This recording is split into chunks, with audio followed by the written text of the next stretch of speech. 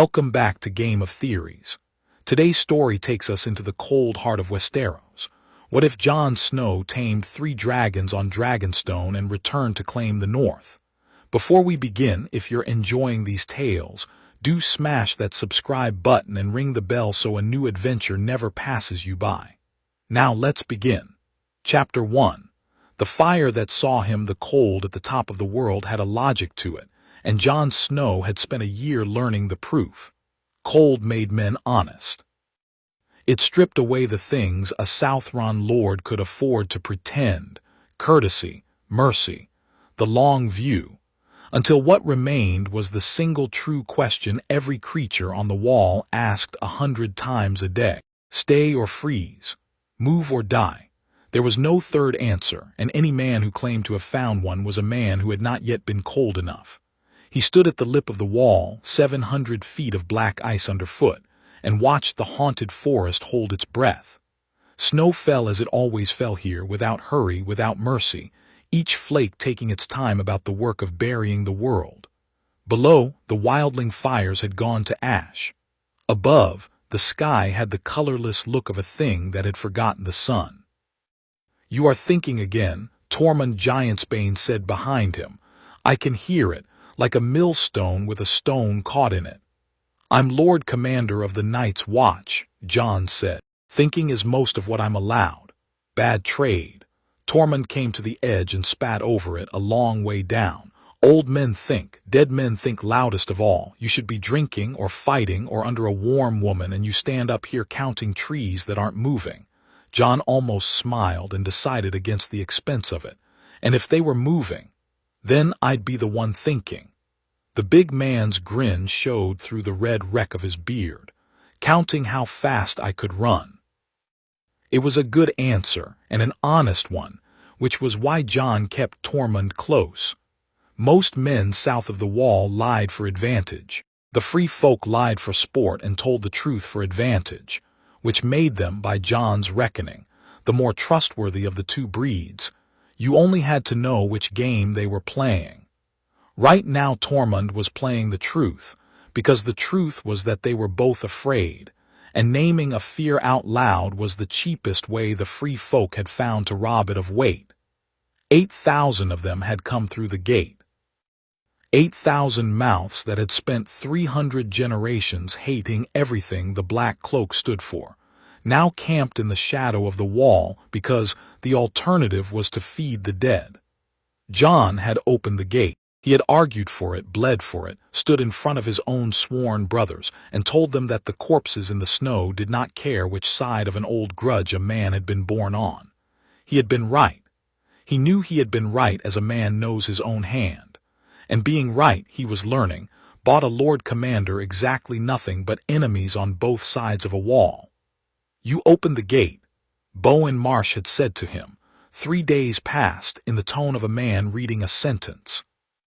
"You fed our stores to our enemies. You sent good men to die fetching wildlings out of the snow."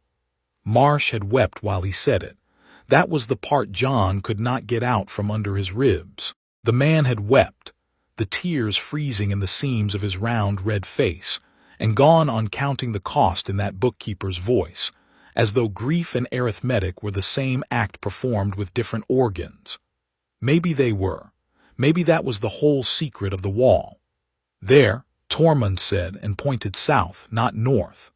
A rider had come up the King's Road in the last gray light, a single horse laboring through drift, and behind it the long crawl of Stannis Baratheon's host returning from its sallies. 3,000 men who believed they served the one true king. Half of them would be dead of cold by spring, and the other half believed that too and rode anyway, because Stannis had told them the long night was coming, and Stannis did not lie about prophecy any more than Bowen Marsh lied about grain. The realm was full lately of men who told terrible truths in flat voices. Jon was beginning to suspect he had become one of them. "Your king wants you," Tormund said. "He's not my king. He wants you anyway. That's worse. A man who wants you and isn't your king owes you nothing for it." Tormund clapped him on the shoulder, hard enough to stagger a smaller man. "Go and be wanted, Crow. I'll count the trees. The descent took the time it always took, the cage groaning down the face of the ice, and Jon used it as he used every span of empty time now, to run the sums. Stannis would offer him Winterfell. Jon was nearly certain of it. The king had hinted at it twice, circling the bait the way a careful fisherman circles a deep pool, and the logic of it was clean enough to be dangerous. Stannis needed the North, and the North loved the Starks and trusted no one else. Legitimize the bastard, set Stark blood back in the Stark seat, and the gray banners would come. It was good strategy. It was, Jon thought, very nearly irresistible strategy, which was precisely why he did not trust the wanting it raised in him. Because he did want it. That was the rot at the center of the thing. He had wanted Winterfell since he was old enough to understand he could not have it, wanted the gray walls and the hot pools and the smell of the godswood after rain, wanted to be a Stark instead of the snow that fell on Starks. Robb had offered to make him one once in a tent, by torchlight, and Jon had said no because he had a duty, and the saying of it had cost him something he had never gotten back. Now Robb was 3 years dead with a wolf's head sewn to his shoulders, and a king Jon had not chosen was offering to give him the very thing his brother's love could not. Want, Jon had learned, was the coldest country of all. It made men honest about everything except the price. Melisandre was waiting at the bottom with the king. She always seemed warmer than the air around her, the Red Woman, as though she carried her own weather. The ruby at her throat caught the torchlight and held it the way still water holds a coal. She gave Jon the look she always gave him, the one that read him like a page she was working through slowly, and did not entirely like the ending of. Lord Snow, Stannis said, no greeting beyond the name. The king's face had the gaunt, ground-down look of a blade sharpened past its purpose. Walk with me. They walked. The yard had emptied for the cold, and their boots broke the new snow with the sound of teeth in apples. I'll be brief because I despise the alternative, Stannis said. The Boltons hold Winterfell.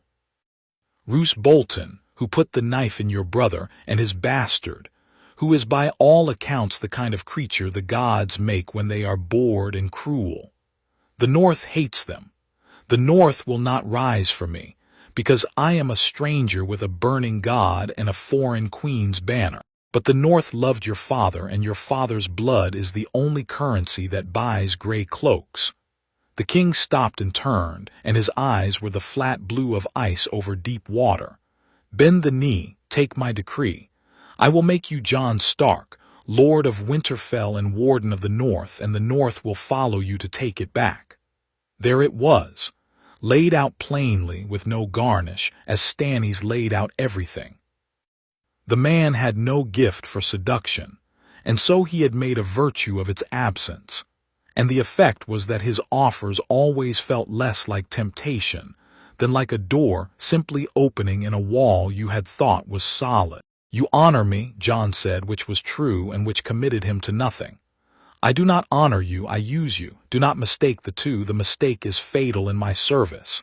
Stannis almost approved of him for the wariness. Jon could see it, a tightening at the corner of the mouth. You want Winterfell, any fool can see it on you. I am offering you Winterfell. The arithmetic is not complicated. No, Jon agreed. It isn't. That's what worries me about it. Behind the king, Melisandre's gaze had gone past Jon, past the yard, to the middle distance where her god showed her things. You dream of fire, she said. Not a question. The yard seemed to tilt a quarter degree. Jon kept his face still, which he was good at, having had a lifetime's practice at being a thing other people stared at. All men dream, he said. Not of this. She came closer, and the warmth came with her, and the cold pulled back from it like a dog from a hot stone. 3 shadows on the wind, wings that put out the stars. You stand on black sand and the mountain breathes, and you are not afraid, which is the part that wakes you. You dream a thing that should be terror, and your blood greets it like a kinsman. Her voice had dropped, intimate, and the ruby pulsed at her throat once slow. "I have seen you in the flames, Jon Snow, since before I knew your name, a gray wolf with a heart of fire. The Lord of Light did not show me a Stark." "Enough," Stannis said, but he did not say it quickly. Jon had not told a living soul about the dragons in his sleep. He had told himself they were dreams, the way a man tells himself the noise in the dark is the wind, and he had gone on telling it through 3 moons of waking with the taste of ash in his mouth, and his skin too warm under the furs. To hear them described by a stranger's mouth was to feel the floor of a familiar room give way underfoot. "Dreams aren't a birthright," he said. "Number blood is." Melisandre's eyes were the color of the ruby now, or the ruby was the color of her eyes. In the torchlight the difference had stopped mattering. "Ask yourself, Lord Commander, why a god of fire would trouble himself with a frozen bastard at the end of the world. Ask whose son weeps in your sleep." I said enough. This time Stannis' voice had iron in it, and Melisandre inclined her head and stepped back into her own weather, and the cold came rushing in to fill the space she'd left. The king looked at Jon with something that, in a warmer man, might have approached pity. "She speaks in riddles because her god speaks in riddles. I have learned to take the iron from them and leave the smoke. The iron tonight is this: the North needs a Stark, and I am the only man alive with the power to make you one. Give me your answer at dawn." He turned to go, then paused. "Do not let the Red Woman fill your head with the size of your destiny. I have a destiny too. It has been a poor companion." They left him in the yard with the snow and the torches and a thing he had not asked to know. He did not sleep. He had stopped expecting to. Instead, Jon went to the rookery, where Maester Aemon's blind eyes had once turned toward him across a brazier, and the old man had said, "You know nothing, Jon Snow," in a voice so kind it had taken Jon years to understand it for a blessing. Aemon was south now, or dead at sea. The last raven had said the journey had not agreed with a man past 100. In his place sat Samwell Tarly's letters, because Sam wrote when he could from Old Town, fat, clumsy, honest Sam who had become, across 1,000 leagues, the only correspondent Jon trusted with the truth. The newest letter had come that morning, and Jon had not let himself open it until now, the way a starving man saves the last of the bread. Sam wrote of the citadel, of gray rats and gray robes and an archmeister who did not believe in grumpkins. He wrote of Gilly and the child. And then near the bottom, in a hand grown careful where the rest sprawled, "I have been reading, Jon. You told me to read everything about the long night, and I have, but I found other things on the way to it. There was a Maester at the wall before Aemon who kept a true account of the wars, and there is a thing in it about your Lord Father's sister, about Lyanna, about Prince Rhaegar, and the year of the false spring, and where she died, and what the Maester who attended her wrote before someone made him stop writing. I do not want to put it in a letter that a stranger might read. But I think, Jon, I think you should not bend the knee to anyone until you have spoken to your brother Bran, who sees things now, Cold Hand's people say, who sees the old way through the trees. I think there is a reason the Red Woman looks at you as she does. I think you are not what the Watch was told you were. I am sorry. I should say this to your face. I am a coward, and the parchment is closer. Be careful. Please be careful. They are all of them more frightened of you than you know, and frightened men reach for knives." Jon read it 3 times. The brazier ticked. Outside, far off, a sentry called the watch, and another answered, the old call passing hand to hand along the ice as it had for 8,000 years. "You are not what the Watch was told you were." He thought of the dreams. Black sand and a breathing mountain and 3 shadows that his blood greeted like kin. He thought of Melisandre's question, "Whose son weeps in your sleep?" which he had taken for theater, and which now sat in his chest like a coal that would not go out. He thought of his father's face the one time Jon had asked, as a small boy, who his mother was, and how Eddard Stark, the most honest man in the 7 kingdoms, the man who had lost his head for being unable to lie at the right moment, had looked away. Looked away. The one lie his father could not stop telling, the one wound he kept covered even from himself. Jon had built a whole self on the certainty that he was a stain on that honor. A bastard, a thing his father had done in a war and carried home out of duty. He had hated his mother for being a mystery and hated himself for the hating. And now a fat boy in a gray robe 1,000 leagues away was telling him, gently in the dark, that the whole architecture of his shame might be founded on a lie his father had told to keep him alive. He did not let himself believe it. Belief was expensive and grief was cheaper, and he had a long habit of buying the cheaper thing. But he folded the letter and put it inside his blacks against the skin, where it would stay warm, and he understood that something in him had already moved that could not be moved back. He went out onto the wall again before the answer was due, because the choice would not let him lie still, and he refused to give it the satisfaction of watching him pace. The wind had teeth at that hour. He leaned into it and did the arithmetic one more time, honestly, the way Marsh did grain. On one side, Winterfell. The name made flesh, the wrong put right, the boy who had eaten at the foot of his father's table given the head of it at last. On the other side, a decree from a man whose God burned children of the blood royal when the wind sat wrong, and a kingship that would make Jon a Stark by the same stroke that made him Stannis' creature forever. Take the gift and spend the rest of his life being grateful for it. He had been grateful his whole life. Gratitude, he had found, was only debt wearing a kinder name, and under both columns where the dreams lived, a third thing the arithmetic could not weigh. 3 shadows on a southern wind, a mountain that breathed, a welcome in his own blood that he had not asked for and could not unfeel. Whatever the dragons were, they were not in Stannis' gift to give, and a man does not bend the knee for a kingdom on the very night he has begun to suspect he was born with the keys to a larger one. He would refuse the decree. He decided it up there in the dark with the cold reading him to the bone, and the deciding was not the relief he'd hoped for. It only made the want louder. A man could starve standing in the door of a granary if the lock on the door had his father's silence for a key. "You'll freeze, brooding," said dolorous Ed, somewhere behind him in the dark, dependable as winter. "Then we'll have to thaw you to bury you in the ground's iron, do us all a kindness and brood indoors." "In a while, Ed." "That's what the last man said. We found him in spring." Ed's footsteps retreated, taking the small, grim comfort of him along. Jon stayed until the cold had made its case in full, and then he went down to be murdered, though he did not know it yet, carrying his answer to Stannis like a coin he would never get to spend. The horn did not blow. That was how he knew, later, that the danger had not come from the north. He had gone down to the yard near the dead hour because Bowen Marsh's boy, Ollie, had come to his solar wide-eyed, saying a wildling had ridden in claiming to know where Jon's uncle Benjen was, Benjen, lost beyond the wall these 3 years, the wound that never scarred over.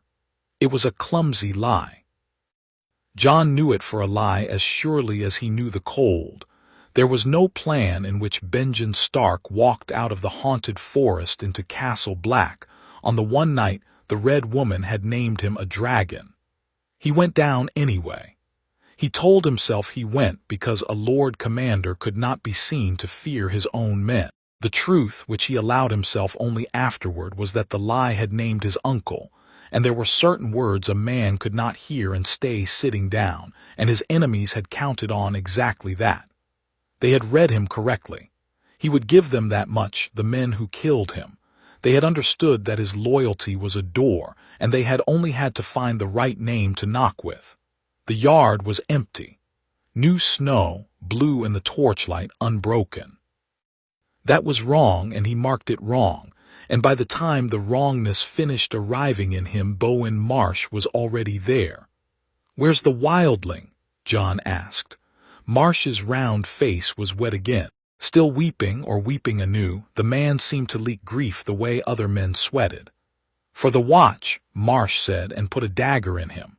It went in below the ribs, a cold line that became a fire, and Jon's mind, which never stopped, which Tormund swore he could hear grinding, supplied the diagnosis with horrible clarity even as his knees told him about the wound. Liver. He's gutted me. There were others now, stepping out of the dark places between the buildings where they had stood in his blind spots, while he read a child's clumsy lie on a child's clumsy face. "For the watch," said Othel Yarwick, and the second knife found him. "For the watch," said a man whose name Jon could not reach for, and the third. They said it like a prayer because to them it was one. That was the thing Jon understood as he went down into the snow, the thing that was almost worse than the cold opening in his belly. They were not traitors. In their own accounting they were the loyal ones, the men who had kept faith with 8,000 years of duty against a Lord Commander who had opened the gate to the enemy. Bowen Marsh wept because he loved the watch and was killing for it. Every knife was a kept vow. Jon had spent his whole life trying to be a man who kept his vows, and here at the end he was being murdered by men keeping theirs, and the symmetry of it was so complete that a part of him, the cold, honest part, the part that had learned the proof at the top of the world, almost laughed. The snow came up to meet his face. It was very white and very close. He could see each separate flake where it lay, perfect and indifferent, taking its time about the work of burying him. Ghost. He reached for the wolf as he did in dreams, into that warm red place behind his eyes where the world smelled instead of looked, and found him, caged, snarling far off, throwing himself against bars that someone had been clever enough to lock. They had thought of the wolf. Of course they had. He felt Ghost's fury as his own, white-hot, hopeless, and could not hold it. He was going out, the candle of him guttering, and the cold was no longer cold, which Tormund had taught him was the last lie a freezing body tells. He was not afraid. That was the part that would have woken him if this had been a dream. His blood went out of him into the snow, and where it touched the snow it steamed. And then the dark did not stay dark. It opened the way a curtain opens, and on the other side of it was not the silence the Septons promised, nor the cold hell the old gods kept. On the other side was heat, a red dark, vast, with a floor of black sand that breathed. A mountain stood against a sky with too many stars, and the mountain breathed too, and far up its flank 3 shapes uncoiled from the rock where they had lain so long they had half become it. They turned their heads toward him. Across the whole impossible distance of the dream, or the death, they turned toward the spark of him and looked, and he felt their attention land like a physical weight, 3 minds older and colder and more burning than anything that had ever known his name. He was not afraid.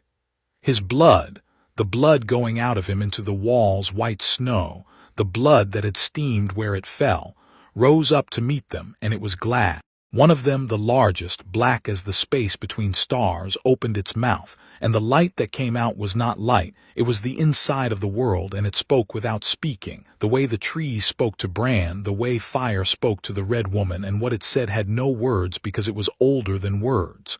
"You took your time," it said. "We have been waiting." Where Jon tried to ask with the last spark of a self that was nearly out, "Where are you?" The mountain breathed. The black sand stirred. And just before the dark closed over him for what should have been forever, the smaller of the 3, pale, cream and ash and gold, with eyes the green of fire at its hottest heart, turned its long head and showed him, the way you show a child a thing too large for his hands. A castle of black stone shaped like dragons, a sea that smoked, an island at the mouth of a great bay far in the south where a fortress crouched at the foot of a burning mountain, and the fortress was empty, and the mountain was not. Dragonstone. Then there was nothing, and the nothing was warm, and Jon Snow stopped. Tormund found him. Jon would learn this later in pieces, from a man who did not weep but went silent in a way that was worse. The great voice gone to gravel. Tormund had heard no horn and trusted the silence less for it, the way a hunter trusts a wood that has gone too quiet, and had come down into the yard with an axe in each hand to find his Lord Commander face down in snow that had stopped steaming, 3 holes in him, the killers gone to ground in their cells with the prayer still wet on their mouths. The free folk did not pray over the dead.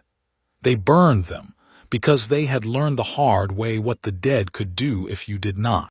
Tormund had gathered the body up light, he said, lighter than a man that size had any business being, the dying having taken weight as well as warmth, and carried it inside out of the snow, because he was not going to let his friend lie in the open like a thing the watch had thrown out.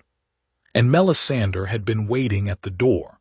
She had not been surprised. That was the detail Tormund returned to, the thing he could not file smooth. She had stood in the doorway of the king's tower with the red light spilling out behind her, and she had looked at the dead man in the wildling's arms the way a woman looks at a thing she has been promised and had begun to doubt, and she had said, in a voice with no triumph in it and no grief either, only a terrible and patient certainty, "Bring him to my fire, and tell no one he is dead. The realm is full of frightened men, and frightened men reach for knives."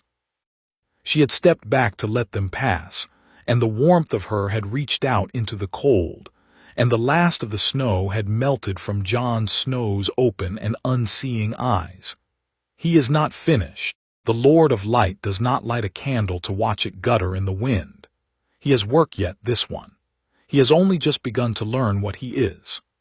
Tormund had not understood her, and had not liked her, and had carried the body to her fire anyway, because he had no better idea, and because the dead man had once opened a gate that every law of the world said should have stayed shut, and a man who would do that for strangers was owed at least the chance of an impossible thing in return. The fire burned high in the Red Woman's chamber that night. The free folk camped beyond the wall saw the light of it on the underside of the clouds, and thought the crows had lit a beacon. Stannis Baratheon saw it from the king's tower, and did not send to ask, because he had learned that there were nights when it was better not to know what the Red Woman did with her flames. And in the haunted forest, where the dead walked and the trees remembered, something turned its blue eyes south, toward a wall it had spent a long age learning to hate, and then troubled turned them further south still, past the wall, past the kingdoms, toward a smoking island at the mouth of a southern bay, where 3 old shadows had stirred in their sleep and begun slowly to wake. The cold did not know what to make of fire. It never had. That was the oldest war of all, older than men, older than the wall, and it had only ever paused, never ended. Far to the south, on black sand under too many stars, the mountain breathed. It had been waiting a long time. Now it had something to wait for. Chapter 1 and Chapter 2. My watch is ended. Coming back hurt more than dying had. Dying had been a closing, a candle pinched between wet fingers, and at the end of it the dark had been warm. Coming back was the opposite of all that. It was the wound remembering itself. It was the body, that stupid, loyal animal, being told the argument it had lost was being reopened, and reluctantly arguing again. Jon woke screaming and did not know he was screaming until Tormund's hand clamped over his mouth. "Quiet," the wildling said, very low, very close, his breath sour with onions and fear. "Quiet, Crow, or the men who killed you finish the job. You're alive. You're alive and you're going to stay that way, and the first thing you're going to do with your second life is shut your mouth." Jon shut his mouth. He lay on a pallet in a room hot enough to grow southern fruit, and the fire in the hearth was the wrong color, too red, too still, and standing over him in that red light was the woman who had pulled him back through the door he had been glad to walk through. "What did you do?" he said. It came out as a ruin of a voice, the throat scraped raw. "I asked," Melisandre said. "The Lord of Light answered. The asking was mine, the answer was his. The choosing," she leaned close and her eyes searched his face for something, and Jon watched her not find it. "The choosing of which door to open was his also. I have brought men back before. They came back wrong or did not come back at all. You came back whole." A line appeared between her brows. "Whole, and yet." There is something in you the fire would not show me, as if a part of you went somewhere I cannot follow and came home with its hands full. Its hands full. Jon closed his eyes, and behind them was black sand and a breathing mountain and 3 shadows that had turned to look at him across the floor of death itself. You took your time. We have been waiting. He had not gone nowhere. He had gone somewhere, and it had been real in a way the room was not, and he had brought back the one thing a dead man is not supposed to bring back, a destination.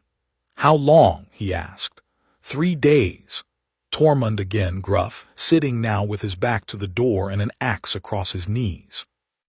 3 days you've been meat. We told the camp you took a wound and the Meister won't let you be moved. Half believe it. The other half are wildlings and don't care if you're alive or dead so long as you keep the gate open. He bared his teeth. The men who did it are in the ice cells. Marsh weeps in his. Yarwick prays. They're waiting to see if anyone will hang them. Nobody can decide who has the right now the Lord Commander's dead. A pause heavy. Or was. 3 days a corpse. The watch leaderless. The camp uneasy. 8,000 free folk and 3,000 of Stannis' men, and a few hundred crows all balanced on the edge of a thing that had no name yet. And Jon Snow lying in a red woman's bed, breathing, with the holes in him sealed to puckered scar by a fire that should not be able to do such a thing. He sat up. The room swung and steadied. Where the dagger had gone in below his ribs there was a knot of new flesh, tender, alive, and under his hand it was warm, warmer than the rest of him, as if the wound had healed around a coal. My watch is ended, he said. Melisandre tilted her head. The vow. Jon's voice steadied as the idea took its shape. He had turned it over in the dark behind his eyes, and it had come out clean, and clean things were rare enough that he trusted this one. Night gathers, and now my watch begins. It shall not end until my death. Those are the words. I said them in front of a heart tree. I meant them. He looked at his own hand, the warm scar under it. I died. Bowen Marsh and the others saw to that. My watch ended exactly as I swore it would at my death. Every man at that gate is free of his vow the moment his heart stops. The watch has always known it. They just never had a Lord Commander walk back through the door to point at the loophole. Tormund made a sound that might have been a laugh choking on its own astonishment. You're going to tell the crows you quit by dying. I'm going to tell them the truth. The truth is harder to argue with than a lie, and I'm too tired to lie. Jon swung his legs off the pallet. The floor was warm too. Everything near the red woman was warm. I served until death. I am, by the strictest reading of the most sacred vow in the 7 kingdoms, the most loyal brother the watch has ever had. And I am done. Melisandre had gone very still, the way a hunting cat goes still. And where does a man go, she asked softly, when his watch is ended and a god has paid the toll to send him back? He looked at her, and decided in that moment on the smallest of the gambles he would make that year. He would tell her some of the truth and watch what she did with it. She had brought him back. She was owed something, and a woman who could not be trusted was at least a woman whose betrayals you could budget for. South, Jon said, to an island at the mouth of a great bay, to a castle of black stone shaped like dragons at the foot of a mountain that breathes. He watched the ruby at her throat. It pulsed once, slow, the way it had in the yard. To Dragonstone. The fire in the hearth leapt all on its own, a hand's height higher, and held there. You have seen them, Melisandre breathed. The composure she wore like a second skin had thinned, and under it was something Jon had not expected, hunger, raw and old. In death you saw them. The Lord of Light did not light your candle to keep a wall. He lit it for fire. 3 shadows on the wind. She came down to her knees beside the pallet, which a woman like her did for no one, and took his warm scarred hand in both of hers like a relic. Azor Ahai must be reborn amidst smoke and salt to wake dragons out of stone. Smoke and salt, Jon Snow. The wall is salt enough. And the mountain you saw, her voice dropped to nothing, the mountain is the smoke. They're real then. He had known it. Hearing it from another mouth was a different kind of knowing. Dragons. Not Daenerys Targaryens across the narrow sea, others, on Dragonstone, now. The world has been bleeding magic back into itself since the comet, where there is so much old blood soaked into so much old stone, where the rock itself runs hot. Melisandre's eyes had gone to the middle distance, to her god's country. I have wondered. I have prayed on it and seen smoke and not the shape behind the smoke. Now I have the shape, from a man the fire returned to me. There are dragons on Dragonstone, and you have dreamed them, and they have dreamed you. She returned to him, and the hunger in her was banked now, careful. Do you know why a dead man dreams of dragons and lives to walk to them, Lord Snow? Do you know what blood it takes? I'm beginning to, Jon said. He did not say the rest. He did not say his aunt's name, or the prince's, or the name of the year of the fall spring. He did not show her Sam's letter, warm against his skin where it had survived 3 days of being dead. Some things a man kept until he was sure of them, and Jon was sure of nothing yet except that he had died a bastard of Winterfell and woken something else, and that the something else had a destination, and a strange, untroubled gladness at the heart of it that no honest fear had been able to drown. Tormund, he said, get me Davos Seaworth, and don't tell Stannis I'm breathing, not yet. The Onion Knight came at the dead hour, because Tormund had a wildling's gift for moving men around a castle without being seen, and Davos took one look at the Lord Commander, who was supposed to be dying of a wound, and went the gray of old ash. They told me you were like to die. Davos said carefully, the way a man speaks who has learned that the wrong words, said to the wrong person, can shorten a life considerably. I did die. Jon sat by the unnatural fire wrapped in furs and found he had no patience left for the dance. He had spent his store of it dying. 3 knives in the yard, 3 nights past. The Red Woman brought me back. I'd rather not discuss the theology of it because I don't understand it, and I suspect she doesn't either. What I need from you, Sir Davos, is a ship. To his credit, the smuggler did not argue with the impossible thing in front of him. He looked at it and weighed it and put it where it went. A ship to where? Dragonstone. Now Davos went still. Dragonstone is the king's seat. There's a garrison. There was a garrison. Jon leaned forward, and the firelight caught the new hard planes of him, the thing being murdered had made. Tell me what you know of it now, Sir Davos. You were Stannis' man before you were his hand. You know that rock better than anyone living south of it. When did the last raven come? The Onion Knight's weathered face worked through it, and what it arrived at was not comfortable. Not for a while, he admitted. His grace stripped Dragonstone to come north, took the garrison, the ships, near everything that could hold a sword or a sail, left a castellan and a skeleton, old men and green boys, to hold the seat in his name. He frowned. There was a raven 2 moons gone before the snows closed the roads. The castellan wrote that there was trouble on the Dragonmont, beasts taking the sheep, smoke from vents that had been cold for an age. His grace read it and said the man was a fool frightened of his own mountain, and that was the end of it. Davos's eyes came up to Jon, slow. There's been no raven since. No, Jon said. There wouldn't be. The 2 of them sat with it. The fire ticked. Somewhere out in the night a wolf was howling, and it was Ghost, freed at last from the cell they'd locked him in, his voice gone up into the dark to call a master who had stopped answering and started again. My lord, Davos said at last, and the courtesy was real now, where before it had been habit. What do you think is on that rock? Jon told him. Not all of it, not the dream, not the blood, not the gladness. He told him the shape of it, that the magic of the world had come back, that where there was old fire and old blood something old had woken, that the trouble on the Dragonmont was not wolves and the silence of the ravens was not the snow. He told him in the end the word, because there was no point sailing a man to a thing and not naming the thing. Dragons, Jon said. Davos Seaworth had smuggled onions to a starving castle and lost the ends of 4 fingers for the loyalty of it. He had watched a king burn men alive on a beach and had not flinched on the outside. He was not a man who frightened easily, and Jon respected him the more for how he sat with the word and did not laugh it off. "If you're wrong," Davos said slowly, "you've sailed us to an empty rock in the worst winter in living memory." "Yes, and if you're right, you've sailed us to dragons, which is worse."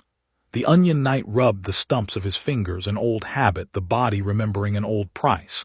"Why would I help you do either?"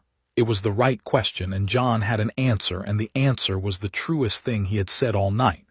"Because Stannis is going to lose," he said. Davos's face shut like a door. "You know it," Jon went on, gently, "because there was no cruelty in a truth a man already carried. You've known it longer than I have. He's marching 3,000 starving men through snow that's killing them faster than the Boltons ever could, toward a castle held by a man who poisons his own guests. And he's doing it on the strength of a prophecy a foreign priestess reads in a fire. He's a good battle commander and a worse king, and a man the gods seem to have marked for the kind of end that gets sung about and pitied. You love him. That's plain. It's the best thing about you, Sir Davos, that you love a hard, cold man for the iron in him. But love won't put a crown on him, and you know it, and somewhere under that loyalty you've already started to grieve." For a long moment the smuggler said nothing. The wolf howled again, nearer. "You're a hard man to have brought back to life," Davos said at last, hoarse. "I'm told the process changes you. And what is it you're offering exactly? A bastard with no men and a stolen ship and a dream of dragons. I'm offering you the only future in this castle that doesn't end in the snow." Jon held his gaze. "Stannis dies." "I'm sorry, but he does, and you'll be a clever, loyal man on the losing side of a lost cause, and the Boltons or the Lannisters will hang you for the company you kept. Or you come with me. You put me on that rock. And if I'm right about what's there, he let the firelight finish the sentence for him. There hasn't been a dragon in the West for 150 years, Sir Davos. The man who has them again doesn't lose.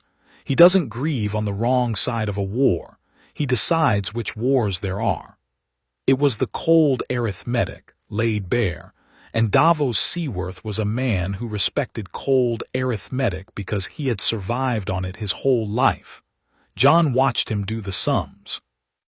Watched him weigh a dying king against a dead man with a destination, and hate the weighing and do it anyway because the alternative was the snow. "He took my son," Davos said to no one, to the fire. "Blackwater. Mathos burned on the Blackwater for Stannis Baratheon's crown. I've got more sons. I'd like to keep them out of the fire." "Then keep them out of it." Davos looked up. Something had settled in him, the way silt settles in still water and you can finally see the bottom. "There's a galley in the cove below Eastwatch," he said. "Storm-worn, but she'll swim. Cotter Pike's by rights, but Cotter Pike can't sail 2 ships at once and won't miss one until spring. I know her master. I know men who'd crew her for coin and a story." He rose and his knees cracked, and he stood there a smuggler again, planning a run. "It's the wrong season for the narrow sea. Storms that'll stand your hair up. We'll be a month if we're a day, and that's if the gods are kind, which in my experience they mostly aren't." "I don't need the gods to be kind," Jon said. "I need them to be busy." That earned him the ghost of a smile from the Onion Knight, the first warmth the man had shown. Davos said. "Well, they usually are." Before he left, Jon did a thing he had told no one he meant to do. He went down to the ice cells. The cold there was the old honest cold, the kind that did not bother to lie to you. And the man behind the bars had been 3 days in it with his grief. Bowen Marsh looked up when the torchlight found him, and the round red face that had wept while it killed went the gray of curdled milk, and the steward of the night's watch made a sound no man should have to make twice in a life. "You're dead," Marsh whispered. "I felt it go in. I felt your heart stop on the steel. You're dead." I was. Jon stood on the warm side of the bars, which was a strange thing to be, given that the bars were ice. "You did it cleanly enough. Liver, then the rest." You'd practice the words at least. For the watch. You believed it. He studied the man who had murdered him and found, to his own surprise, that the wanting of vengeance had not come back with the rest of him. The grave had taken it, or never given it. That's the part I came down to say. I'm not angry, Bowen. I keep waiting to be, and it doesn't come. You killed me because you loved a thing more than you loved me, and the thing you loved was the watch, and the watch is worth loving. You were wrong. You were wrong about the gate and the wildlings and the dead and what loyalty costs. But you weren't a traitor. A traitor wouldn't have wept. Marsh's mouth worked. No words came. A killer can survive his victim's hatred. It is the natural weather of the act. He had not prepared for mercy, and mercy unmade him where the knife had not. Live if Stannis lets you, Jon said. Or hang if he doesn't. It's not mine to decide anymore. My watch is ended. You ended it with your own hand, and you did me a kindness you'll never understand. He turned to go and paused and gave the man the last true thing. When they ask you what became of me, tell them the truth. Tell them I died at my post like a brother of the watch and walked away from it like a free man, and that both of those were honest. Let them make of it what they will. He left Bowen Marsh weeping in the dark, and the weeping followed him up the stair, and it was, he thought, the most fitting epitaph the watch would ever give him. Telling Stannis was the part Jon had dreaded, and so he did it as he did all things he dreaded, directly in daylight on his own feet. He walked into the king's tower wearing his blacks, scar and all, and the sentries went white with the look of men a corpse had come to collect, which in a sense one had. Stannis was at the great table with its painted map of Westeros, the carved kings and castles, moving a single wooden marker the way a man moves a single regret. He looked up. He did not show surprise because Stannis Baratheon would have considered surprise a kind of weakness, and he had no weaknesses he would permit a witness to. So, the king said, "The Red Woman's fire is good for more than burning leeches. Your Grace, they told me you were wounded." Stannis set the marker down. "They lied to me. My own men lying to their king to hide a resurrection in my own castle." His jaw worked. "I should be angry. I find I am only tired. There is so much in this war that I am not permitted to understand, and I have stopped expecting to be told." Those flat blue eyes took the measure of the new thing in front of them. "You have not come to bend the knee." "No, Your Grace. I offered you Winterfell. You did, and I'd have taken it 3 nights ago and been grateful, and that would have been the end of me, your creature in your war, dead in your snow by spring." Jon did not soften it. Stannis despised the soft thing. "I died 3 nights ago, Your Grace. A man can't bend a knee that the grave has already taken. My watch is ended. I'm released from every vow I ever swore by the only authority that releases a brother of the watch, which is death. I came to tell you so to your face because you've earned that much, and to tell you I'm leaving." Leaving. The word came out cold and curious. To where? There is nowhere left that is not at war or under snow. South. Stannis studied him. There was a mind behind that gaunt face, a real one, hard and exact, and Jon watched it run its own arithmetic and arrive with a king's instinct at the right and impossible answer. The king's eyes went to the painted map down its length to an island at the mouth of a great bay, a fortress carved in the shape of dragons. "My seat," Stannis said softly. "Your seat is empty, Your Grace. The thing on the mountain above it is not." For a long moment the king of the 7 kingdoms, the man who believed himself the king, which in the cold country of want is nearly the same thing, looked at the carved fortress on his map and said nothing. When he spoke again his voice had changed, the iron gone strange. "The Red Woman told me," he said, "that I would wake a stone dragon. I thought it a figure, a banner, a sun with my fire in him. I burned." He stopped, and Jon watched the king choose not to finish a sentence, and understood that even Stannis Baratheon had wounds he covered from himself. "If there are dragons on Dragonstone," the king said instead, flat, "they are mine. They hatched on my rock in my reign above my seat. By every law of gods and men they are the property of the crown, and I am the crown. They're not property, your grace, Jon said. That's the thing the laws never understood about dragons. They were never anyone's property. The Targaryens learned that the hard way at the end, when the last of them tried to chain what couldn't be chained and got nothing for it but small bitter things that died in the dark. You don't own a dragon. You bond with it, or it eats you. And the bonding has never in the history of the world cared a copper for law. And you imagine it will care for you. I imagine, Jon said, that I died and dreamed of them and woke gladder than a man should be at the dreaming. I don't know what that means. I mean to go and find out. He inclined his head, a courtesy and not a submission, and the difference was the whole of him. You can't stop me, your grace. Not without telling your camp that the Lord Commander they think is dying is alive and walking out, which raises questions about who put 3 knives in him, and your war can't afford the questions. And you can't come with me. Your war is here and the North and the dead.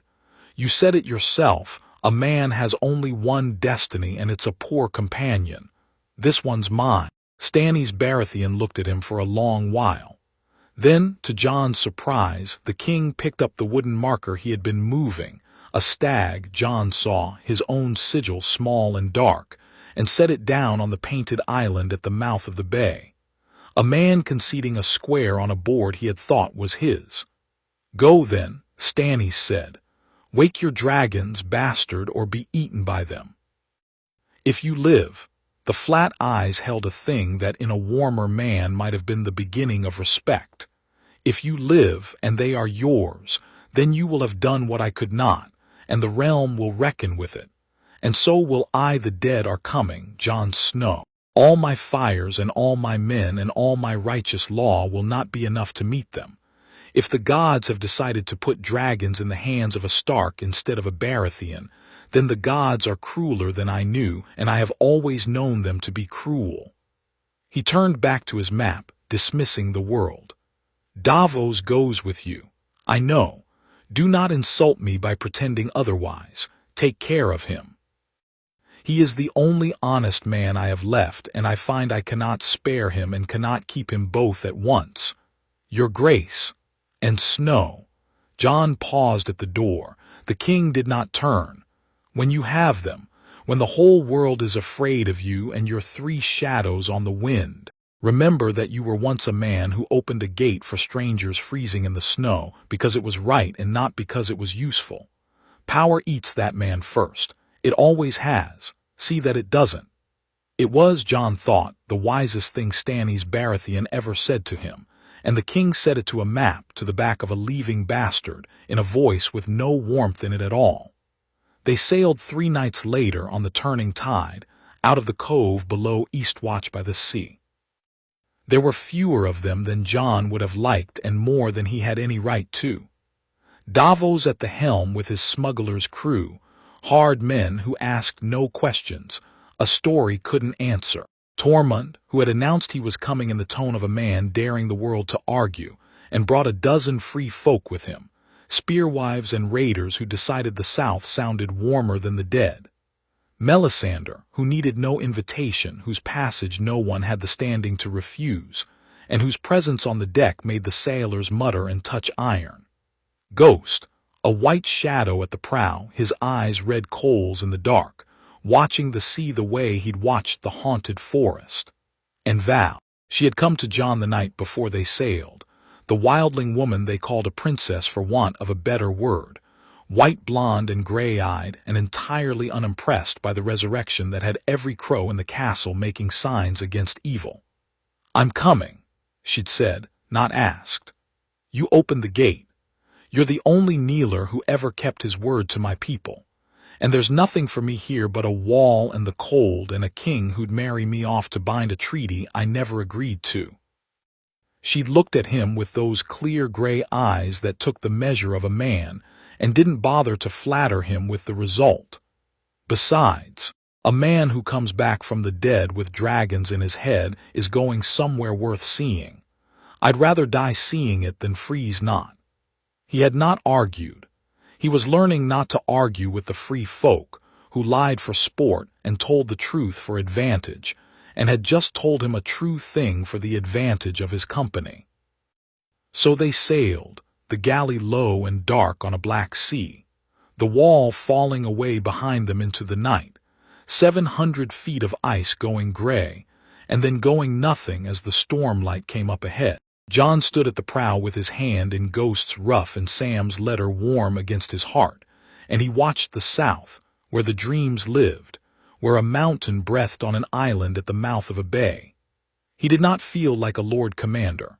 He did not feel like a bastard or a Stark, or even much like Jon Snow. He felt like a man walking back toward something he had glimpsed in death and could not put down. The cold was at his back now.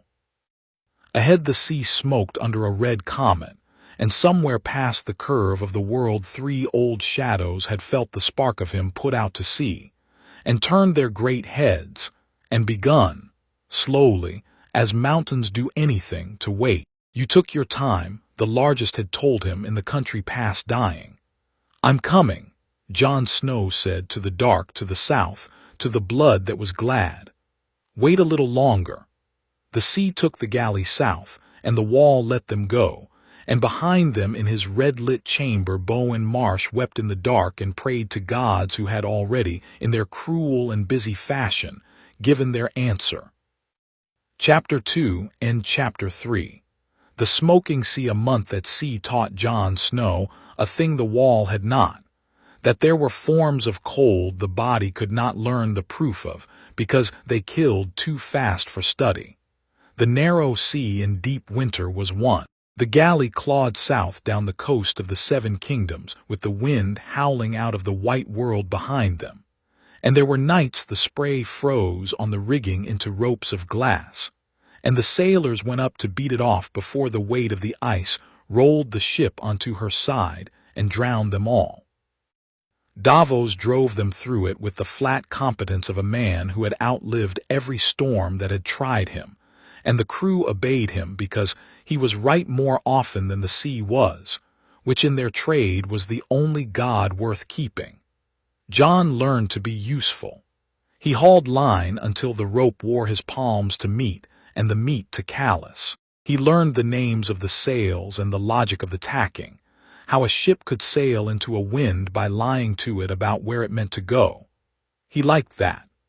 There was a cleanness to seamanship, a world where the rules did not care who your father was, where the sea drowned bastards and kings with the same indifference, and a man earned his footing or lost it on the merit of his hands alone. You're not a bad sailor, Davos allowed, 12 days out, watching Jon make fast a line in weather that had put 2 of the crew over the side and back only by the grace of their fellows. For a man bred to snow, I'm a quick study. Dying focuses the mind. Does it? Davos squinted at the gray murk to the west, where the coast of the 7 kingdoms ran past unseen. We're off the fingers by my reckoning. The vales there in the fog and the riverland south of it and all of it at war or fresh out of it. Funny thing, he spat to leeward. Whole world's burning, and the safest place in it is a ship in a storm with a dead man and a fire witch aboard. The world has a sense of humor, Jon said. It's just a cruel one. The cruelty had a shape, and the shape was a comet. It hung in the southern sky every cloudless night, a red wound dragging its tail across the stars, and the sailors hated it because sailors hated anything in the sky they could not steer by. Melisandre loved it. She stood at the stern most nights with her face turned up to it, the red light of it and the red light of her seeming to answer one another across the dark, and she would not say what she saw in it, only that it was the right star and they were under it, which comforted no one. It led the Targaryen girls' dragons into the world, she told Jon, one become night near the midpoint of the voyage, when the storm had paused to gather its strength and the sea lay flat and black and breathing. The bleeding star, men called it a herald. They were wrong, as men are. It was not announcing. It was answering. The dragons woke and tore a hole in the world where the magic had drained out of it, and the magic came rushing back through, and the comet is what the rushing looks like from below. Her ruby was dark tonight, sated or sleeping. Your dragons are part of the same flood, Jon Snow. The girl in the east opened the door. Yours walked through it on this side of the world. There has not been a time like this in 150 years. The age of dragons does not return by halves. You keep saying my dragons, because they are. The fire showed me your face among theirs before I knew you had a name. I have served prophecy a long time. I have been wrong about nearly all of it. She said this without shame, which Jon had come to understand was the most dangerous thing about her. She could be wrong 100 times and lose no faith at all, because faith for Melisandre was not a conclusion but a furnace, and a furnace does not care what you feed it. But I have not been wrong about the fire. The fire wants you. I would give a great deal to know why. So would I, Jon said, and that was true, and it was as close to the whole truth as he would come with her. He had read Sam's letter so many times the fold had worn through. You are not what the watch was told you were. He had begun, in the long black hours of the voyage, to let himself walk down the road the letter opened, the one he had refused to walk at the wall. If his father had lied, if Eddard Stark, who could not lie to save his own head, had built one great lie and kept it for 16 years, then the lie had a shape, and the shape was a sister and a prince and a tower in the south, and a promise made over a deathbed. Jon could feel the truth of it the way a man feels a coming storm in an old wound. He did not have the proof. He had only the dreams and the gladness in his blood and a fire that wanted him, and a destination he had brought back from death. It would do. For now, it would do. Proof was a thing for men who could afford to wait, and the dead were coming, and there were dragons on a rock in the south, and Jon Snow had stopped being able to afford anything but motion. Val found him at the prow on the nights he could not sleep, which were most of them. She did not fill the silence as a Southron woman might have. She stood beside him with her own thoughts and let him keep his, and that was its own kind of company, the free folk kind, two people sharing a dark without insisting the other furnish it. When she spoke it was always to the point. You go somewhere when you sleep, she said, one night south of the Vale with the comet low and red over the black water. I've watched you. Tormund snores like a bull dying. You go quiet and then you stop being here. Where do you go? To them. The dragons. To a mountain that breathes and black sand, and 3 shadows that knew I was coming before I did. He had not said it aloud to anyone, not in full. He found he could say it to her because she had not flinched at the resurrection and would not flinch at this. I died, Val. There's a thing on the other side of dying, and most men only see the dark of it, and I saw past the dark. I saw them. They've been waiting a long time, longer than men have been afraid of the cold. He watched the comet drag its wound across the sky. I don't know if I'm going to tame them or be eaten by them. I know I can't not go. That's the part I can't explain to Davos. He thinks this is strategy, a clever bastard's gambit for a crown. It isn't. I'd go if there were no crown in it at all. I'd go if it killed me. It might. Val was quiet a while. Then she said, beyond the wall, when a man's marked, when the cold's got a claim on him he can't shake, we don't try to talk him out of it. There's no point. You can hear it in a man, the thing pulling him. Walking dead, the old women call them, even before they're dead. She turned those clear gray eyes on him, and there was no fear in them and no pity either, only a kind of recognition. You've got that in your voice. The pull. But it's not the cold that's got you, Jon Snow. It's the fire. I've never heard a man marked by fire before. Her mouth did something that was not quite a smile. I find I want to see what it makes of you. It might make a corpse of me. Then I'll have seen that. She bumped her shoulder against his, companionable, unafraid. Better than a wall and a treaty. Get some sleep, dead man.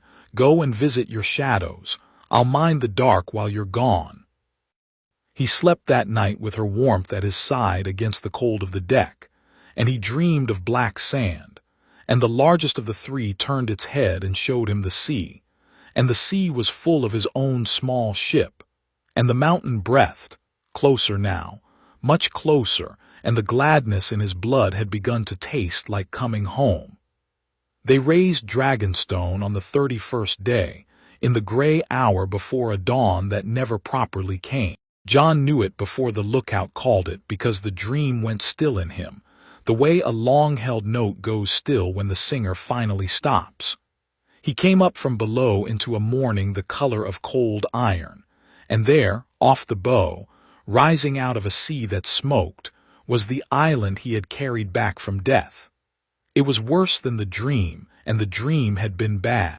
The Dragonmont stood against the dirty sky, a black mountain with its head in a cap of its own smoke, and around its feet crouched the fortress. And the fortress was a horror of beauty, a thing no sane mason had built. Towers shaped like dragons mid-shriek, gargoyles with wings half spread along every wall, the whole black mass of it carved so that in the bad light it seemed to writhe.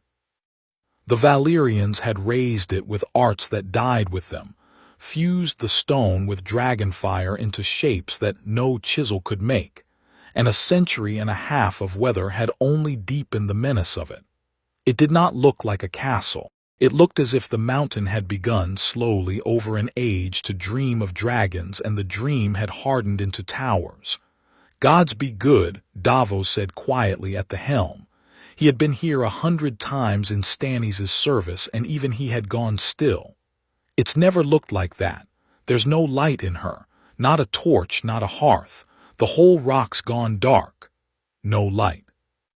Jon scanned the walls in the gray dawn and saw what the smuggler meant.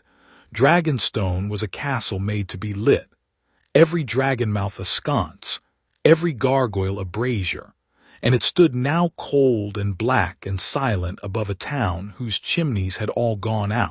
Below the castle, the fishing village of Dragonstone huddled at the water's edge, and Jon counted boats overturned on the strand, nets rotting on their poles, doors hanging open into dark houses.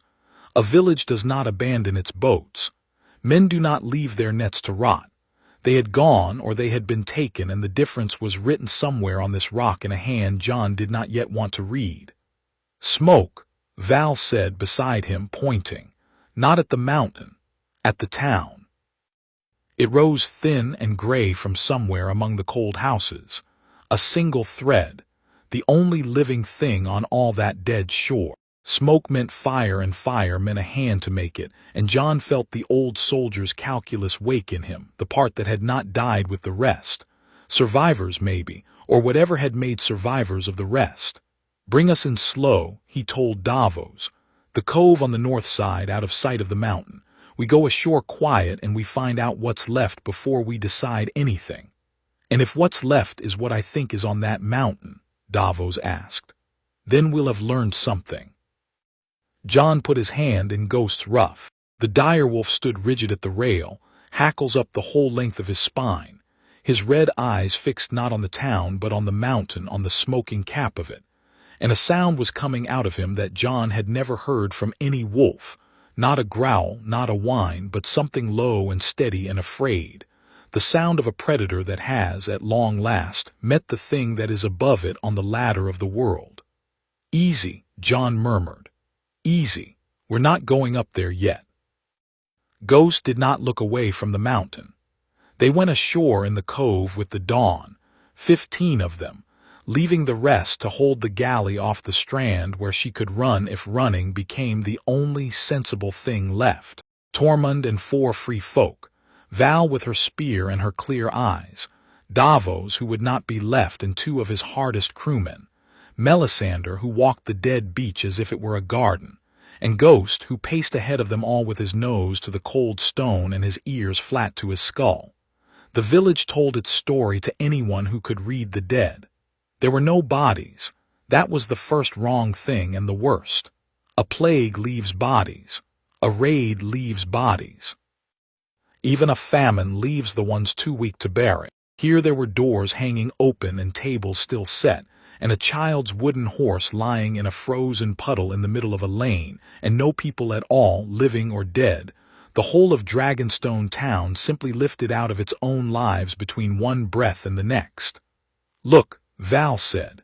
She had crouched by the lane by the child's horse, and she was not looking at the horse. She was looking at the cobbles. Burning. Jon crouched beside her.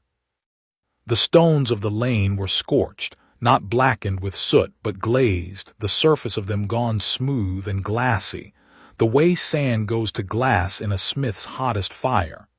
He had seen iron come out of a forge cherry red. He had never seen stone melt. Whatever had passed down this lane had been hotter than any forge, and it had passed in a line, a swath, the width of a barn, straight down the center of the town and out the other side toward the cold black houses at the foot of the mountain. "That's no hearth fire," Davos said hoarsely.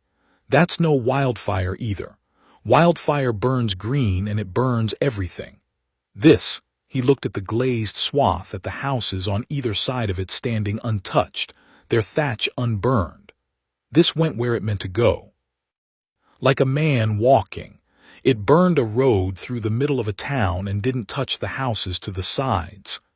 Because it wasn't trying to burn the town," Jon said. The cold soldier in him laid it out flat and terrible. "It was driving the people, hunting them. You don't burn the whole forest when you're hunting one deer. You burn a line and you heard what's running ahead of it." He stood slow and looked where the glazed swath led, toward the mountain, toward the smoke, toward the dark. They didn't flee, the people of this town. They were driven up the mountain, and they didn't come back. The thread of living smoke they had seen from the ship led them to the one answer the dead town still held. It came from the sept, a poor stone sept at the village edge, Stannis' red god having never quite stamped out the seven among the small folk, and inside it, around a fire built of broken pews, they found the last people of Dragonstone. 9 of them. Old men, mostly, and 2 women, and a boy of perhaps 10 with eyes that had seen too much and gone flat and quiet behind it. They had barred the door with the saint's own statue, and they had been living on the sept's stores of candles and rainwater, and whatever the boy could creep out and scavenge. And when Jon's people came through the door, they did not cry out or beg. They had gone past that. They only looked up with the flat eyes of the child, the eyes of people who have learned that hope is a thing that gets you killed. It was an old man named Hob, who had been the castellan's steward before the world ended, who told them. He told it in a voice with all the feeling worn off it, the voice of a man reciting a thing he had said to himself so many times it had stopped being able to hurt him. "It started 2 moons gone," Hob said. "The mountain was always warm on the high vents. Always a little smoke. Then the smoke came thick and the ground shook and the sheep started going off the high pastures. We thought wolves. There's never been wolves on Dragonstone, but what else thinks a man? The castellan sent men up to look. His ruined eyes went to the fire. 2 came back. They couldn't talk right after. One died of his burns and the other walked into the sea one night and didn't come out. The thing's up there," he kept saying it before he drowned himself. He kept saying, "There are 3 of them. 3. 3, Jon said quietly.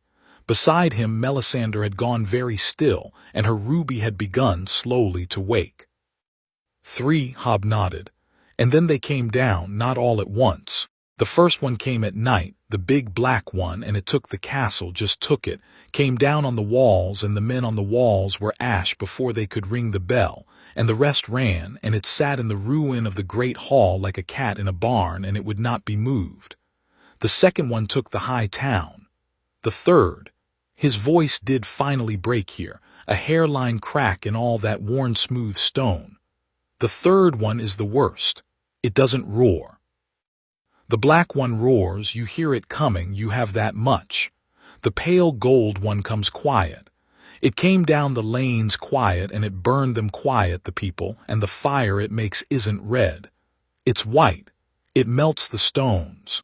We've been in this sept 30 days because the white one hunts at night and we daren't show a light. And you've brought a wolf and a fire witch through my door, and you'll have every one of them down on us by dark." He looked at Jon with his flat, dead eyes. "Whoever you are, whatever you came for, Take your ship and go.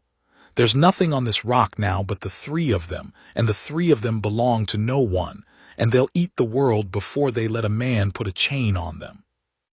We saw the castellan try to parley with the black one. We saw what was left.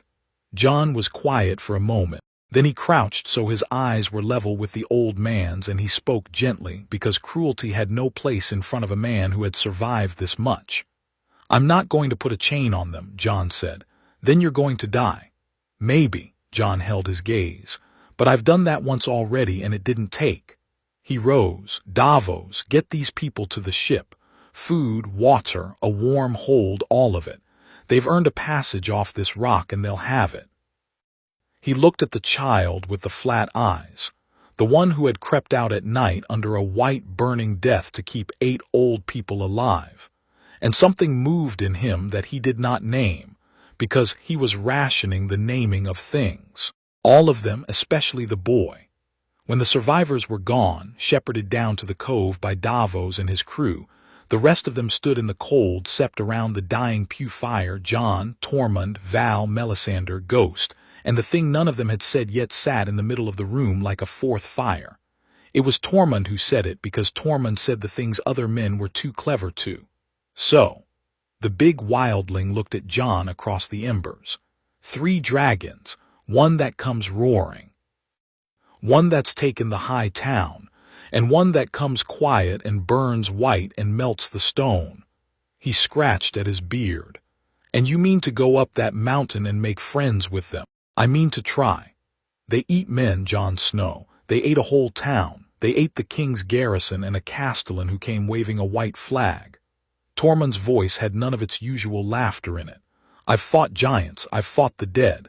I've fought the cold itself, which is a thing your Southron lords can't even imagine. I'll fight beside you against any of them and laugh while I do it. But a man doesn't fight a dragon. I watched the glaze on those stones same as you. There's no fighting that. There's only being on the wrong side of it, or—" He stopped. "Or what's the right side of it? You don't even know." "No," Jon admitted, "I don't." "Then how?" "My blood knows." Jon looked at his own hand, at the warm scar where a dagger had killed him, and the truth he had been rationing came up at last, because the time for rationing it was ending. "I died, Tormund. And on the other side of dying, those 3 things turned and looked at me and were glad. Not hungry, glad. The way a hound is glad when its master comes home after a long time gone." He raised his eyes, and the firelight was in them, and for a moment the men around him saw the thing the wall had made and death had finished. There's a reason for that. There's a reason a stark bastard dreams of dragons and dies and walks to them. I think I know what the reason is. I think it's the same reason my father could never look me in the eye when I asked about my mother. He let it sit. "I'm not going up that mountain to fight 3 dragons, Tormund. I'm going up to be recognized. And if I'm wrong about my own blood, then the old man's right and they'll eat me and you'll sail home with a story, a breath. But I don't think I'm wrong. I've never in my life felt so certain of a thing I can't prove." The fire ticked. Outside, the day such as it was had begun to fail, the gray going to a deeper gray, and somewhere up the dark flank of the mountain a sound rolled down to them.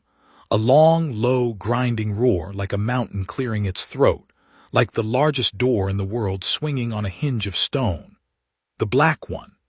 Ghost answered it, not with a howl but with that low, afraid, steady sound, and pressed himself against Jon's leg, and would not be still. Melisandre had not spoken in a long while. Now she did, and her voice had the quiet that frightened men more than shouting. "You will not go up tonight," she said. "The White One hunts at night," the old man said, "and the old man is the only living teacher this rock has. You will go up at dawn when the cold has them slow and the light is on your side." She turned her red eyes on Jon, and in them was the hunger he had glimpsed at the wall, banked and patient and old. "And you will go up alone, Jon Snow, not because your friends are not brave, because a dragon does not bond with a host, it bonds with one. 3 shadows turn to one spark in the dark of your death, one. If you take an army up that mountain, the dragons will see an army, and an army is meat.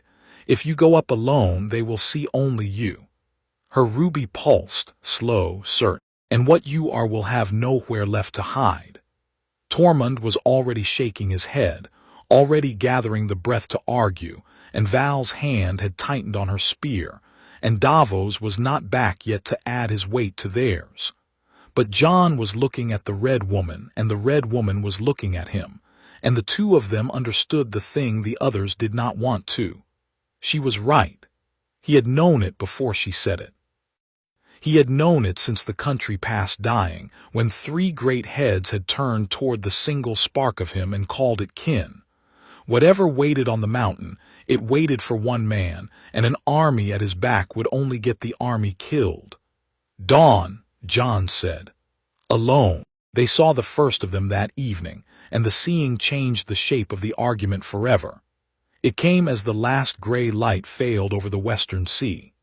A sound reached them first, not the grinding roar but something below it, a thunder with no storm to hang it on, a beat that Jon felt in the floor of the sept before his ears made sense of it. He went to the door, and Val came with him, and they looked up the black flank of the Dragonmont, and the top of the mountain detached itself from the sky. That was how it read in the first instant before the mind caught up, a piece of the mountain coming loose and rising.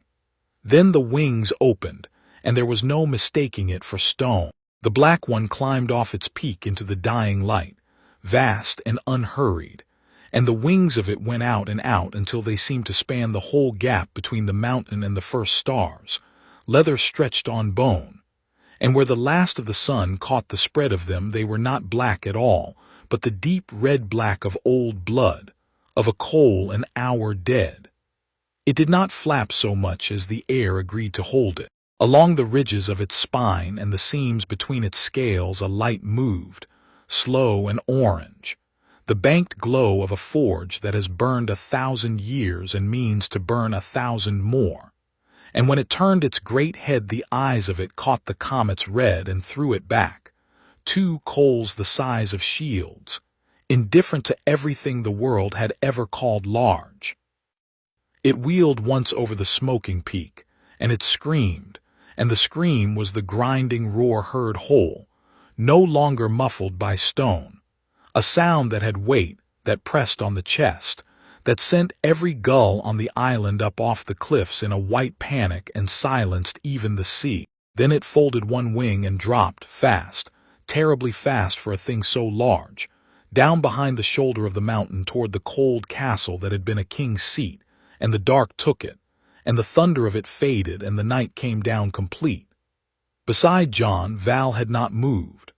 Her knuckles had gone white on the haft of her spear, and her clear gray eyes were wide and fixed on the place where the dragon had been, and when she spoke her voice had lost, for once, its easy contempt for the size of things. "That," she said quietly, "is not a beast."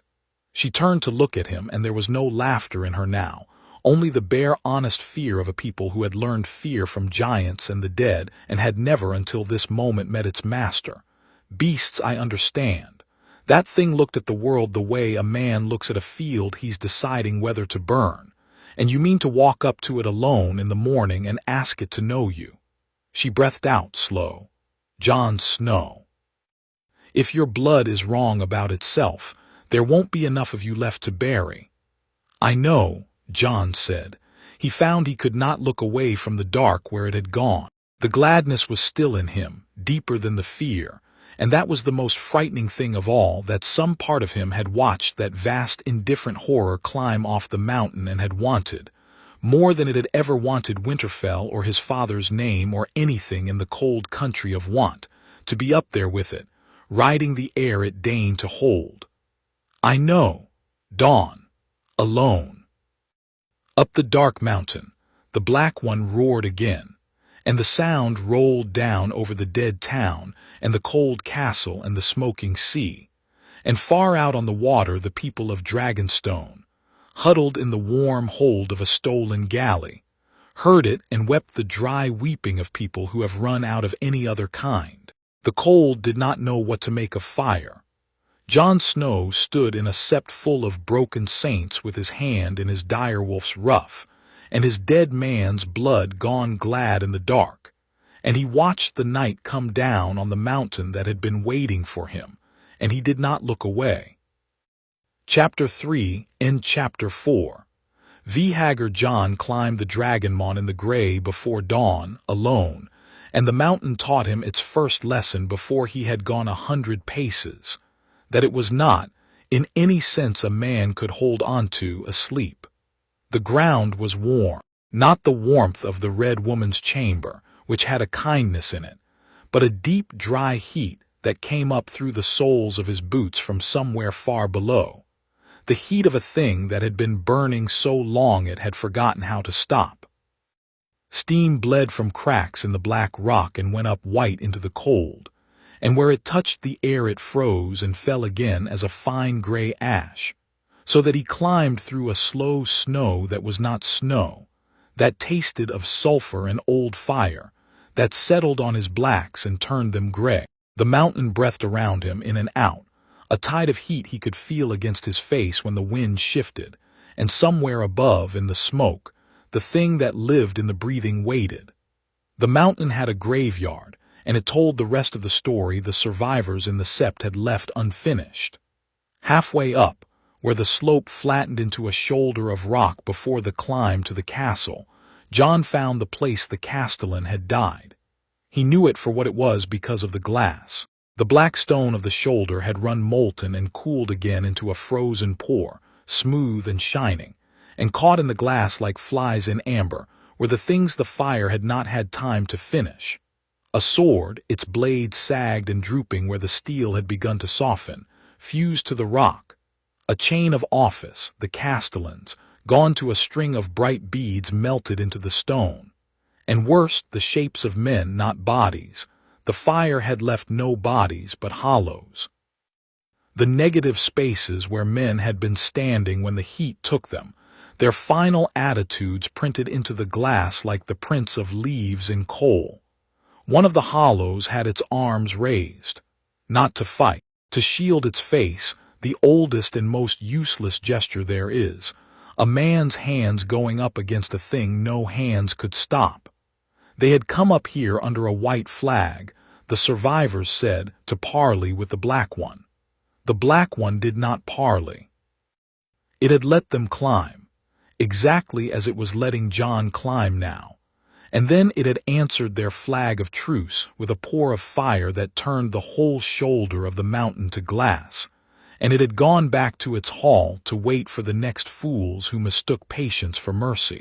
Jon stood in the glass graveyard with his reflection wavering under his boots, and made himself look at the hollow with the raised arms, because the men he was about to ask the others to wait at the foot of the mountain deserved at least one living witness who had not flinched from what waited up here. Then he climbed on, past the dead king's monument to his own failed garrison, toward a thing that had answered a white flag with a sea of fire, and felt nothing about it at all. He had told them all to stay. He had meant it, and most of them had obeyed. Davos because he understood the logic of it, Tormund because Val had talked him down through a long, furious hour, Melisandre because going alone had been her counsel in the first place. Ghost he had ordered to stay with a hand flat on the great white skull, and a silent command pushed down the warm red link between them, and the wolf had not liked it, had pressed and pressed against the order, and had stayed at the foot of the mountain only because Jon had made him, and even now Jon could feel him down there, a coal of fury and fear, watching his master climb into a place no wolf would willingly go. So he should have been alone. He climbed for an hour believing he was, and the belief cost a boy his life. The first Jon knew of it was the scuff of a boot on scree behind him, too light to be a grown man, and he turned with his hand going to Longclaw and found Garrick. He was perhaps 15, free folk, one of Tormund's, all elbows and earnestness and a wispy attempt at a beard. He had attached himself to Jon on the voyage south, the way young men attach themselves to a thing they have decided to become, watching how Jon held a rope, and how he spoke to Davos, and how he had walked into the king's tower a dead man and walked out a free one. Now he stood on the warm gray slope with a spear too big for him and his chin up, defiant and terrified at once. "You shouldn't ought to go alone," Garrick said. "It's not right. A man doesn't face a thing like that with no one at his back. I'll not get in the way, I'll just go down." Jon kept his voice low and flat because flat carried where loud only echoed. "Garrick, listen to me. Go down the mountain, right now. This isn't bravery, what you're doing. It's a kind of suicide that thinks it's bravery, and I won't have it on me." "You went alone," the boy said stubbornly. "Why's it different for you?" And there it was, the exact question Jon had no honest answer to that a 15-year-old could be made to feel in time. "Because my blood is wrong. Because 3 shadows turned to me in death and called me kin. Because the Red Woman believes a dragon bonds with one and one only, and an army on this mountain is meat." He opened his mouth to say some piece of it, and that was when the breathing of the mountain changed. It stopped. The steam still rose and the ash still fell, but the great slow tide of heat against Jon's face went still, the way a room goes still when something large in the next room has heard you. Up the slope, in the smoke where the ruined castle hunched against the peak, a light kindled. Orange, low, moving, a slow pulse, like a coal blown gently to life. And then another beside it paired, and Jon understood that he was looking at the opening of 2 eyes the size of shields, and that the dark between them and around them was not smoke at all, but the bulk of the thing that owned them, vast and patient and very much awake, that had let him climb an hour up its mountain because it had wanted to see how close he would come on his own. "Garrick," Jon said very quietly, not taking his eyes from the orange pulse above. "Walk backward, slow, don't run. Whatever happens, don't." The boy ran. It was the oldest mistake in the world and the most human, and Jon could not even hate him for it, because the part of a man that runs from a thing like that is older than courage and older than sense. A small, warm animal that has known since the first dawn that some shapes in the dark mean only one end. Garrick dropped the spear and ran down the slope, scree scattering under his boots, and the great paired coals up the mountain tracked him, 2 points of orange light turning smooth and certain in the dark. And Jon was already shouting, already moving the wrong way, uphill, toward the eyes, because some animal in him that was not the running animal had understood that the only thing that might draw that gaze off the boy was a larger insolence offered nearer the source. The mountain exhaled. He had seen the glazed stones in the town. He had seen the glass graveyard on the shoulder of the mountain. None of it had prepared him for the sound of it, which was not a roar but a vast tearing rush. The sound of all the air in the world being pulled into one throat and given back as light, and the light went down the slope in a river. It was orange shot through with white and red, and it did not flicker the way a hearth fire flickers. It poured, thick, almost liquid, and where it touched the black scree the scree did not burn. It ran, going from stone to glowing slag in the time it took Jon's heart to find its next beat. Garrick did not scream. That was the mercy of it, the only mercy in any of it. He was simply there, a small running shape against the dark, and then the river of fire was where he had been, and then there was no shape at all.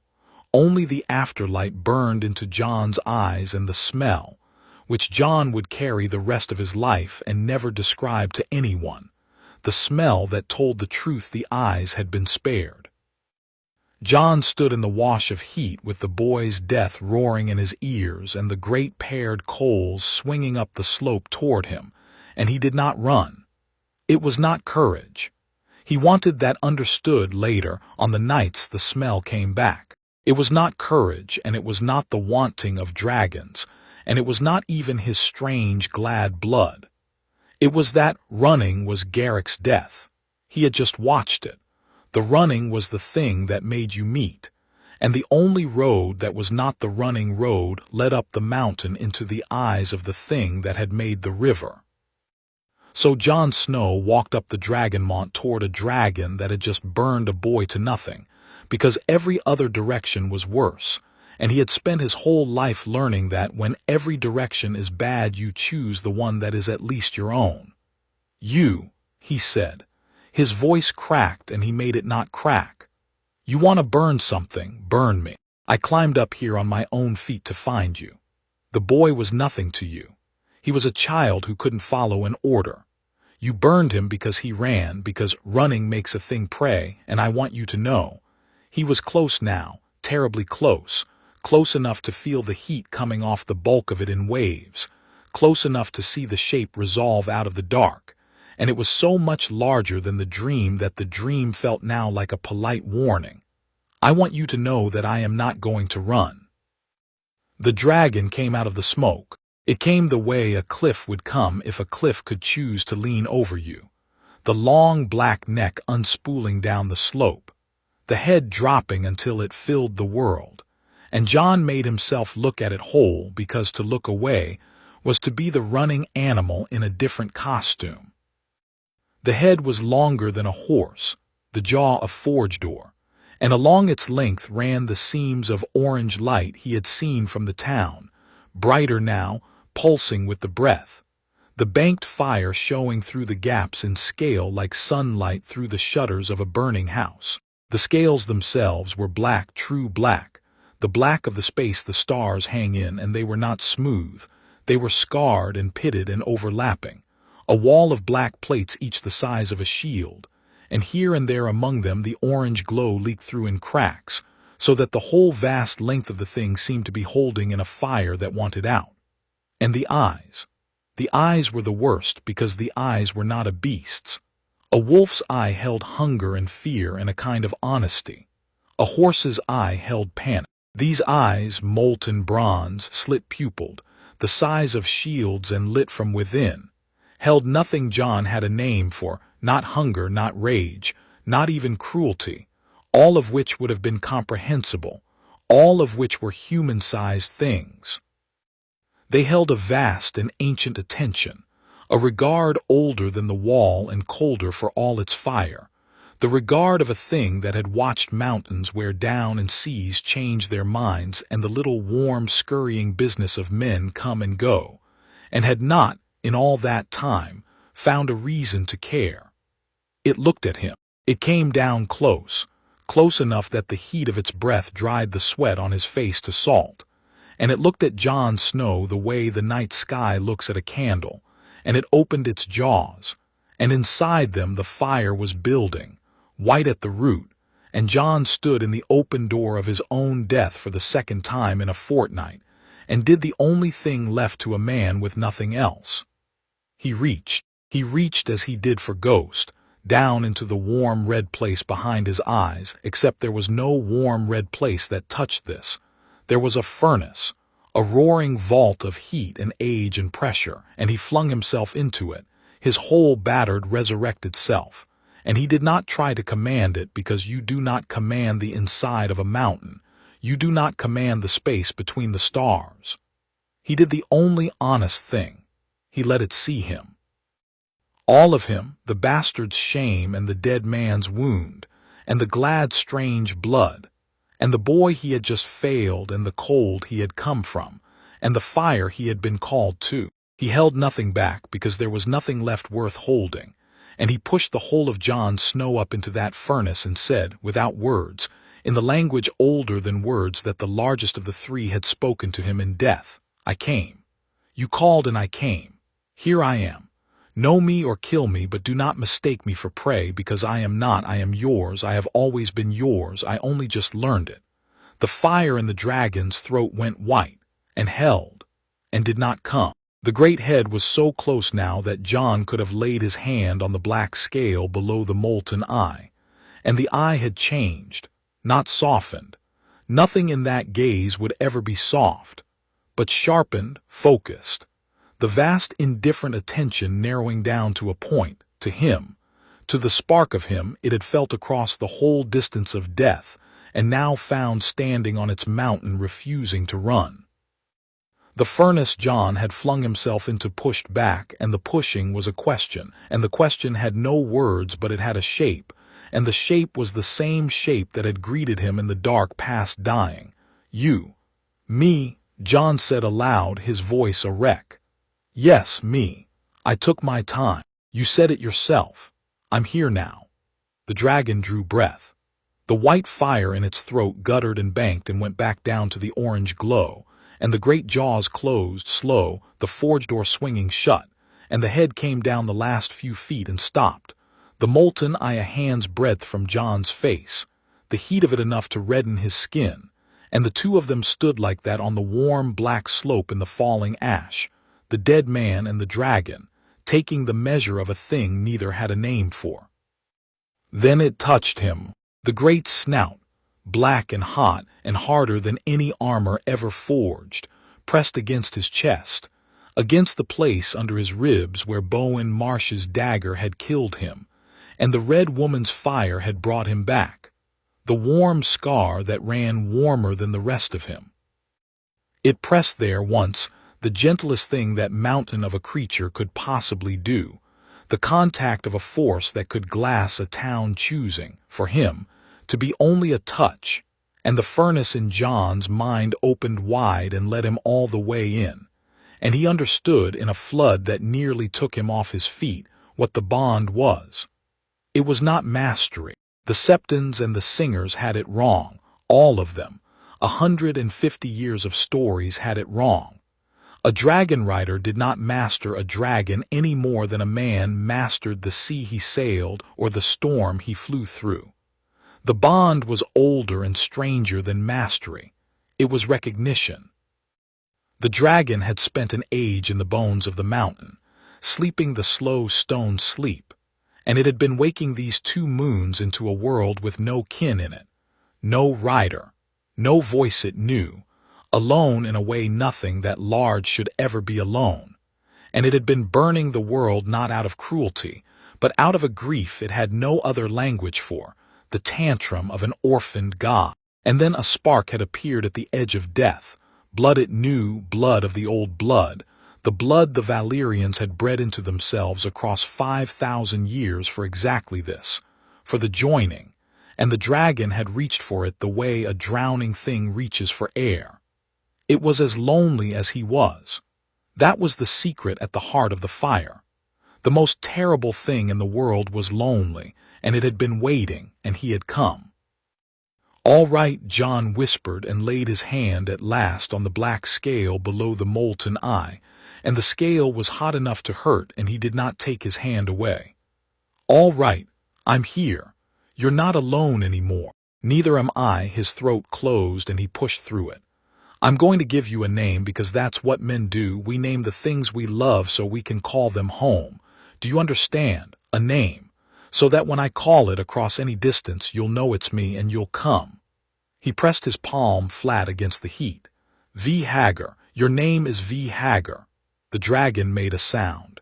It was not the roar and it was not the scream. It came up from somewhere deep in the vast chest, a long, low resonance that Jon felt in his own bones, in his teeth, in the warm scar under his ribs, a sound with no word in it but with a meaning as plain as any word. Assent. Acknowledgement. The naming of a thing that had not had a name since before the doom drowned Valyria in fire and grief. V. Hagar.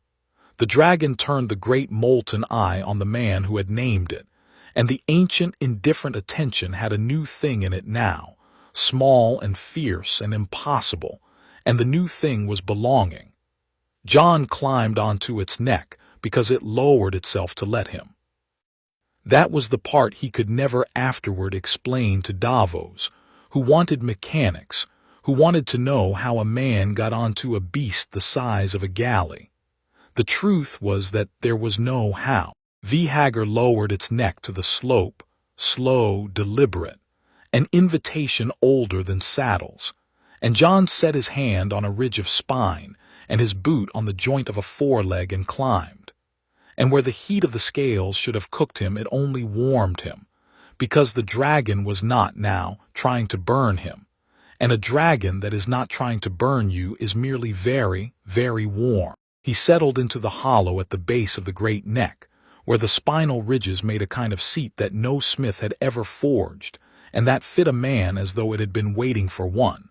And he wound his hands into the warm leather between the plates, and he understood that he was about to do the thing his blood had been glad about since it first steamed in the snow at the top of the world. "I don't know how," he said to the dragon, to himself, to the falling ash. "I don't know how to do this." The furnace in his mind opened and pushed, and the push was almost amused, almost gentle, the patience of a thing that had flown before the first men crawled up out of the warm seas, and the meaning of it was as plain as the ascent had been. "You don't have to know." "I do." And Hagar opened its wings.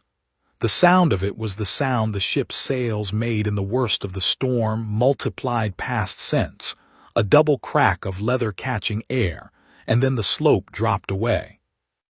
There was no gradual thing about it, no run, no climb. The great hindquarters bunched and drove, and the wings hauled down against the air, and the whole mountain simply fell out from under Jon Snow, the warm black slope and the smoking peak, and the ruined castle dropping away beneath him, faster than a stone falls. And his stomach stayed somewhere on the ground, and his hands locked white into the leather, and the wind tore the boy's death smell out of his nose and replaced it with cold and height and the clean reek of dragon, and Jon Snow flew. He did not mean to make the sound he made. It tore out of him without permission, half terror and half something there was no clean word for, and the wind took it and scattered it over the smoking sea. Below him the island wheeled, Dragonstone laid out flat and small, the dead town, the cold castle, the cove where a galley sat at anchor with white faces turned up to him, the foot of the mountain where a white wolf stood with its muzzle pointed at the sky, howling, and the howl came up to Jon faint and far and joyful through the link they shared, and Jon understood that Ghost was not afraid any more. The wolf had felt the bond land. The wolf knew its master had not died on the mountain. The wolf was singing. Hagar climbed. The dragon climbed until the cold of the upper air bit through Jon's blacks, and the smoking sea was a sheet of beaten pewter far below, and the comet hung close and red in a sky going pale with the dawn that had finally, fully come. And there, at the top of the climb, with the whole world spread out small and indifferent beneath them, the dragon leveled its wings and rode the high wind, and was still, and let the man on its neck understand what he had become. "I have 3 dragons in my dreams," Jon thought, with the wind screaming past and his blood singing and the boy's death already beginning the long work of becoming a scar. "1. I have tamed one, and it nearly cost a child's life, and it nearly cost mine, and there are 2 more on that mountain, and the Red Woman says the realm will reckon with this. And she is right. The realm will. Every calculation in Westeros just changed, and no one south of this rock knows it yet." He should have been afraid.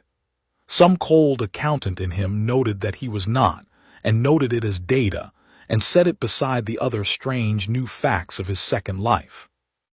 He was a dead man on a dragon's neck a mile above the smoking sea, and the dominant thing he felt, the one named thing he would allow himself out of all of it, was not fear and was not grief and was not even triumph. It was homecoming.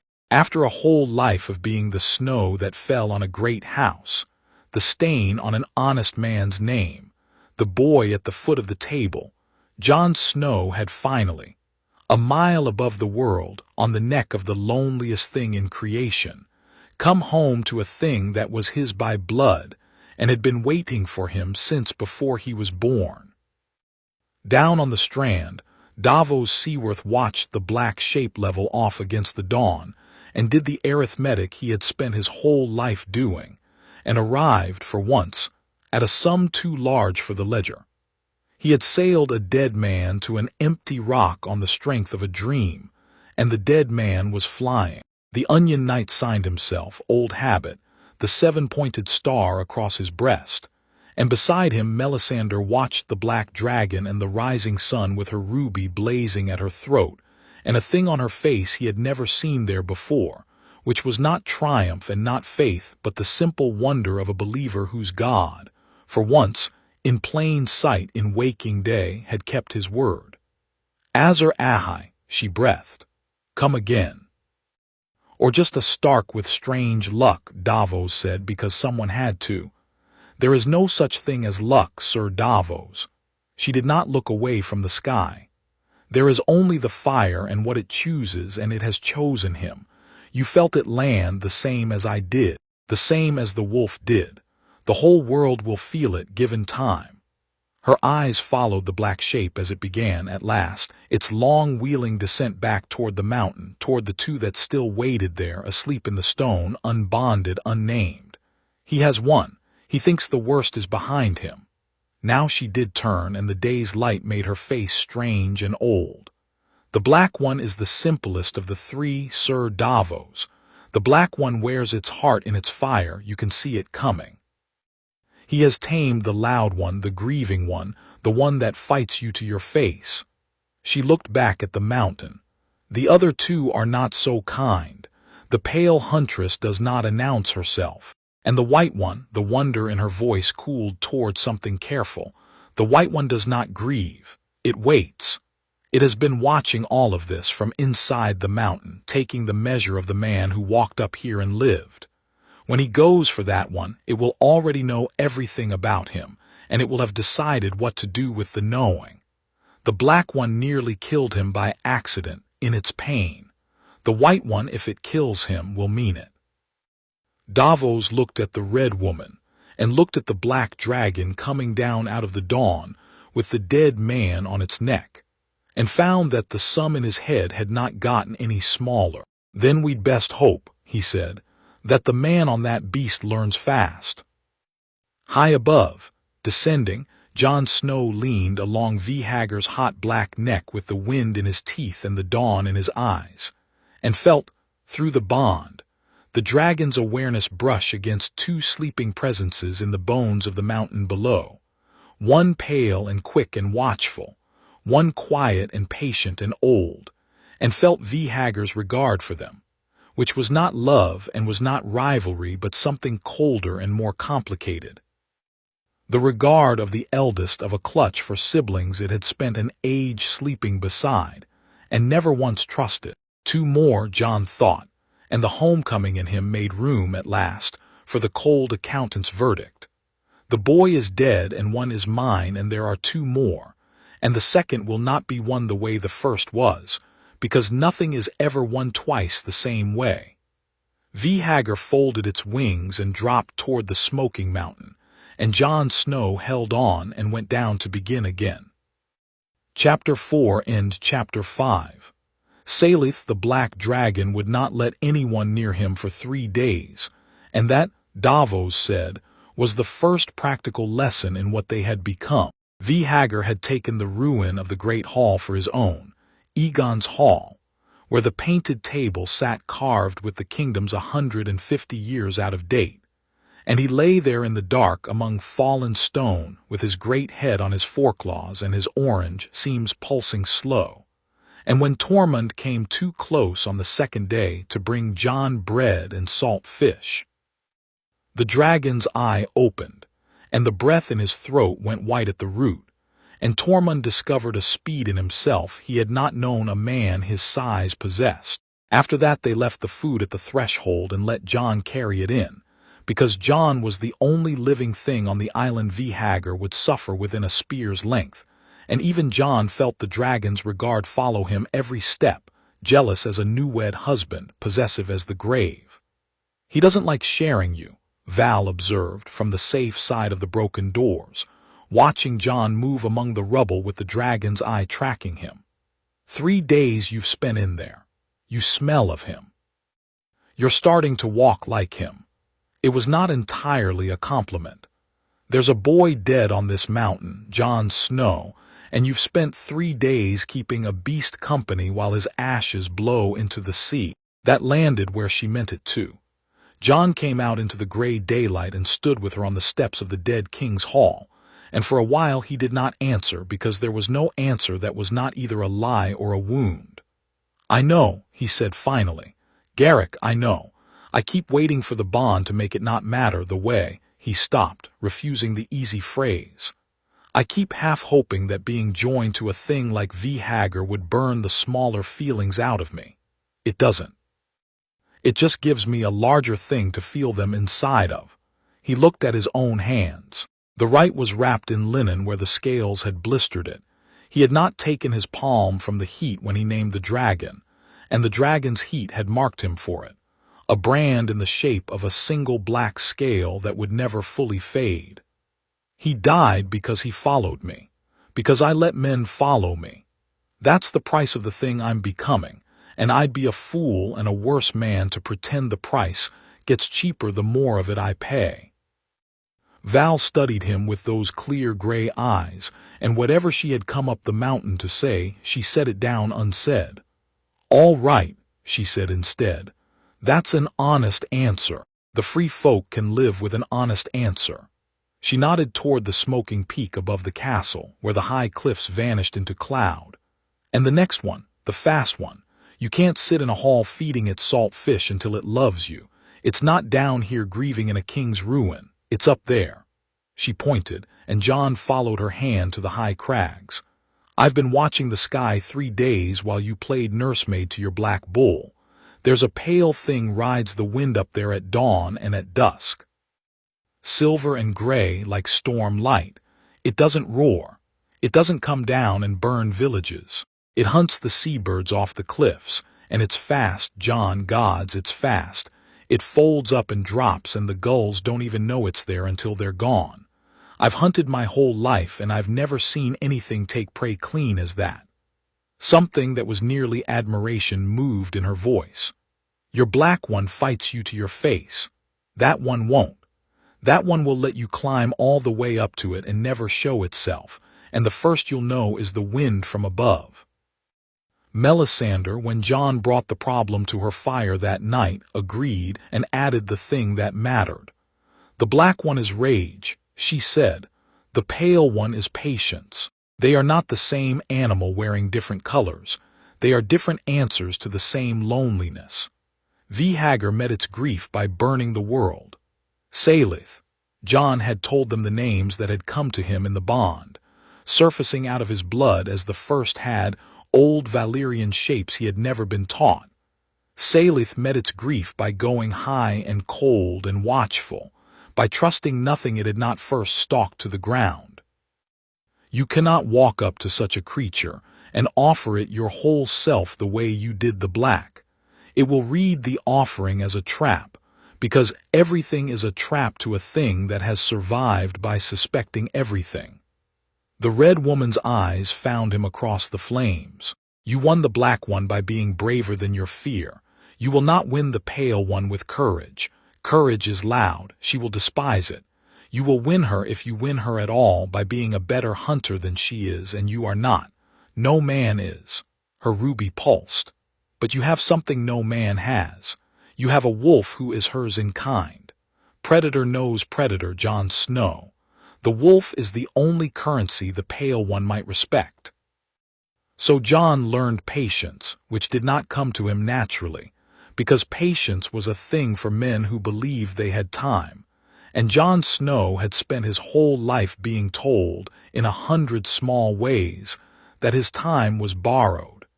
He spent 4 days not climbing. That was the discipline of it, and it nearly broke him because every instinct he had said go up, go now, finish the thing, and every instinct he had was wrong. Instead he watched.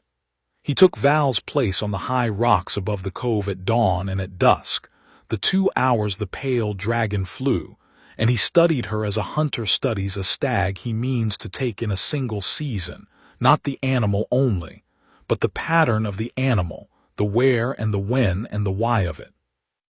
He learned that Salith hunted the seabird colonies on the western cliffs at first light, and the schooling fish in the shallows of the eastern bay at dusk. He learned that she never flew the same line twice, never roosted in the same place 2 nights running, never came down to feed until she had circled the ground 3 times from 3 heights, checking it for the trap her whole long life had taught her to expect.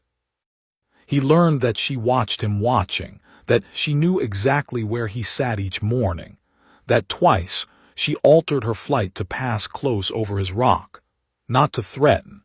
He came to understand, but to read him, to add him to the map of dangers and not dangers she carried in that clever, suspicious skull. "She's hunting you back," Val said on the 3rd evening, lying beside him on the cold rock with her chin on her folded arms, watching the pale shape ride the dusk wind. "You sit up here every day learning her, and she's down there learning you. The difference is she's better at it. She's been doing it longer." A gray-eyed sidelong look. "You're not used to being the one studied, are you? You're used to being the one nobody looks at twice." "I'm a quick study," Jon said. "I told Davos that." "You're a quick study of things, people you're slower with. You watch a rope and you've got it in an hour. You've known me a month and you still can't tell when I'm laughing at you." She was laughing at him then. He had learned that much at least. "That one," she nodded at the dragon, "is more people than rope. You won the Black Bull by being a thing it understood. Rage knows rage, but she's not rage. She's the part of you that sits up here 4 days when every bone says climb. You'll win her by being patient, and patience is the one thing you've got to learn from scratch because nobody ever gave you the time to practice it." She rolled onto her back and looked at the bruising sky. "Beyond the wall we had a saying. The doe that lives longest is the one that trusts the meadow least. Your pale one's the oldest doe on the mountain. She's lived this long by trusting nothing. You can't argue a thing like that out of its caution. You can only become a part of the meadow it decides not to fear." Jon turned that over while the light failed and the dragon came down at last to the eastern shallows, circling 3 times from 3 heights before she struck. Val had named the thing exactly, which she had a habit of doing, and the naming of it changed the shape of his approach. He had been planning to climb to the dragon and offer himself, the same gambit that had won Hagar. Now he understood the gambit would fail, that offering himself to Salith would read as the spring of the trap she had spent her life waiting for, and that the only road to her ran not through his courage but through his stillness, and through the one creature on the island that spoke her language without trying. So Jon went up the mountain the 2nd time with Ghost at his side, and that changed everything, and very nearly killed them both. They climbed past the castle, past the high town where the 2nd dragon had nested before it took to the cliffs, up into the crags where the rock turned knife-edged, and the warm vents gave way to the true cold of the upper mountain. Ghost went ahead, belly low, ears flat, and Jon understood from the link between them that the wolf was not afraid now as he had been with Hagar. This was a different fear, the sharp, focused fear of a hunter who has scented a larger hunter and decided to share its country anyway. Ghost's nose worked the wind. The wolf was tracking, and what he tracked left no spoor a man could read.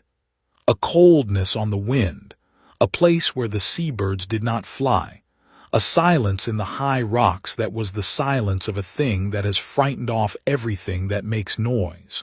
They found the eyrie at the 3rd dawn of looking, a shelf of rock high on the seaward cliff, white with the droppings and bones of 100 kills, and on it the marks where a great body had lain coiled, and a single scale, pearl gray, shed and gleaming, that Jon picked up and turned in his fingers and found warm.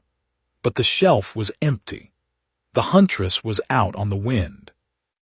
And the only way onto the shelf was along a ledge a foot wide above a 500-foot drop to the rocks and the smoking sea, and Jon was halfway out along it, Ghost pressed to the cliff behind him, when the wind from above told him Val had been exactly right.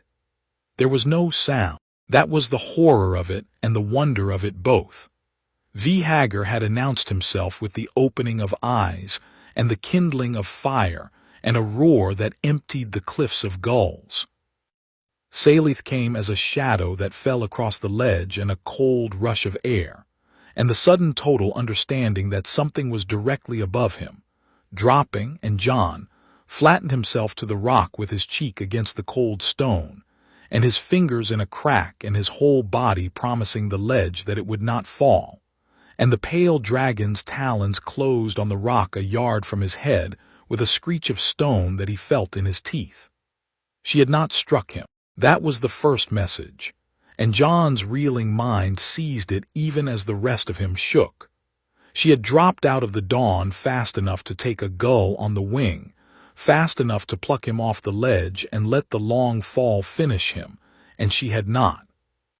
She had landed beside him instead, talons in the cliff, wings half furled and trembling with the effort of holding herself against the rock face, and now her head came around on that long lean neck, and she looked at him from a yard away, and Jon looked back, and understood that he had been completely and utterly wrong about what taming the second dragon would require. Salith was beautiful in a way Hagar was not. Hagar was the beauty of a mountain or a war, overwhelming, indifferent, terrible. Salith was the beauty of a blade.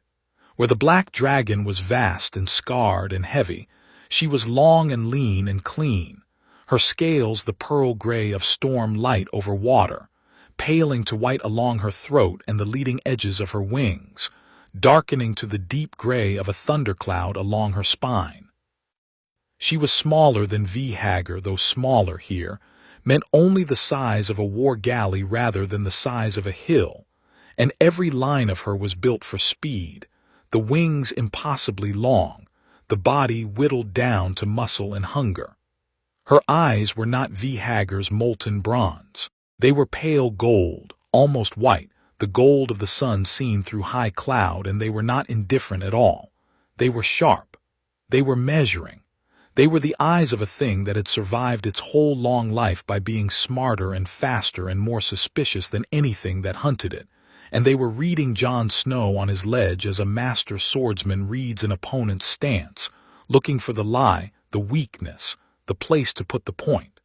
He did not reach for her.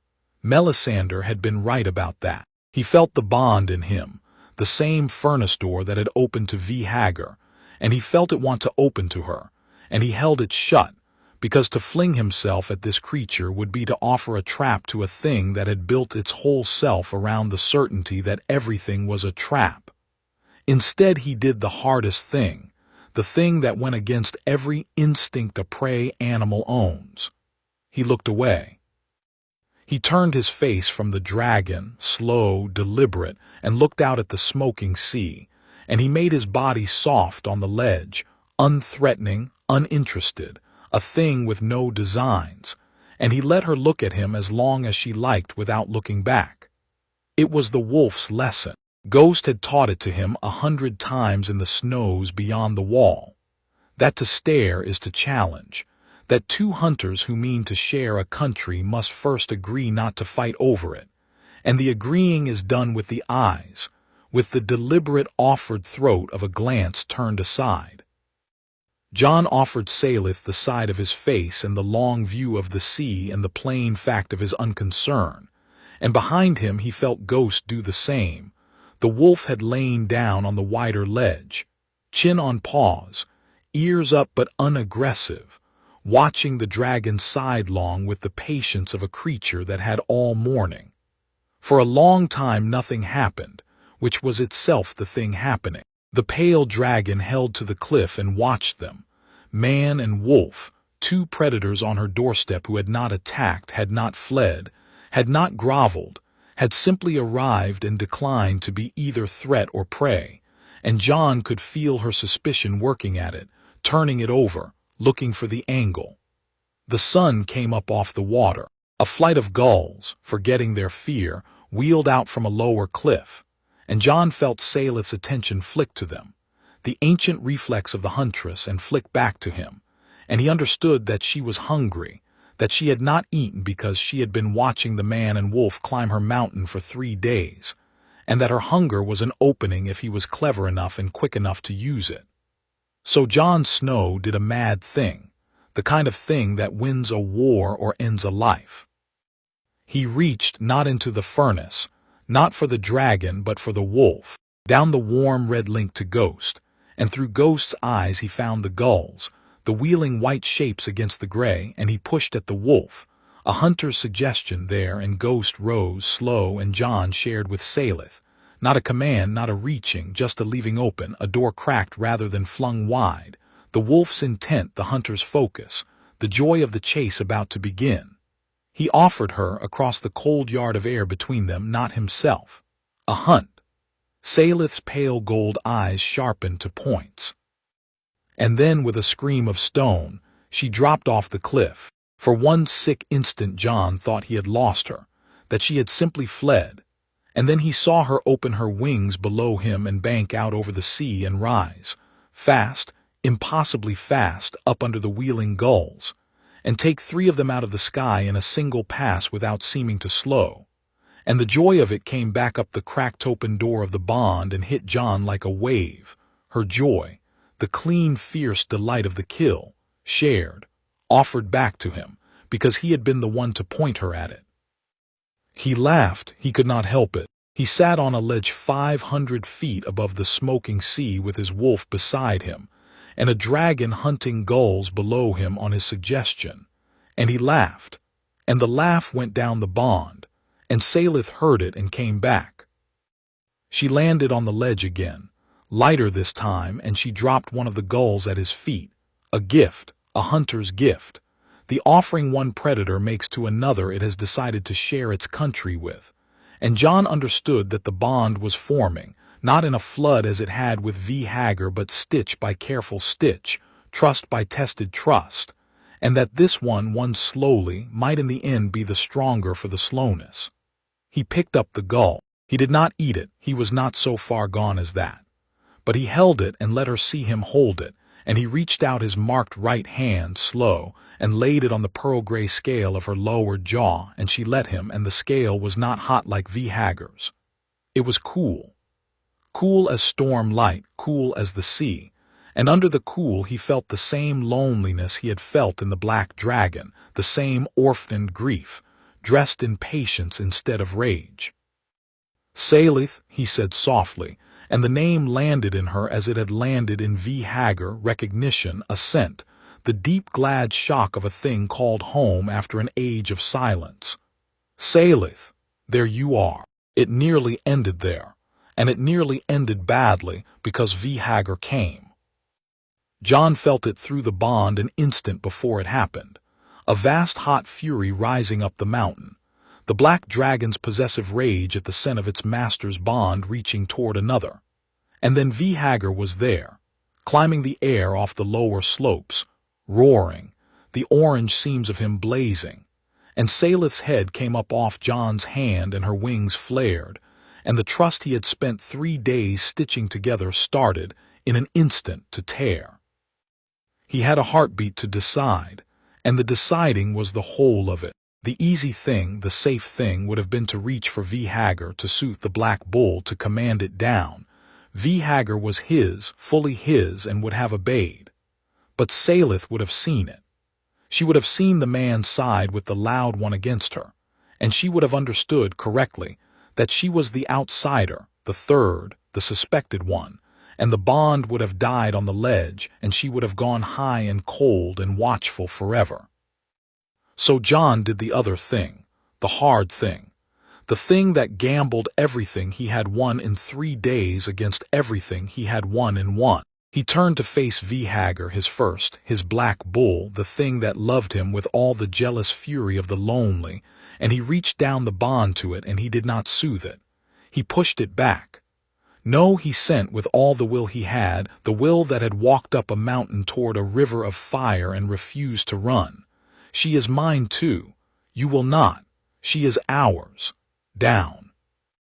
It was the most dangerous thing he had done since he stood in the open door of his death, because it was a thing no dragon rider in the long, bloody history of the Targaryens had ever truly managed, to make one dragon yield to the claim of another, to be not the master of a beast but the keystone of a clutch. V. Hagar checked in the air.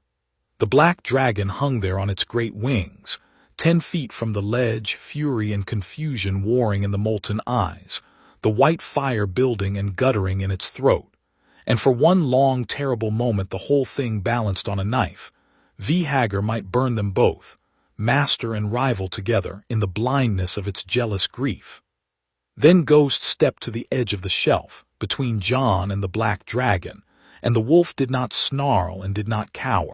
The wolf simply stood there, white and silent, red eyes steady, a third predator declaring the country shared, and something in the wolf's plain refusal to be afraid, or in the man's plain refusal to yield, or in the strange new pressure of the bond holding all of them in one net. Something turned the knife. Hagar's fire banked. The great black dragon folded its wings and dropped to a lower crag, sullen, watchful, jealous still but yielding, and it lay there glaring up at the ledge where its master stood with a wolf and a rival, and it did not burn them.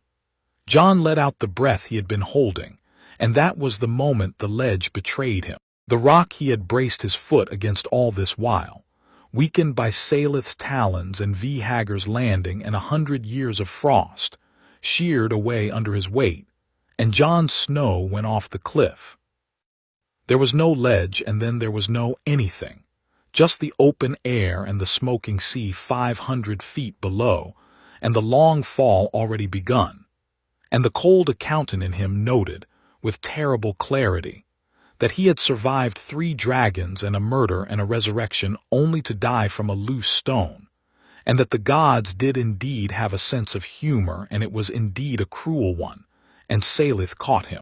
She came off the ledge after him before he had fallen 20 feet, folding and dropping in that same clean killing stoop she used on the gulls, and her talons closed around him, not crushing, careful, the same impossible gentleness Hagar had shown when it pressed its snout to his scar, a force that could pluck a man in half choosing to be only a grip, and her wings cracked open and hauled them both up out of the fall.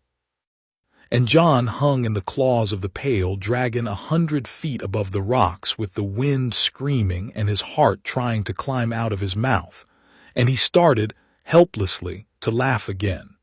She had caught him.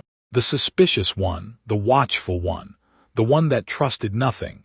She had thrown herself off a cliff to catch a man she had known for the length of a single morning, because the bond was real now, stitched and tested and true, and a dragon does not let its rider fall.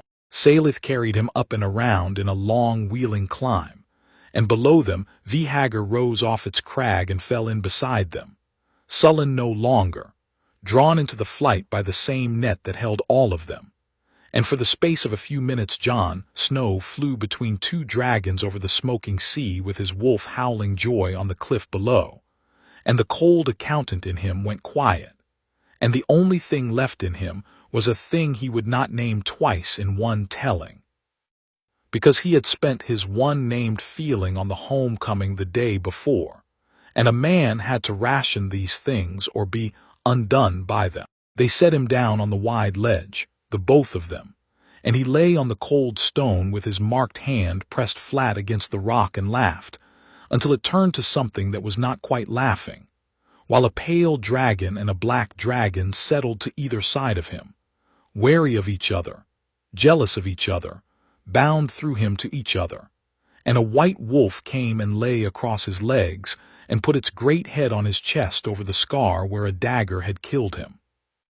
2, Jon thought, when the laughing had run its course and the cold accountant had come back to work.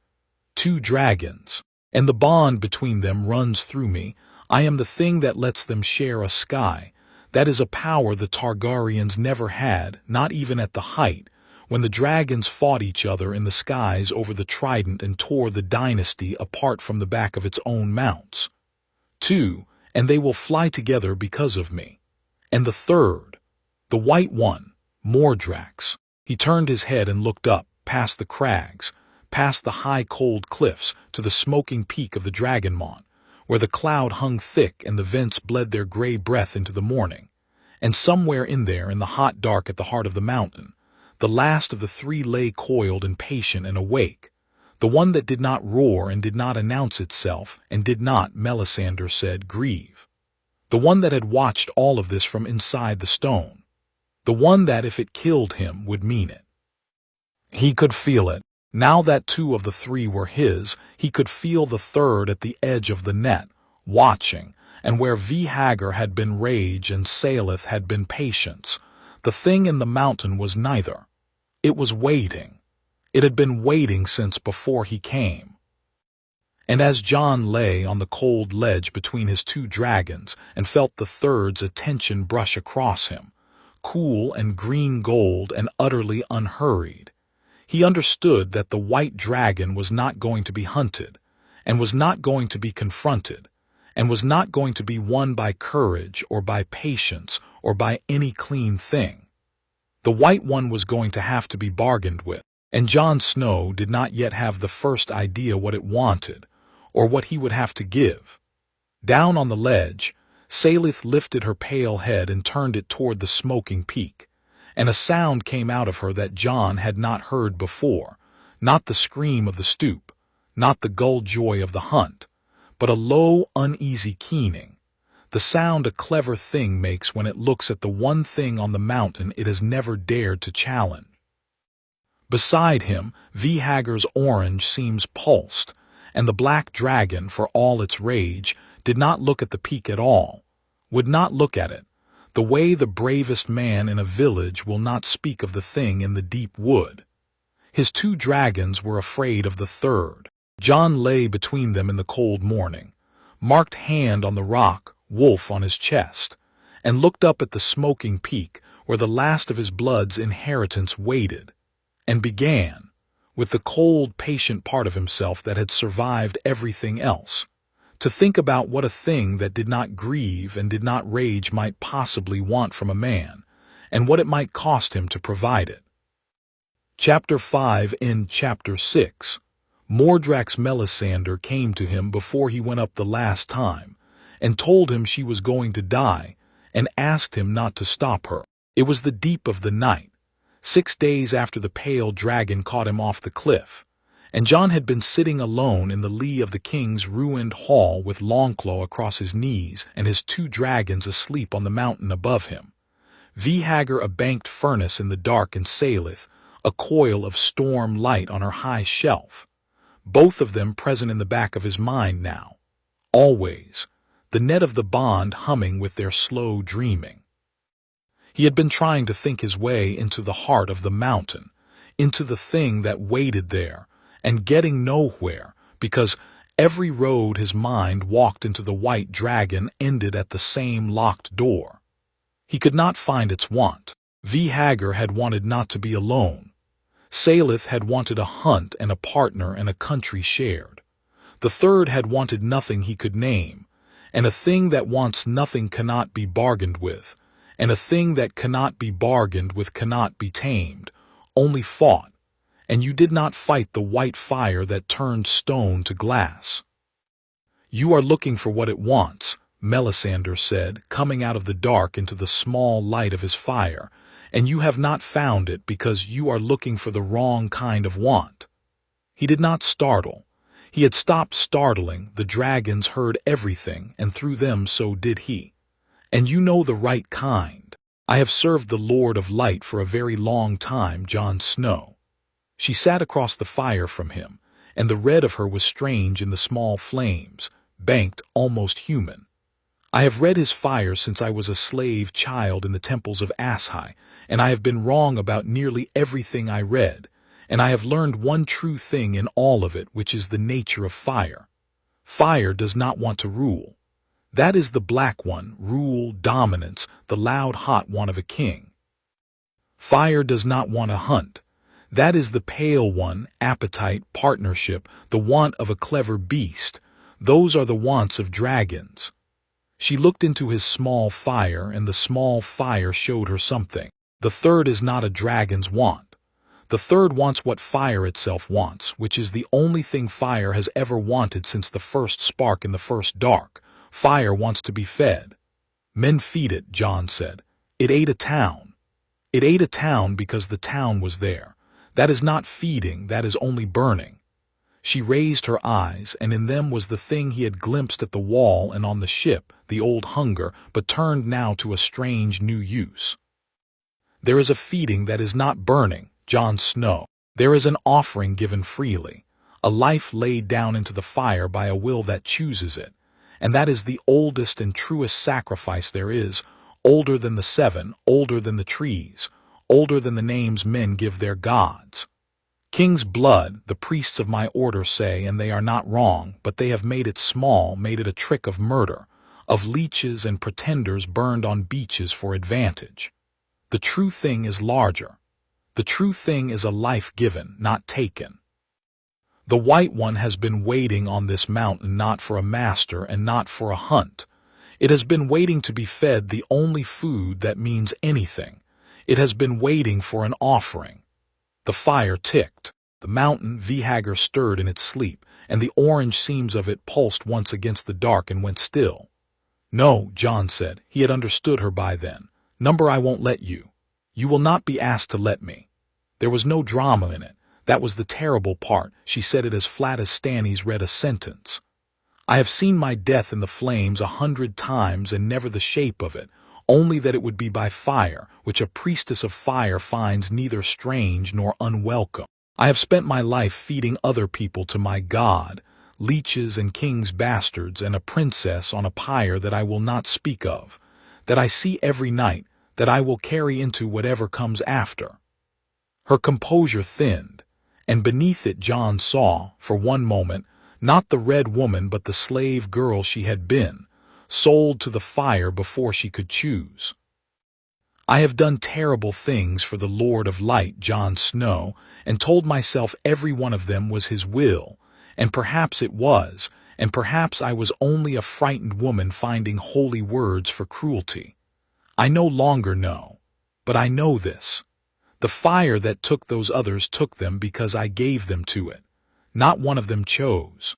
And the one offering I have never made in all my long life is the only one that was ever truly mine to make." She rose. "Let me make it. Let me feed the white dragon the one fire that is mine to give, and complete the thing the Lord of Light woke me to complete, and have, at the very end, done a single thing that was wholly clean." Jon was on his feet. "And if you're wrong? If it just kills you and then kills me, and the offering means nothing, and you've thrown your life into a furnace for a theology you admit you've been wrong about 100 times." For the first time since he had known her, Melisandre smiled, and it was not the smile of the priestess. It was tired, and it was human, and it was almost kind. "Then I will have been wrong one last time," she said, "and it will not trouble me because I will be dead, and the dead are past being wrong. But I am not wrong about this. I have never in my life been so unafraid of a fire. That is how I know it is mine." She turned toward the smoking peak, and the red of her went up the dark mountain ahead of him, certain, unhurried, a woman walking at last toward the one door she had spent a lifetime opening for others. "Come, Jon Snow, bring your wolf and your 2 dragons if it comforts you, though they will not go near it. Bring yourself. The White One has been waiting a long time, and so, I find, have I." They climbed into the mountain through a vent the survivors had called the dragon's throat, a cave mouth high on the seaward face, where the warm breath of the dragonmont came out thick and sulphurous, and the dark inside was not dark, because the walls glowed. Veins of molten rock ran in the stone, dull red, and the heat came up off the floor in waves, and Jon's 2 dragons would not follow. Vhagar balked at the cave mouth with its seams blazing and a low, grinding protest in its throat, and Salith keened her uneasy keen from the cliff above and would not descend, and Ghost flattened himself at the threshold and would not be moved by any command Jon pushed down the link. So it was only the 2 of them, the dead man and the dying priestess, who went down into the hot red dark toward the thing that waited. They found it in a great glowing chamber deep in the root of the mountain, where the molten veins pooled into a lake of slow red fire, and the air shimmered with a heat that should have killed a man and did not, quite, because the white dragon willed it not to. Jon understood that later.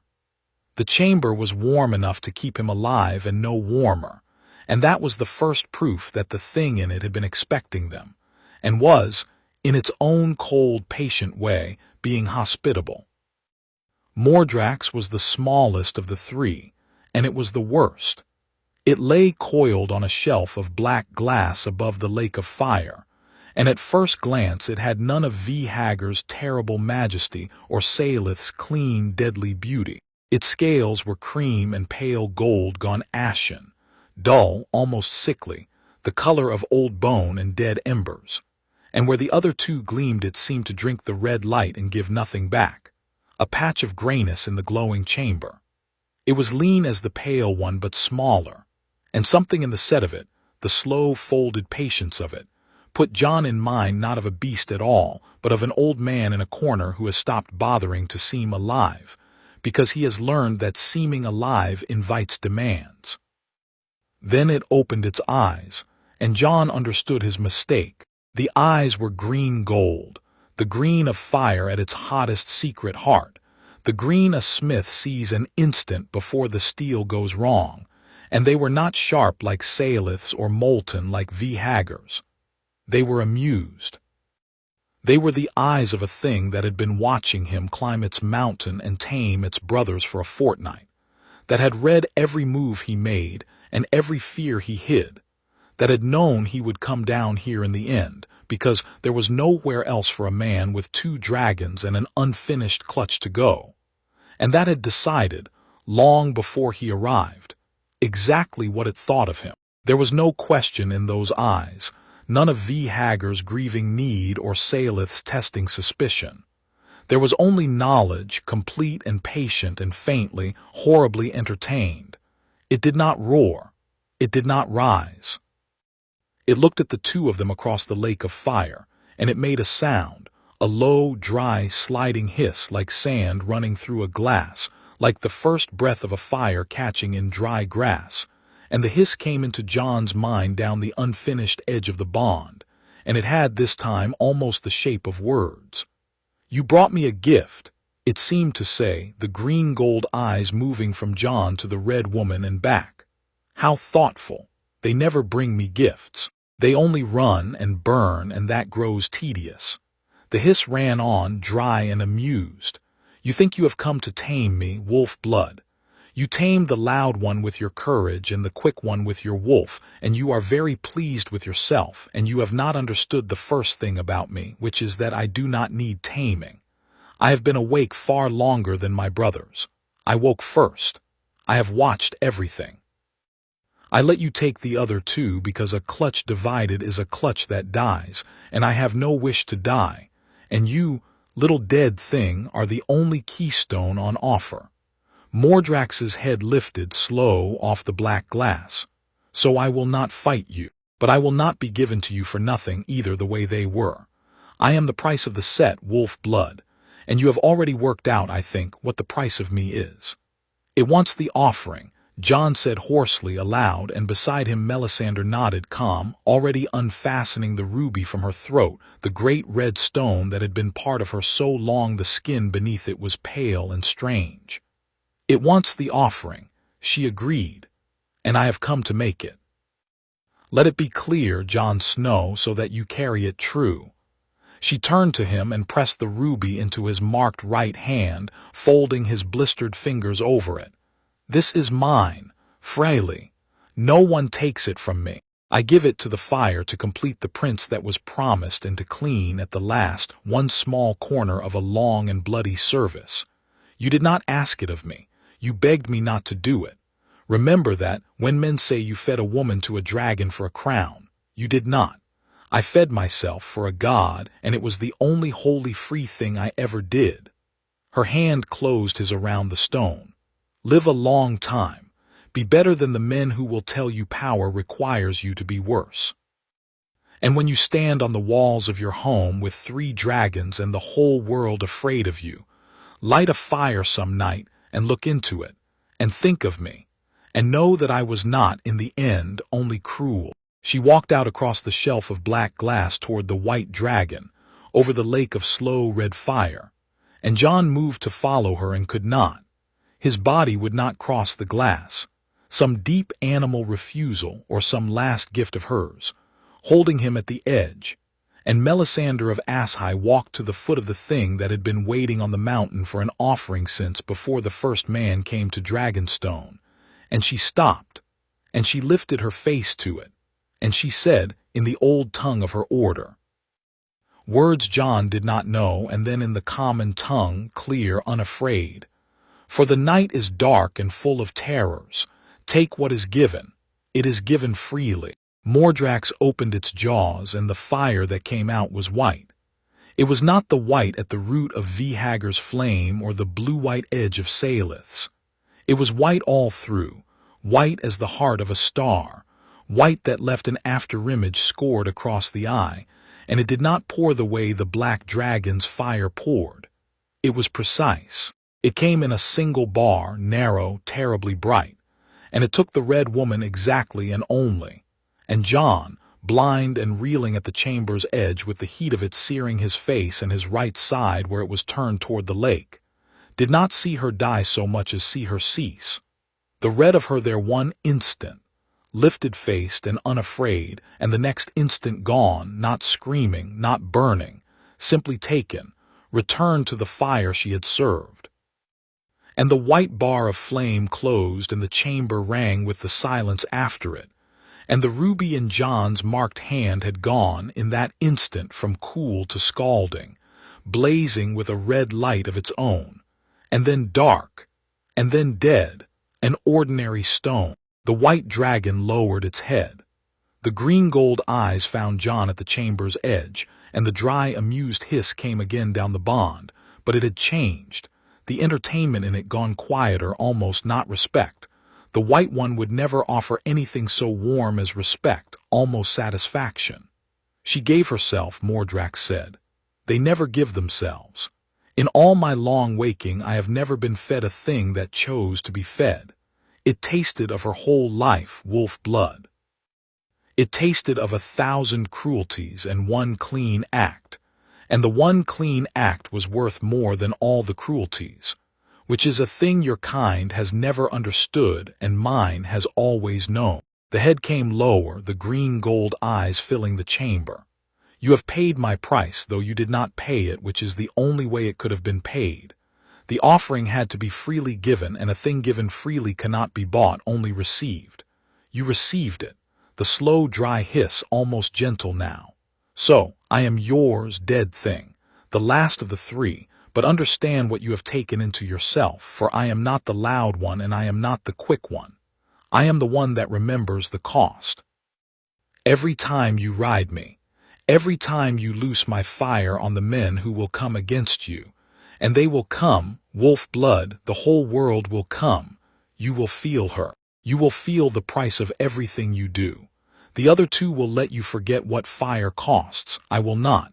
That is my gift and my curse, and the reason your blood needed 3 and not 2. He bared his throat, and the white fire pulsed in it, banked.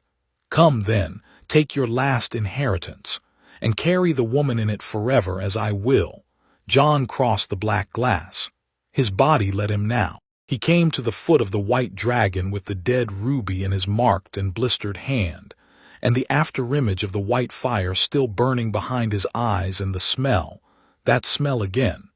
But he did not run from it this time. He walked into it, because running was the death of you, and he had a price to honor. And he laid his hand on Mordrax's ashen jaw, and the scale was neither hot like Vhagar nor cool like Salith. It was both at once, and neither, the temperature of a thing that has stood at the exact center of fire so long it has forgotten the difference between burning and not, and where Jon's palm touched it the white fire's afterimage flared and the heat of the offering ran up his arm and he did not pull away. Mordrax, he said, and his voice broke on it and he let it break because the white one would have despised a steadiness it knew to be false. Your name is Mordrax, and I'll carry her. I swear it. Every time, I won't let you let me forget. The white dragon made its dry sliding sound, assent and grief and ancient knowing all at once, and the bond closed over, and the clutch was whole, and Jon Snow knelt in the root of the mountain with 3 dragons in him at last and a dead woman's stone in his hand, and a burn down the right side of his face and neck that would mark him to the end of his days, not the clean black brand of Vhagar's naming, but a pale rippled scar, the white fire's signature, that men would later say made him look like a thing half forged and pulled too soon from the fire, which was, Jon thought, near enough to the truth that he never bothered to correct it. The first flight of all 3 came at dusk, and the whole island saw it, and so did a Braavosi galleass passing 2 miles offshore, and that was how the world began to learn. Jon flew Vhagar, because the Black Bull would have suffered no other arrangement on the first true flight, and Salith flew at his right wing and Mordrax at his left, the pale storm light, and the ashen gold flanking the great black mass of the bull, and the 3 of them went up off the Dragonmont into a sky bruising toward night with the comet hanging low and red over the water, and Jon Snow, marked and grieving and whole, flew his clutch out over the smoking sea, in a wedge no living man had commanded in 150 years. Below, on the strand, the free folk roared and the rescued villagers wept, and Ghost threw his howl up after them, and the Braavosi galleass put on all sail for the safety of distance and carried east, toward the free cities and the trading routes and every port in the known world, the first eyewitness account of a thing the world had agreed could never happen again. 3 dragons in the western sky, flying in formation, ruled by a single rider. Davos found him that night by the fire, and brought him the other half of the world, the half that was not wonder. The Onion Knight had taken the galley to Gulton 4 days past for stores. They could not winter a company on a barren rock, dragons or no, and he had come back not only with salt pork and oil and rope, but with the thing every port in Westeros trades in faster than any cargo, which is news. He sat across Jon's fire with his weathered face grave in the small light, and he laid it out plain, because plain was the only courtesy he had ever known how to offer. "Stannis is dead," Davos said, and stopped, and looked into the fire, and Jon let him have the silence, because the man had loved a hard, cold king for the iron in him, and had just said his death aloud for the first time. Broke his host in the snows outside Winterfell. The Boltons came out and finished what the winter started. They're saying he was taken in the rout and put to the sword under a heart tree, though no one agrees on the particulars, the way no one ever does. He rubbed the stumps of his fingers. "I served him 20 years. I told you he'd lose. I was right, and I'd give every finger I've got left to have been wrong." A long breath. "He was a hard man and a poor king and the most honest creature I ever served. The realm won't miss him. I will." "I'm sorry, Sir Davos," Jon said, and meant it. Well. The smuggler shook it off because there was more, and the more was Jon's. "The North. Listen, because this is yours now, and you'll need all of it. Roose Bolton holds Winterfell, holds it as Warden of the North, with the boy king's blessing, Tamed, which means the Lannisters, which means the crown's writ is behind every cruelty the Boltons do up there. The northern lords hate them like poison. The Boltons murdered your brother Robb and his lady mother at a wedding under guest right, and there's not a gray banner from the neck to the wall that's forgotten it or forgiven it, but they're beaten and scattered and afraid, and a hating that's afraid does nothing but mutter." Davos leaned in. "Here's the part that's yours, Jon Snow. There's a girl come out of Winterfell, escaped over the walls in the snow with the Greyjoy turncloak who'd been calling himself Reek. Sansa Stark, your sister. She's alive and she's loose in the north, and the Boltons have riders out scouring the snow for her, because a true-born Stark daughter loose in a north that hates them is the one thing that could light the whole thing on fire." He sat back. "Your sister's running for her life through a winter that's killing strong men, hunted by the family that butchered your brother, in a north that would rise for a Stark if only it had one to rise for, and you're sitting on a rock in the south with 3 dragons. The fire ticked. Up the mountain, 3 dragons stirred in the dark, and the net of the bond hummed, and the dead ruby sat cold in Jon's marked hand. Sansa. He had not let himself think much of his family since he died. The dead, he had found, did not grieve the living so much as set them gently down, and waking he had picked them back up one at a time slowly, as he could bear the weight. Sansa he had barely known. She had been a child who thought him beneath her, who had wanted nothing to do with her father's bastard, and he had not blamed her for it, because the world had taught her exactly that, and she had only learned her lesson well. But she was Ned Stark's daughter, and she was running for her life in the snow, and there was a north up there that hated the men who held it and lacked only a Stark to follow, and Jon Snow had 3 dragons and a name his father had died protecting, and a burn down his face that marked him as a thing half forged in fire.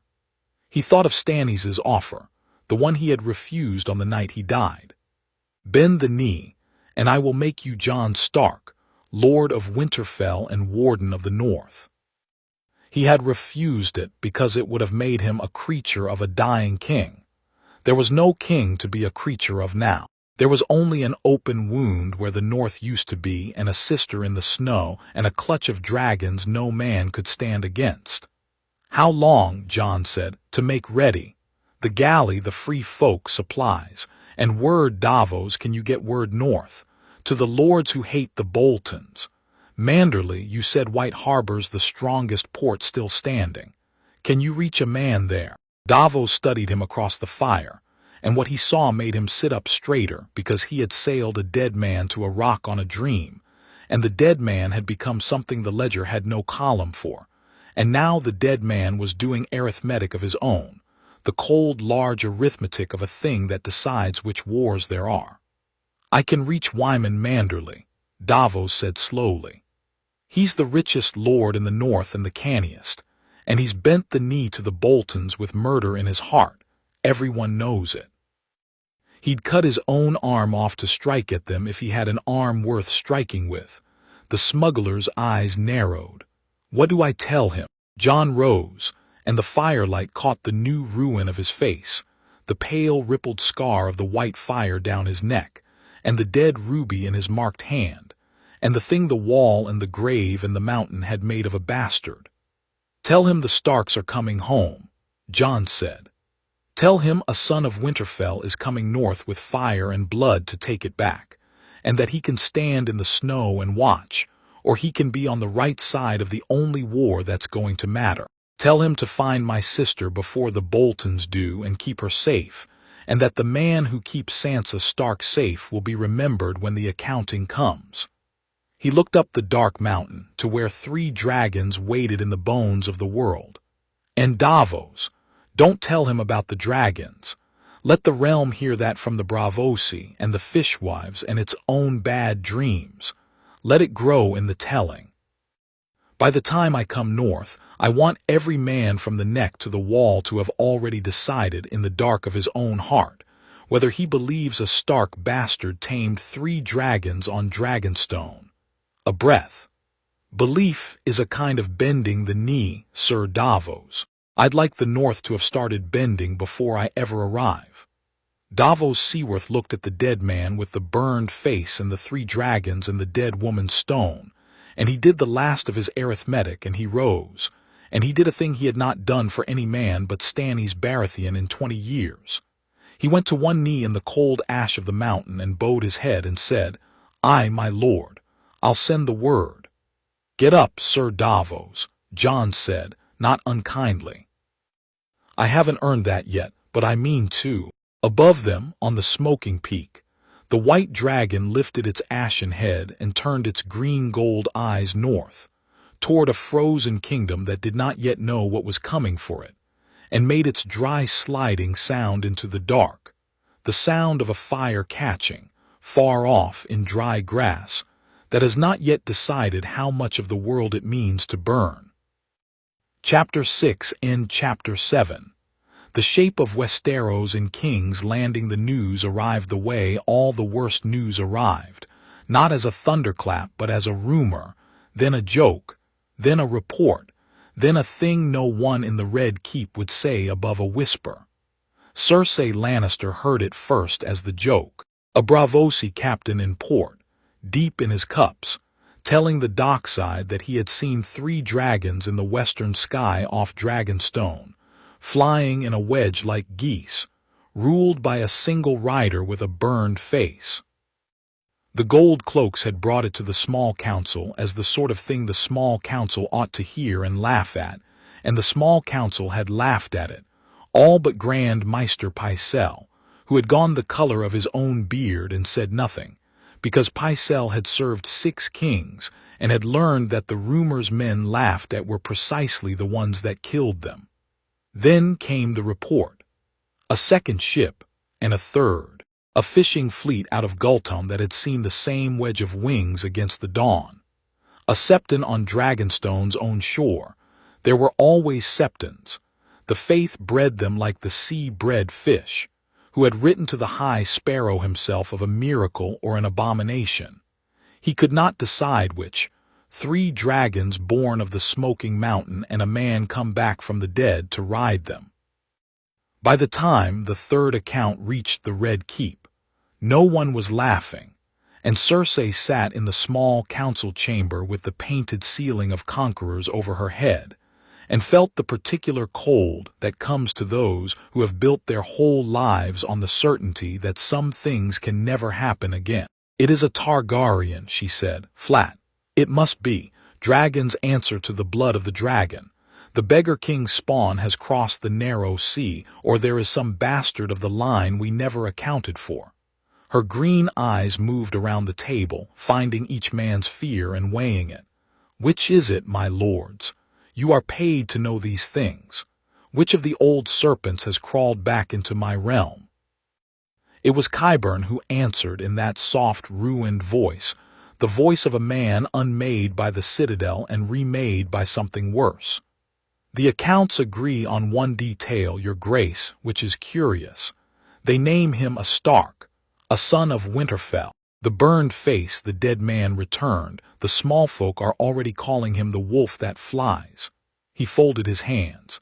"There has long been a whisper, your grace, among those who study such things, that the late Lord Eddard's bastard was not perhaps the bastard the realm believed, that the Lady Lyanna, who died in the south in Robert's war, did not die of a fever after all, that what Eddard Stark carried home from that tower was not his shame but his sister's son." A pause, delicate. "Rhaegar's son. The blood of the dragon and the blood of the wolf in a single vessel. It would explain the dragons. Nothing else does." The chamber was very quiet. Somewhere below, the city went about its business. 300,000 souls who did not yet know that the shape of their world had changed. A Stark. Cersei's voice could have frosted the wine in the cups. "With dragons, bound for the north, where the Boltons hold a warden's seat in my son's name, and the whole grey rabble of them would crawl over broken glass for a Stark to follow." She rose, because sitting had become unbearable. "Do you understand what this is, my lords? This is not a pretender with a sellsword company we can buy off. This is fire. Aegon the Conqueror took the whole of Westeros with 3 dragons and an army that any one of the kingdoms could have beaten on the ground. 3 dragons, my lords, the field of fire, Harrenhal." She turned on Pycelle. "How does a man kill a dragon? You are the wisdom of the citadel. Tell me, the histories, how was it done?" Pycelle's hands shook. "Your grace, the dragons of old were not slain so much as they dwindled. They sickened in the generations after the dance, chained in the dragon pit, growing small and twisted. I did not ask how they died of neglect. I asked how they were killed." Her patience had a blade's edge. "There was a Dornishman in the dance. He killed a dragon with a scorpion, a great crossbow. There is a way. A scorpion bolt, your grace, of sufficient size, striking a vital place, the eye, the soft of the throat, the joining of a wing. Yes, it has been done." Pycelle wet his lips. "But the dragon must come low and close, and the engine must be served by men brave enough to stand their ground while it does, and even then it is the work of luck as much as iron. Merax's was felled by a single bolt through the eye, but Merax's had a rider who erred. A dragon flown well by a rider who is careful. He spread his trembling hands. Your Grace, I will not lie to you, for the lie would be worse than the truth. There is no certain way to kill a dragon from the ground. There is only the making of it expensive, and the praying that the cost discourages the rider. Then we will make it expensive. Cersei looked at Qyburn, and a thing passed between them that the rest of the council did not like. Every scorpion in the realm, every bolt. I want the walls of this city bristling with them. I want the Lannister host that holds the Riverlands to know that the price of a dragon is a forest of iron, and I want the Boltons in the north to be sent everything we can spare, because the Boltons are the wall between us and the wolf that flies, and a wall is most useful when it is someone else's. She turned to the window, to the city, to the realm she had spent so much blood to hold. He will go north first, to his rabble, to take back his frozen kingdom and gather his strength. That is what I would do, and a Stark is too stupid to be subtle. Her reflection in the dark glass was a hard and frightened thing. Let him have the north for now. Let him bleed on the Boltons and the snow, and while he is busy with his homecoming, we will learn how to make the sky cost him everything. And if the cost does not discourage him, Your Grace, Qyburn asked it softly, as he asked everything, the question under the question. If 3 dragons cannot be killed from the ground and cannot be bought and cannot be frightened, what then is left? Cersei did not turn from the window. Then we find the thing he loves, she said, the way someone always found it in me. A man with dragons is still a man. He has a sister, the council tells me, loose in the north. He came back from the dead, which means he has died once, which means he can do it again. Everything that lives has a throat, Lord Qyburn. We have only to learn where this one keeps his. She watched her city in the glass. Send the iron north, and send our friends in the north a reminder that the crown rewards those who do its bleeding for it. The Boltons want legitimacy. Promise them anything. Promises cost nothing, and they will all be dead before any of them come due. It was good strategy. It was, in its way, the same arithmetic Stannis had once laid out in a yard at the top of the world, that the north was the door, and the door swung on Stark blood. The difference was only that Cersei meant to nail the door shut, and Jon Snow meant to walk through it, and between those two intentions lay a great deal of fire. 1,000 leagues to the north and east, Jon Snow flew up the spine of Westeros and watched his country pass beneath him, and learned what it meant to be the thing the Queen was afraid of. He flew Hagar by day and rested the clutch by night on whatever lonely height the land offered, and Salith and Mordrax flew at his wings, and below them the kingdoms unrolled like a map come to life.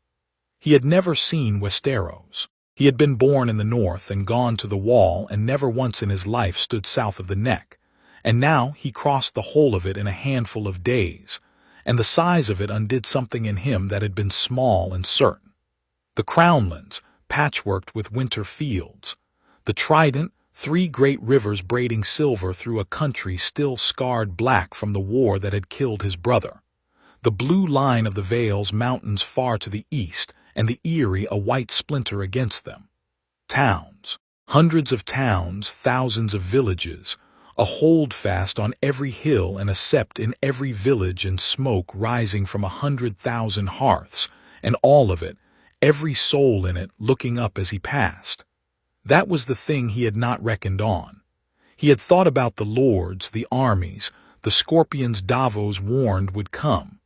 He had not thought about the looking up, but they all did it. Every farmer in every field, every fisherman on every river, every child and septon and miller and whore and knight in all the wide breadth of the realm.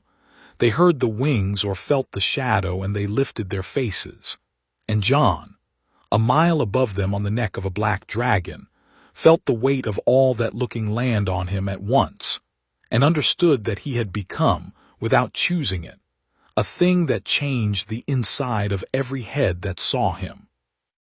Aegon did this, he thought, riding the high cold wind with the country small beneath him. 300 years ago he flew this same sky on Balerion, and every man who looked up rewrote his own future in the looking. They didn't bend the knee to his army. The army came after. They bent the knee to the looking up, to the simple fact of a thing in the sky that should not be there. That's the real conquest, not the burning. The burning's only for the ones too slow to finish the thought on their own. He did not burn anything. That was a choice, and he made it deliberately, the first true policy of the war he had not yet declared. He could have come north in fire, announced himself over King's Landing with a pass that turned the Red Keep's towers to slag, and some cold part of him, the part the grave had sharpened, knew that it would have worked. That terror was the swiftest currency a dragon spent. But he remembered Stannis, the last wise thing the dead king had said to a leaving bastard. Power eats that man first. You were once a man who opened a gate for strangers freezing in the snow. See that it doesn't. So Jon flew north and burned nothing and let the looking up do its work, and every league he flew, the rumor flew ahead of him faster than wings, and by the time he crossed the neck the whole of the north already knew, in the dark of its own heart, that something was coming home.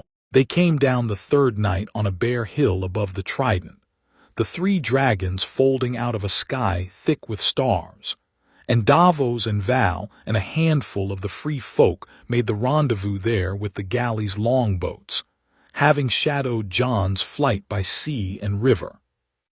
They built no fire. 3 dragons crouched on a hilltop made fire of any other kind an insult, and Jon sat with his back against Vhagar's warm flank and let Val put bread and hard cheese in his hands, because he had forgotten, again, to eat. "You've got the look," Val said, settling beside him with the easy unconcern of a woman who had decided a long time ago that dragons were simply large and let it go at that. "The one you had on the ship, the pole," she tore bread. "Davos thinks you should burn King's Landing on the way past. He didn't say it, but he thinks it. End the Southron Queen before she arms against you. He's not wrong by the cold reckoning of it." "He's not wrong," Jon agreed. "That's what makes it dangerous, the right and the easy lining up. They almost never do, and when they do, a clever man should hear an alarm." He looked at the dark line of the river, at the black country that had drunk his brother's war. "If I start by burning a city full of people who never chose Cersei Lannister, then I'm not the man who came home to save the North. I'm just the next thing it has to be afraid of. The North will follow fear for a season. It won't love it. And I'm going to need them to love it, Val, because love is the only thing that holds a host together when the dead come over the wall and there's no glory left, only the cold and the dying." He ate, because she was watching to be sure he did. "Burning's a door that only opens one way. Once I walk through it, every choice after is made by the man on the other side, and I've met that man in other people, and I don't want to be him." Val chewed and considered and nodded once, which from her was a whole speech. "Good," she said. "I'd have come anyway. But it's better coming with a man who knows where the door is." He came to White Harbor on the 9th day, in a hard gray snow, and the North got its first true look at the thing the rumor had promised. White Harbor was the only true city in the North, a place of pale stone walls and the great merman's court of House Manderley, and it sat at the mouth of the White Knife where the river met the cold green sea. Davos had gone ahead by ship, days past, carrying the word Jon had given him, and so when Jon brought the 3 dragons down out of the snow over the harbor, the walls were already lined with people, not fleeing, which told him Davos had done his work, but gathered, packed onto every rampart and rooftop and quay. 10,000 northern faces turned up into the falling snow to watch 3 dragons descend on their city. He brought them down slow. That was a courtesy and a calculation both. He could have come down fast and terrible. Instead he had Vhagar settle onto the broad stone of the outer harbor wall with a care that set the great black bulk down almost gently, and Salith fold herself onto a seaward tower, pale against the pale stone, and Mordrax, who frightened people most, the ashen patient one, he kept aloft, circling high, a precaution he did not name to himself but knew the shape of. Then Jon Snow climbed down off the neck of a black dragon onto the wall of the northern capital, a man with a burned face and a dead man's stillness and ghost padding white at his side, and he stood before the gathered north and let them look at him, and the looking was the loudest silence he had ever stood inside. Wyman Manderly came out to meet him. He was a vastly fat man, Lord Wyman, so fat that he had to be helped along by two strong men, and a lesser lord would have looked ridiculous beside a dragon. But there was nothing ridiculous in the small, shrewd eyes set in that great pale face, and nothing ridiculous in how the people parted for him. He came to the foot of the wall and looked up at Jon, and up at the black dragon behind him, whose head alone was longer than a man was tall, and the small shrewd eyes took the measure of all of it with the patience of a man who had spent his whole life pretending to be a fool so that clever men would underestimate him. They told me a dead bastard was coming north with 3 dragons, Lord Wyman said, in a high wheezing voice that carried further than a shout. I confess I did not believe the dragons. He looked at them a while longer. I find I believe them now, Lord Manderly. Jon came down off the wall, and the people drew back from him, and he let them. I'm told you've no love for the men who hold Winterfell. Love. The fat lord's eyes went flat and hard, and for an instant the fool was gone and the thing beneath it showed through, old and patient and full of grief. My son Wendell went to a wedding in the twins, Lord Snow. He went under guest right, with bread and salt in his belly, to see your brother wed his uncle to a Frey girl. He did not come home. They killed him with the rest, killed your brother, killed your lady mother, killed 300 Northmen who had eaten of their host's bread, and they sewed a wolf's head onto your brother's body and paraded it, and then they gave the north to the Boltons, who flay living men and hang them from their walls as a reward. The high voice had dropped to something that came up from the bottom of the sea.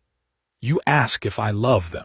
I have spent 2 years bending my knee to them and smiling and sending them my fish and my gold and choking on every mouthful, and dreaming, Lord Snow, every single night of the day a Stark would come back to the north and give me leave to stop pretending. He looked up at the dragons, and at the burned man, and at the white wolf. I did not think the Stark would come with fire, but I find I do not care how my vengeance arrives, so long as it arrives. The North remembers, Lord Snow. We have remembered for 2 years in silence, with our teeth in our own tongues. We are very tired of remembering quietly. It was, Jon thought, as clean a declaration of war as any lord had ever made, and the 10,000 on the walls had heard every word of it, and a sound was moving through them now, low and rising, the sound a people makes when it has been holding its breath for 2 years and is finally, dangerously, permitted to let it out. Then we'll make them remember us, Jon said, and pitched it to Carrie, because the looking up had done its work and now the words had to do theirs. I didn't come north to rule you. The North chooses its own. I came home because there's a war coming that's bigger than the Boltons, bigger than the crown, bigger than any of us. The dead are coming, my lords, the things beyond the wall, and I've seen them, and there isn't a host in the world that can meet them divided. So first we take back the North. We take back Winterfell. We hang the flayed man from his own walls. And then he turned and let them see the burned face hole, the white fire's mark. Then we turn and face the cold together with dragons the way it was faced in the first long night. That's what I'm offering, not a king. A chance to be on the right side of the only war that's ever truly mattered. He paused. Lord Manderly, my sister, Sansa, Davos sent you word. My riders are out, Lord Snow. The fat man's eyes softened a fraction. Every man I trust is in the snow looking for her, and the Bolton's riders are looking too, and it is a race I do not yet know the end of. But there is a thing you should know, and you will not like it. He gestured, and a man came forward through the crowd, a Northman, hard and weathered, with the look of the hills about him. This is Moore's Umber's man, come down from the last hearth. The Boltons have called the banners Lord Snow. They know you're coming, they've known for days, and they've sent out a thing they're calling a letter to every keep in the north, sealed with the flayed man, and I think you had best read it before you decide how gently to come at them. He held out a parchment, and Jon took it and read it, and the snow fell on the words, and the thing in him that had flown a country burning nothing went very still and very cold. The letter was from Ramsay Bolton. It was addressed to the bastard Jon Snow, and it was full of the particular foulness of a man who had never once in his life been told no. And it said, in the gloating sprawl of a hand that pressed too hard, that the Boltons knew he was coming, that they had his sister's husband's people, and would have his sister soon, that they did not fear his beasts, because the crown had sent them iron enough to fill the sky with bolts, and that when they had killed his dragons, they would feed them to their dogs, and keep his burned skin for a cloak. It called him a coward and a deserter and a thing born of a tower's shame. It demanded his surrender and named the price of refusal in detail, and it was signed, Ramsay Bolton, true-born Lord of Winterfell, and below that, in a different, smaller pressure, as though added as an afterthought by a man who could not help himself, I will have my bride back. You have something that is mine. Jon read it twice. The snow gathered on the parchment. Behind him, Hager stirred on the wall, feeling down the bond, the cold thing rising in his rider, and a low grinding sound came up out of the black dragon's chest, and the people nearest drew back, and Ghost's hackles lifted along his white spine. His bride, Jon said quietly. Sansa Stark, Lord Manderley said, equally quiet. They wed her to the bastard, Lord Snow, to give the Bolton claim to Winterfell the color of Stark blood.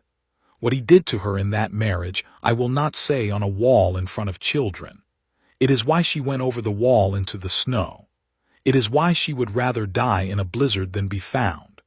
That is the man who holds your home and your sister's marriage and the whole of the north. And that, the fat lord nodded at the letter going wet in Jon's hand, is how he speaks to a man with 3 dragons. He is not afraid of you, Lord Snow. That is either the bravest thing I have ever heard of, or the stupidest, and in my experience the two are very often the same thing wearing different boots. Jon folded the letter. He did it carefully and put it inside his blacks against the skin, where another letter had once ridden warm, Sam's letter, the one that had named his mother and his blood and started all of this, and he felt the two of them there together, the one that had told him who he was and the one that told him what he had come home to. No, Jon said. He's not afraid. Not yet. He turned and looked north and west into the snow, toward a castle he had been born in the shadow of and never thought to hold, where a man who flayed people alive wore his brother's seat and waited with a forest of crown-sent iron and called Sansa Stark his bride. Let's go and teach him. The raven came that night, white against the dark, and it carried Oldtown's seal in Sam's cramped, careful hand, and it told Jon 2 things, and both of them changed the weight of the road ahead. The first was confirmation. Sam had found it, the marriage, the annulment, the entry a Meister had made in a private register, and a Citadel Archmeister had buried, the year of the false spring and a prince and a stolen Stark girl who had not been stolen at all.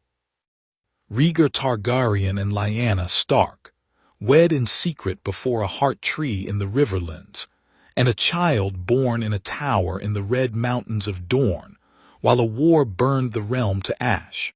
Eddard Stark had ridden into that tower and found his sister dying in a bed of blood, and ridden out with a baby and a lie that cost him a piece of his honor every day he kept it, and kept it anyway, because the alternative was a usurper's men putting the babe to the sword as they had put Rhaegar's other children. "I am sure now," Sam wrote, "as sure as a man can be of a thing dead men carried to their graves. You are not Ned Stark's bastard, Jon. You never were. You are his sister's son, true-born, the blood of the dragon and the blood of the wolf, and there is no one left alive with a better claim to anything in this whole broken country. I am frightened of what that means. I think you should be too." Jon read it by a single candle in a high room of the merman's court, with Ghost a white weight against his leg and the sea breathing against the harbor wall below, and he found that the certainty did not feel as he had thought it would, across all those years of wondering at his father's silence. It did not feel like a door opening. It felt like a door closing softly behind him, the last small possibility that he might still, someday, be only Jon, only a man, only the bastard who could lay the burden down and walk away. That door was shut now. He folded Sam's letter and put it with the other two against his skin. 3 letters now, the whole architecture of who he was carried over his heart, and he understood that he would tell no one yet, exactly as Sansa had counseled, and that the not telling was its own kind of weight. The second thing the raven carried was worse, and it was the reason Jon did not sleep that night at all. Sam had written it last in a hand grown unsteady. "The wall, Jon. The ravens from Castle Black have stopped, not slowed." They stopped. The last that came south, a moon ago, spoke of lights in the haunted forest, of the dead gathering in the passes, of the free folk who stayed beyond the wall going silent one camp at a time. Then nothing. The Citadel is pretending it means the storms have closed the roads. The Citadel pretends a great many things, but you have seen what I have only read about, and you know what silence from the wall means in the deep of a winter like this one. It is coming. It may already have begun. Whatever you are doing in the north, brother, do it quickly, because the thing we both fear is no longer a thing in a book. Jon stood at the window with the letter in his hand and looked north into the dark, past the harbor and the snow-buried hills, toward a wall 1,000 leagues off where the men he had died serving kept a watch that might already have failed, and the cold accountant in him laid the whole grim sum out plain. He had 3 dragons and half a kingdom and a sister, and a name his father had died to hide, and he had a war for Winterfell still to fight, and a war with the Southrun Queen waiting beyond it, and behind all of it, patient as the white dragon in the root of the mountain, the thing that did not care which banner a man died under, gathering its dead in the passes, while the kingdoms of men squabbled over a chair. Every day spent on the Boltons was a day the cold came nearer. Every man burned at Winterfell was a man who would not stand at the wall when the wall needed standing. There was no version of the arithmetic that came out clean. There was only the order of the fighting and the speed of it, and the praying that he could settle the living before the dead arrived to settle everyone. "They're already coming," he said aloud to Ghost, to the dark, to the north. The wolf lifted his head and looked where Jon looked and made a low sound and did not howl. "We don't have until spring. We may not have until the thaw. We take Winterfell, and then we go to the wall, and the South can do what it likes in the meantime, because the South doesn't believe in the only thing that's actually going to kill it." He breathed out, slow, watching it fog the cold glass. "Gods help me. I came home to take a castle, and the whole time the clock was the end of the world."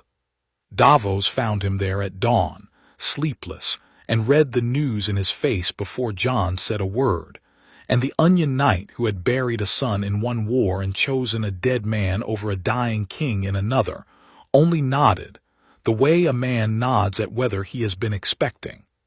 "Then we don't waste the winter, my lord," he said. "We march on Winterfell while the Lord's blood is up, and the rumor of your dragons is still doing half the work. The Crown's fleet will come in the spring. The Queen's not fool enough to send ships into northern storms before the thaw.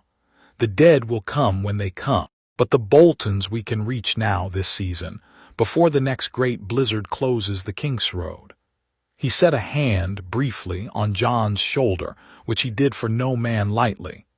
"One war at a time. It's the only way a man fights 3 of them and stays sane." Above the harbor, Mordrax wheeled once in the falling snow, ashen and patient, and made its dry sliding sound into the gray, and 10,000 Northmen heard it and felt the cold of it in their teeth, and did not run, because for the first time in 2 years the thing that frightened them was, at long last, on their side. Chapter 7. In Chapter 8, The Lords of Winter. Sansa came to White Harbor 4 days later, half dead in a fishwife's cart, and Jon learned that the hardest thing about a homecoming was that the people you came home to had become strangers in your absence, and so had you.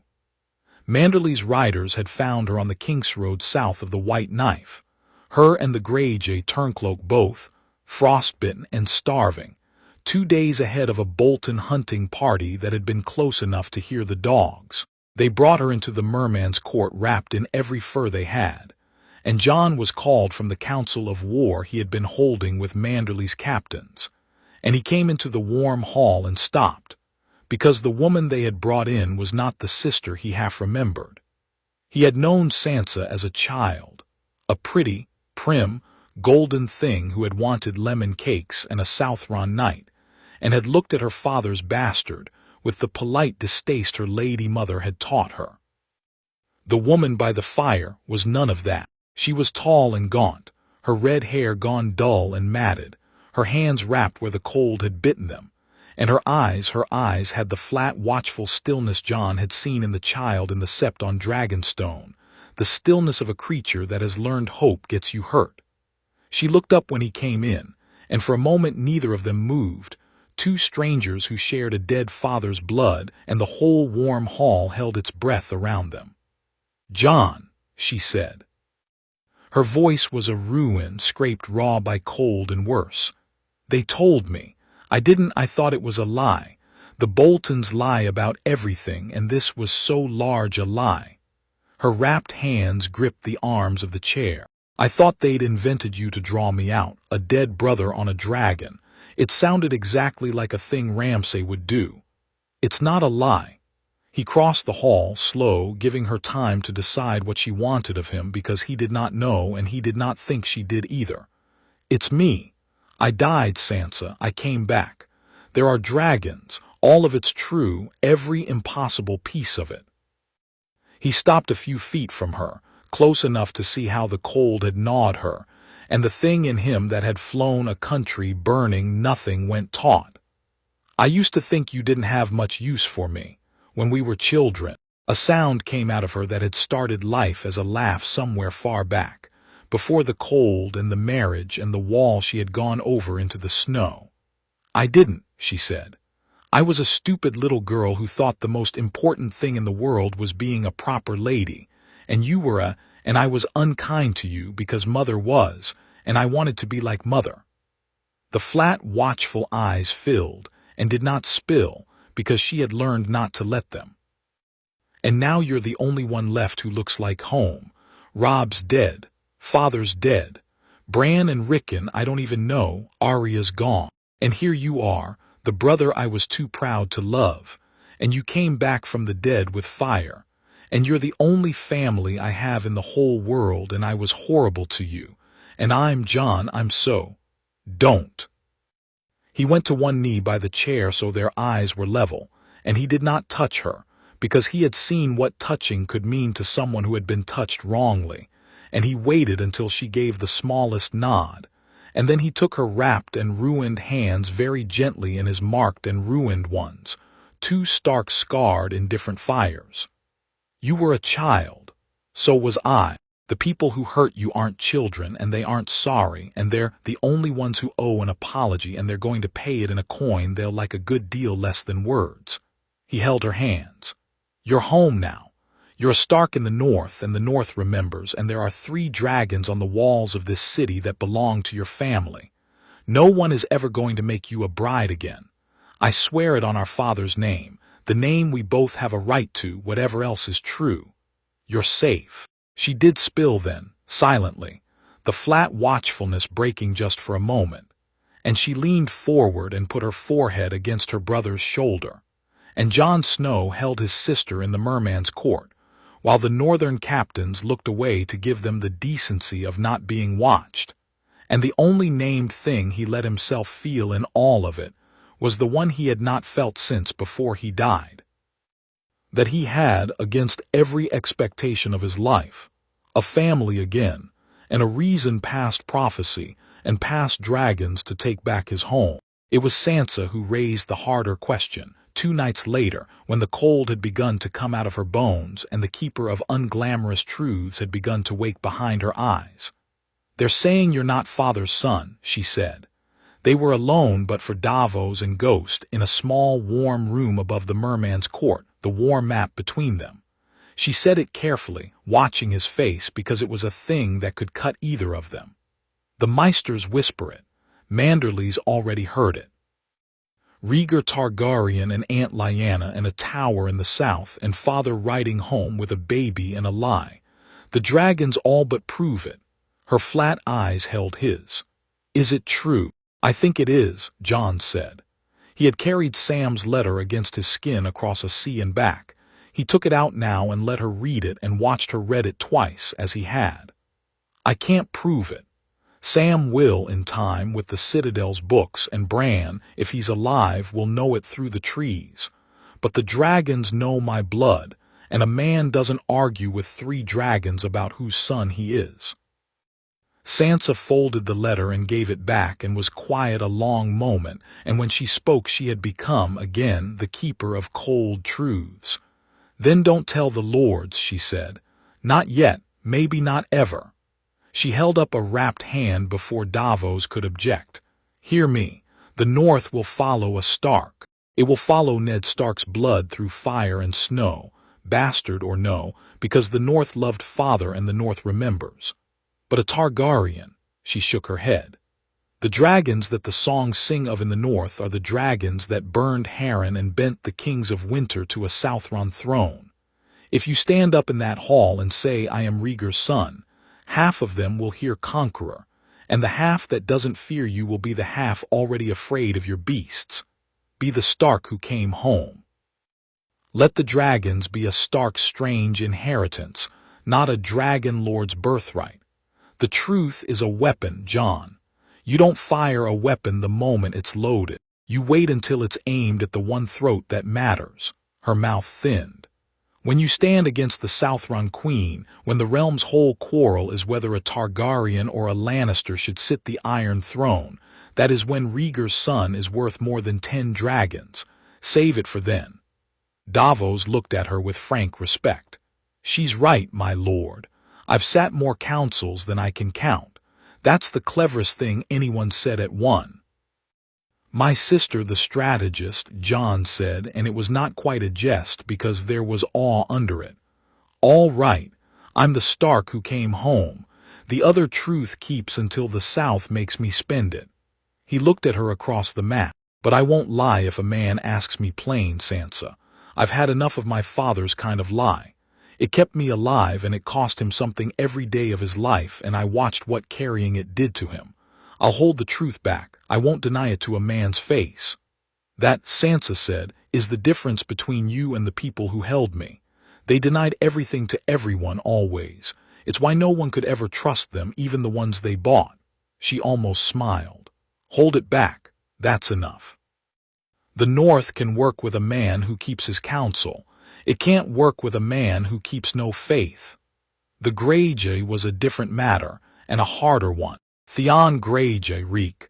The Boltons had named him, and he answered to it still, flinching before he remembered himself, was a wreck of a man, missing fingers and teeth, and most of whatever he had once been, and the northern lords wanted him dead. He had taken Winterfell. In the war, he had been Robb's friend and betrayed him.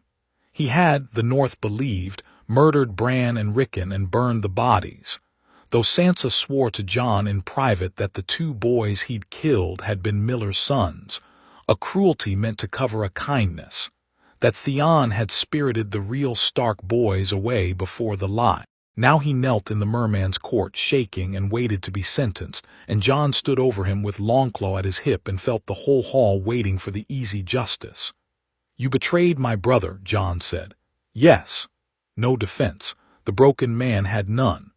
"I betrayed Robb. I betrayed your family. There's nothing you can say I haven't said to myself in the dark every night for 2 years. I helped your sister over the wall. It doesn't balance. Nothing balances it. I know what I am."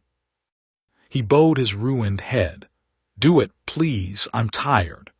And there it was, the easy thing, the thing the hall wanted, the thing a colder man would have done without a second thought. Jon looked at the wreck kneeling in front of him and thought about justice, which was a clean word men used for the things they wanted to do anyway.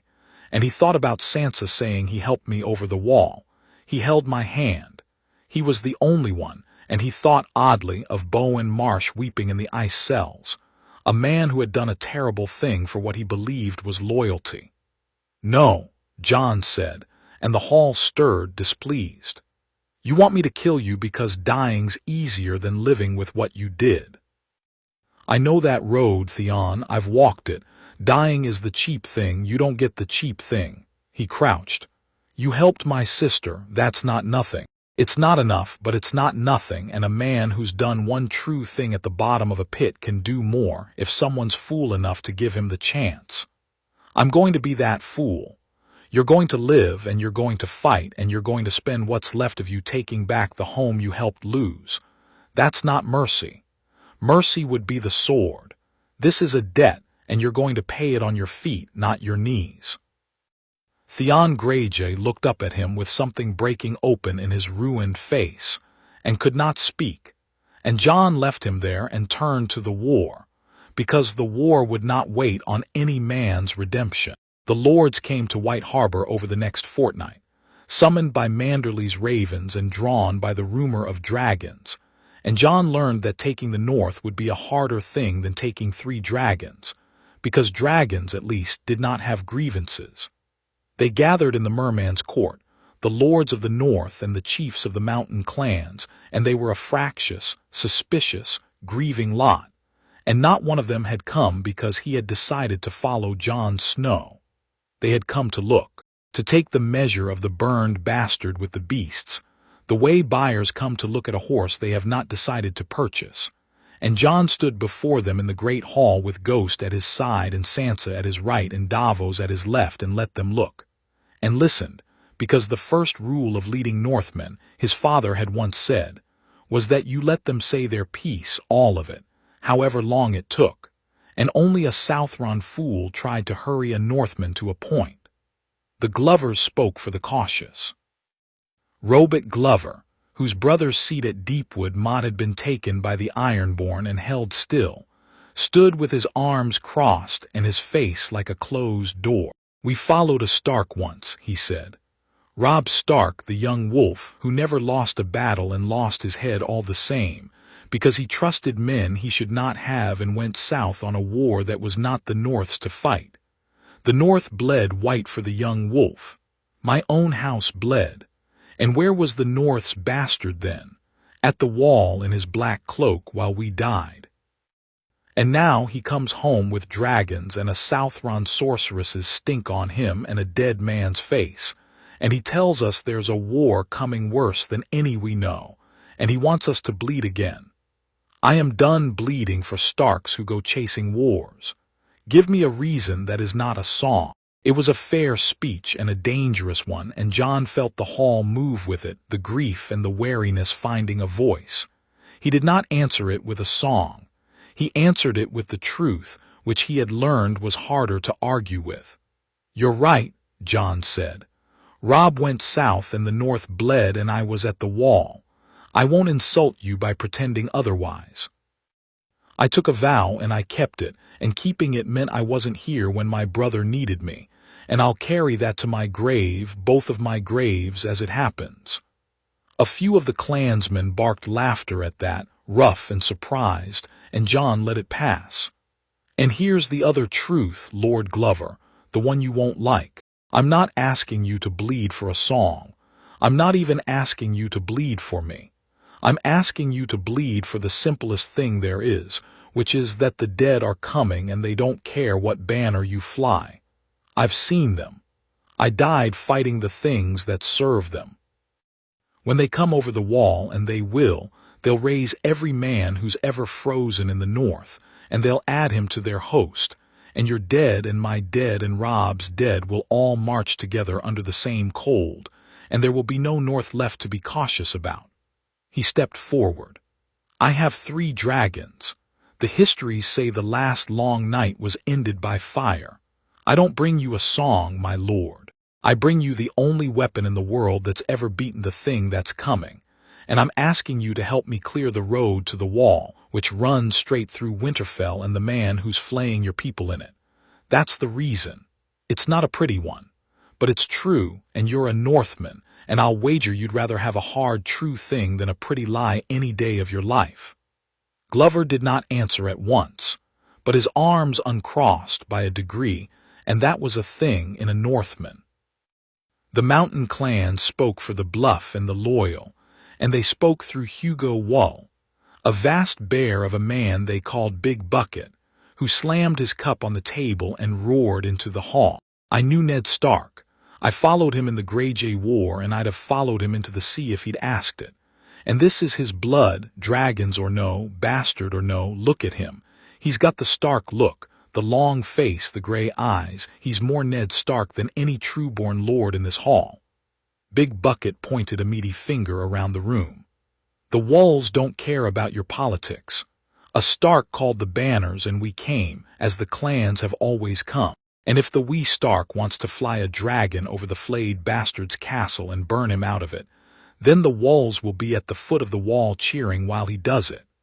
He sat, to a rumble of agreement from the Norries and the Littles and the Flints, hard hill men who had never in 300 years needed more reason to fight than a Stark and a grievance.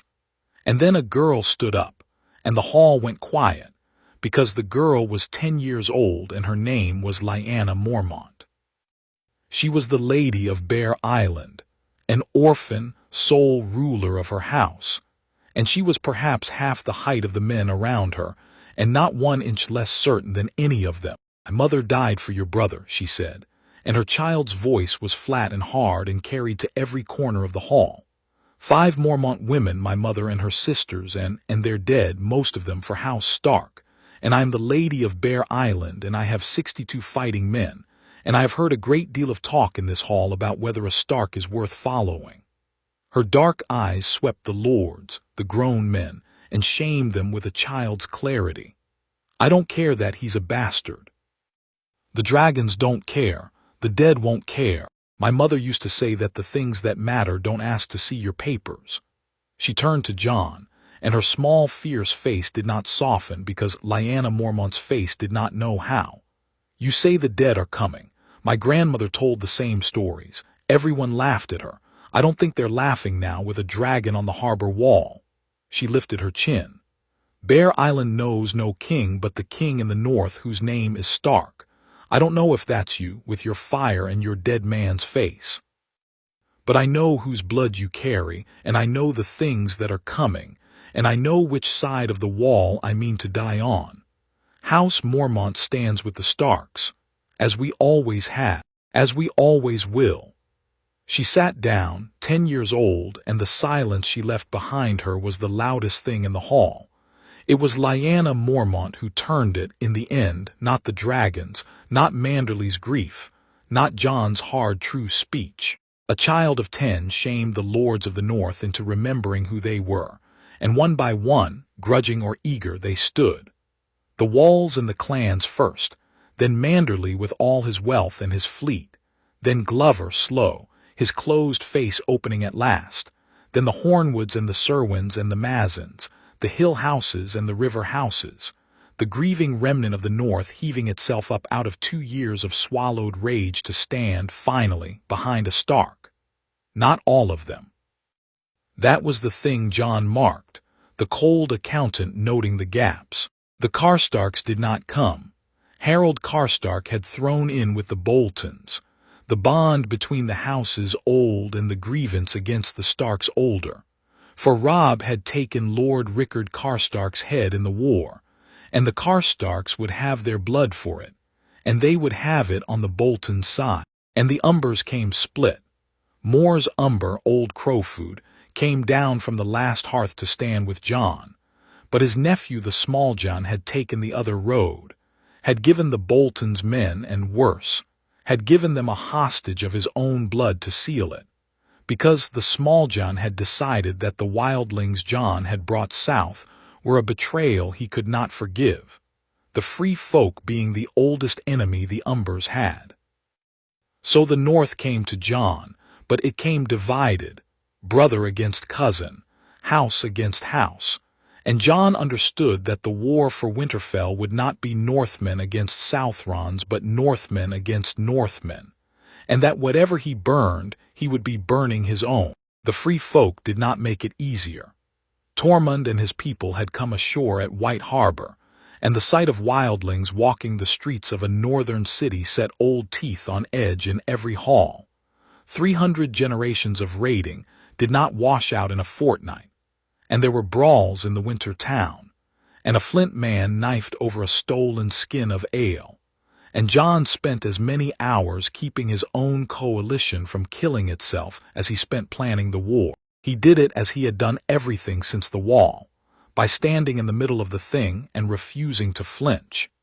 He made Tormund swear the free folk to the same law as the Northmen, made the northern lords grant the free folk land south of the Wall in exchange for their spears, and stood between the two old enemies and told them plainly that the dead did not care which of them had raided whose grandmother, and that a man who started a feud in his host would answer to the dragons.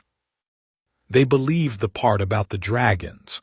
It was, Jon reflected, a poor foundation for a peace, fear of a beast, but it would hold long enough, and sometimes long enough was the only kind of peace a war allowed.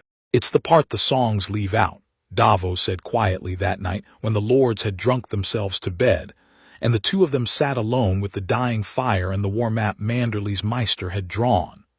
Conquest. They make it sound clean. The dragon comes, the wicked lord burns, the good people cheer. They never tell you the wicked lord has cousins, and the cousins have reasons, and half the men you'll burn at Winterfell will be Northmen who chose wrong for reasons that made sense to them at the time. He looked at Jon across the map. You'll have to burn them anyway, you know that. The Karstarks, the Small Jon's men, whatever the Boltons throw in front of you. There's no dragon's road to Winterfell that doesn't run over your own people. I know. Jon looked at the map, at the carved keep of Winterfell sitting in the heart of the north, at the rivers and the roads and the white waste of winter between here and there. That's why I'm not going to lead with the dragons. Davos blinked. Say that again, slowly, for the old smuggler. The dragons are the last argument, not the first. Jon traced the King's Road north with one marked finger. If I fly to Winterfell and burn the Bolton host in the field, I win the battle and I lose the north. The lords who stood up for me today did it because I told them a hard, true thing about the dead and the war that's coming. They did not do it because they want to follow a man who solves his problems by raining fire on Northmen. The moment they see me do that, really see it, the smell of it, the glass where men used to be, some part of every one of them starts counting the days until I do it to them. He shook his head. Aegon could rule by fire because Aegon was a conqueror and the realm was strangers to him. I'm not conquering the north. I'm trying to belong to it. That's a harder thing and fire won't buy it. He looked up, and the firelight caught the white scar down his face. So we fight it like a war, Davos. Northmen and free folk and a smuggler's cunning. We use the dragons to even the iron the crown sent the Boltons, the scorpions, the bolts, the walls, and to break them at the end, when breaking them saves more lives than it costs. But the North has to see me win it as a man first, with them, beside them, bleeding the same snow. The dragons are how I save the world. They can't be how I take my home. If the North only follows me because it's afraid of what's on the walls, then I haven't come home at all. I've just conquered the place I was born, and that's a thing I'd rather die again than do." Davos was quiet a long moment, and then he did the thing he had done on the mountain, except this time Jon let him. He inclined his head, slow, a smuggler's bow, the respect of a hard old man for a hard true thing. "Stannis would have burned them all and called it justice," he said, and gone to his grave certain he was right and alone. He looked at the fire. "You're a better man than my last king, Jon Snow. I hope to all 7 gods and the Red One too that it doesn't get you killed. Better men die first in my experience. It's the one consistent thing about the world." "Then I'll have to be a better man and a luckier one," Jon said. "Sansa's already drawing up the cunning. She knows the Boltons. She lived with them. She knows how Ramsay thinks, which is worse than knowing how he fights. She says he can't bear to be made to look weak, that he'll throw away every advantage of his walls to prove he's not afraid, that the surest way to beat him is to make him come out and meet us in the field where his pride lives instead of his strength. That's worth more than a dragon, that knowledge. The dragons can't tell me how a man's mind breaks. She can." He almost smiled and let it go. "My little sister, the one who wanted lemon cakes. She came out of that castle with the one weapon I couldn't have brought from Dragonstone. I'd have walked into Ramsay's trap and burned my way out of it and lost half the North's love doing it. She's going to walk me around the trap instead." Outside, on the harbor wall, the 3 dragons stirred in the cold dark, and the people of White Harbor, growing used to them now, no longer ran when Hagar shifted his great bulk or saileth keen from her tower. And far to the west, in a castle of grey stone, a man who flayed people alive read the reports of his riders. A Stark at White Harbor, the dragon's reel, the lords gathering, the bride found and lost again. And Ramsay Bolton, who had never once in his life been told no, smiled the smile of a man who has decided that the larger the thing he breaks, the more it proves he cannot be broken, and began in the cold and the dark. To plan the welcome he would give the bastard who thought a few beasts could take what was his. Chapter 8 End Chapter 9. The cost of fire. Winter fought for the Boltons. That was the lesson of the march, and the North paid for it in men before they ever saw the walls of Winterfell. Jon had imagined the dragons would make the campaign short. He had been a fool to imagine it, and Davos and the storms taught him better. A dragon was a creature of fire and cold had been at war since before the first dawn, and in the deep of a northern winter, the cold had the upper hand more days than not. When the blizzards came down off the wall, and they came every 3rd day, white walls of wind that buried the Kingsroad and froze men in their sleep, the dragons could not fly. Hagar could climb above the lower storms, but he could not see the ground through them, and a dragon that cannot see the ground is a blind weapon that burns whatever happens to be beneath it, friend and foe alike. Saelith's long wings filled with ice and grew heavy. Mordrak suffered worst of all. The Ashen One ran hottest, and the snow that melted on his scales refroze in the joints of his wings, and after the first hard storm he would not fly in falling snow at all, would only crouch and hiss and wait for the weather to break. "It's the oldest war," Jon said to Tormund, hunched in a tent with the canvas screaming in the wind on the 4th day of a storm that had cost them 11 men frozen and 100 more with the black rot starting in their toes. "Fire and ice. I keep thinking the dragons are the answer to the cold, and the cold keeps reminding me they're the thing it was made to put out." He looked at his marked hands. "Maybe that's why the others come in winter. Not chance. Strategy. They come when the fire's weakest. They're cleverer than the songs let on." "Everything's cleverer than the songs let on," Tormund said, passing him the skin. "That's why I never trusted a song. Drink. The men need to see you drink and not look like a man counting his own dead." He was counting his own dead. That was the thing the march had made of him, The thing Stannis had warned about wearing a different face. Not power eating the man who opened the gate, but grief doing it, the slow accumulation of names. The 11 frozen. The 100 rotting.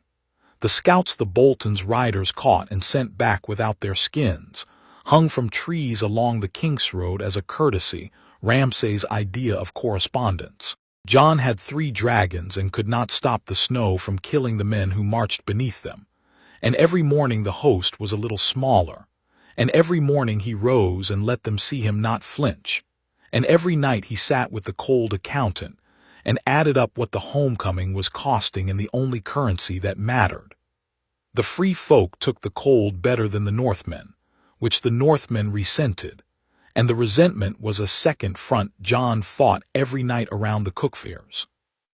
The wildlings knew how to march in winter, how to build a snow wall to break the wind, how to keep a man's feet from the rot, how to sleep packed like wolves and lose no one to the dark. They taught the Lord's men what they knew, and the teaching did more to bind the host together than any speech of Jon's, because there is no faster way to trust a man than to learn from him, the trick that keeps you alive. By the time the host came down out of the worst of the snows, a flint and a spearwife who had nearly knifed each other at White Harbor were marching under the same hide, and Jon marked it, and let himself believe for an hour that the thing he was building might outlast the war that built it. They came in sight of Winterfell on a gray, still morning after the storms broke, and the Boltons were waiting for them in the field, and that was the first wrong thing. "He's come out," Sansa said. She sat her horse beside Jon on the ridge, wrapped in gray and white, and she looked down at the host arrayed before the castle with the flat, watchful stillness she had brought out of her marriage. Roose would never. Roose would sit behind those walls and let the winter eat us and Sally when we were weak. Ramsay's come out into the open field. Her breath smoked in the cold. Which means Roose is dead. Ramsay's killed his father. It's the only way he gets to make this choice. A pause. And it means I was right about him. He can't bear to win the safe way. He has to prove he's not afraid of your dragons by beating them in the open, where everyone can see. He's given up the one advantage that might have saved him those walls for his pride. She turned to Jon. He's also not a fool, whatever else he is. If he's come out, he thinks he's found a way to make the open field a trap. Look at his lines. What do you see? Jon looked. He had learned war at the wall against wildlings and worse, and he had Davos's eye and Tormund's beside his own, and what he saw made the cold accountant sit up. The Bolton host was arrayed in a deep crescent, the flayed man banners thick in the center, and on either wing, set back, were bodies of men under banners Jon did not at first know, and then did. The Karstark sunburst, the Umber chains, the Smalljuns half of the house. And before the whole array, planted in the frozen earth in a long bristling line, half hidden behind hide screens and earthworks, were the engines. Scorpions, the great crossbows, scores of them, more iron than Jon had thought the crown could ship in a year, their bolts as long as spears, their crews huddled and waiting, their arms cranked back and aimed not at the ground but at the sky. "There's your forest of iron," Davos said grimly. Cersei kept her word to the Boltons. "That's every scorpion from here to King's Landing. He wants you to fly. He's daring you to. The whole crescent's a lure. He's put his weakest men in the center, the ones he doesn't mind losing, to draw your charge, and the wings are the trap, and the scorpions are for the moment you lose patience and put a dragon in the sky to even it." Davos spat. "He's read you, Jon. He's read that you'd rather not burn Northmen. He's counting on you fighting it as a man on the ground, and he's built a field where the man loses, so that you'll have to reach for the dragons, and the dragons fly into the iron. It's a good trap. I'll say that for the flaying bastard. It's a clever, evil, good trap." "Then we don't spring it," Jon said. "Not the way he's drawn it." He turned to Sansa. "You said he can't bear to look weak. You said his pride is the lever. How do I pull it?" Sansa was quiet a moment, looking down at the man who had been her husband, who had hunted her with dogs, who flayed people for the pleasure of it. "Make him chase." she said finally. He's brought his whole strength out to crush you in one stroke and prove he's the greater man. If you don't give him the battle he's built, if you make him come to you, off his ground, away from his engines, his pride won't let him wait. He'll think you're afraid. He'll think you're running. And a man like Ramsay can't let a thing he's decided to break get away from him. He'll come off his earthworks to chase you, and he'll drag his scorpions out of position to do it, and somewhere in the chasing he'll make the mistake he's too proud to know he's making. She met Jon's eyes. But you'll have to dangle something he wants badly enough, bait he can't refuse. He wants two things, Jon said slowly. He wants the dragons dead, and he wants you back. He saw her flinch, the smallest movement quickly stilled, and hated himself for the saying of it. I'm sorry. But it's true, and you knew it before I said it. He signed his letter wanting his bride back. If he saw a chance to take you, really saw it, close in reach, would his pride let him pass it up? No, Sansa said, very steady, very pale. It wouldn't, and I'll be the bait if that's what it takes. I went over a wall into a blizzard to get away from him. I can sit a horse in a field to end him. She lifted her chin, and in that moment she looked, Jon thought, more like their father than any of them. But you'd better not lose me, Jon. I've been the thing men fought over my whole life, the prize, the pawn. If I do it one more time, it's the last time, and it's on my terms, and you bring me home after. Swear it. I swear it, Jon said. They argued it through the night, the captains and the clan chiefs in Tormund and Davos, and in the end the plan was Sansa's and the risk was the host's, and the host took it, because the alternative was to feed itself into Ramsay's crescent piece by piece, while the scorpions waited for the sky. They would offer Ramsay the chase. They would offer him the prize. And they would gamble the whole of the North on a flayed bastard's inability to leave a broken thing alone. The battle that men would later call the battle in the snow began with a lie, and the lie was Sansa. They drew the Bolton host out with a feint that was 3 parts truth. Jon's van advancing on the crescent as if to take the bait, Tormund and the free folk and the mountain clans howling forward through the snow, and the Bolton center giving ground, drawing them on, the trap closing exactly as Ramsay had drawn it. And then, at the moment the wings began to fold in, when the Karstarks and the Smaljun's umbers started their envelopment, and the scorpions swung to cover a sky that held no dragons yet, a single rider broke from the high ground to the east under a gray direwolf banner, a slight figure in gray and white on a fast horse, riding hard along the flank of the field, alone, fleeing, Sansa, or a spearwife of Val's in Sansa's cloak, riding bait across the open snow within sight of the man who had hunted her with dogs. It worked because Sansa had known it would, because she had lived in the head of the thing she was baiting. Ramsay Bolton saw his bride break cover and run, and the trap he had spent a fortnight building went out of his head between one breath and the next, because his pride could not abide the sight of the thing he had decided to own getting away from him in front of his whole host.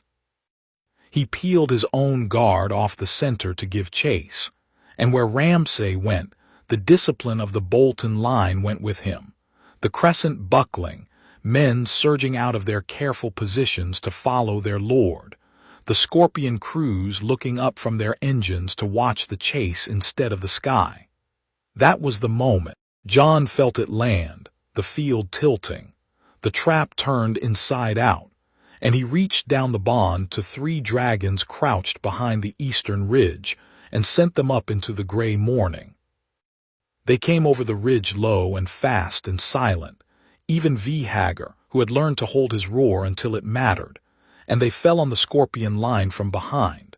From the one direction the engines were not aimed, and Jon, on Hagar's neck with the wind tearing at his burned face, gave the command he had been dreading and rationing, and saving for the moment it would cost the fewest lives, and Hagar opened his jaws and the field learned what fire was.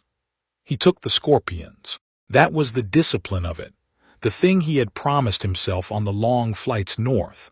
Not the men, not the levies, not the frightened northern boys the Boltons had pressed into the line, but the engines, the iron, the crown's forest of bolts.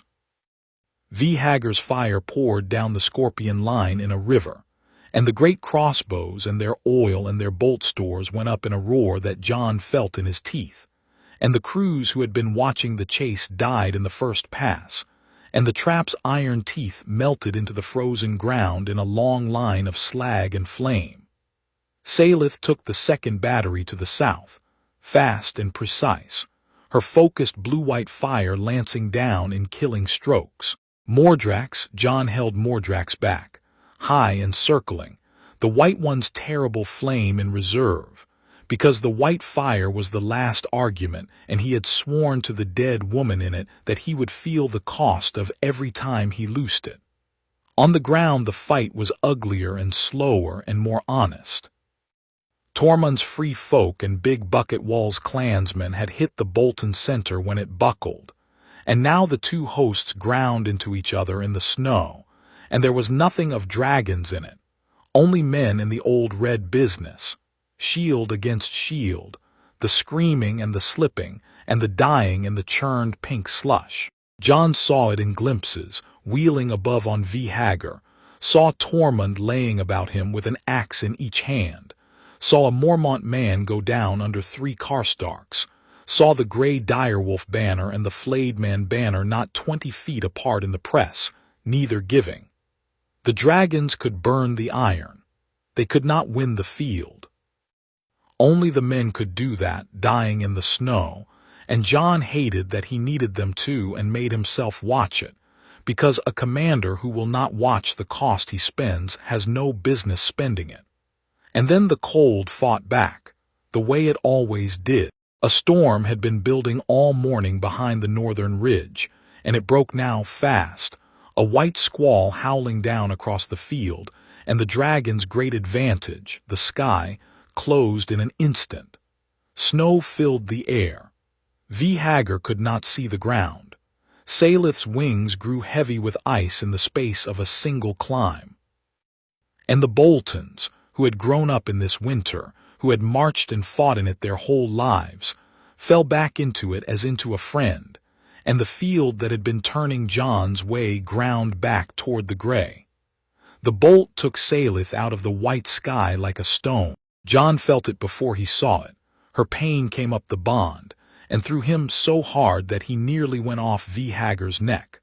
A white agony that was hers and his at once, and he wrenched around in the storm to find her, and saw the pale dragon falter in the air with a scorpion bolt buried to the fletching in the joint of her left wing, where the wing met the body, the one place a careful rider learns to guard, and the storm had made impossible to guard. One battery had survived off to the east, hidden by the squall, and it had loosed blind into the snow, and the gods of the cold had guided the bolt home.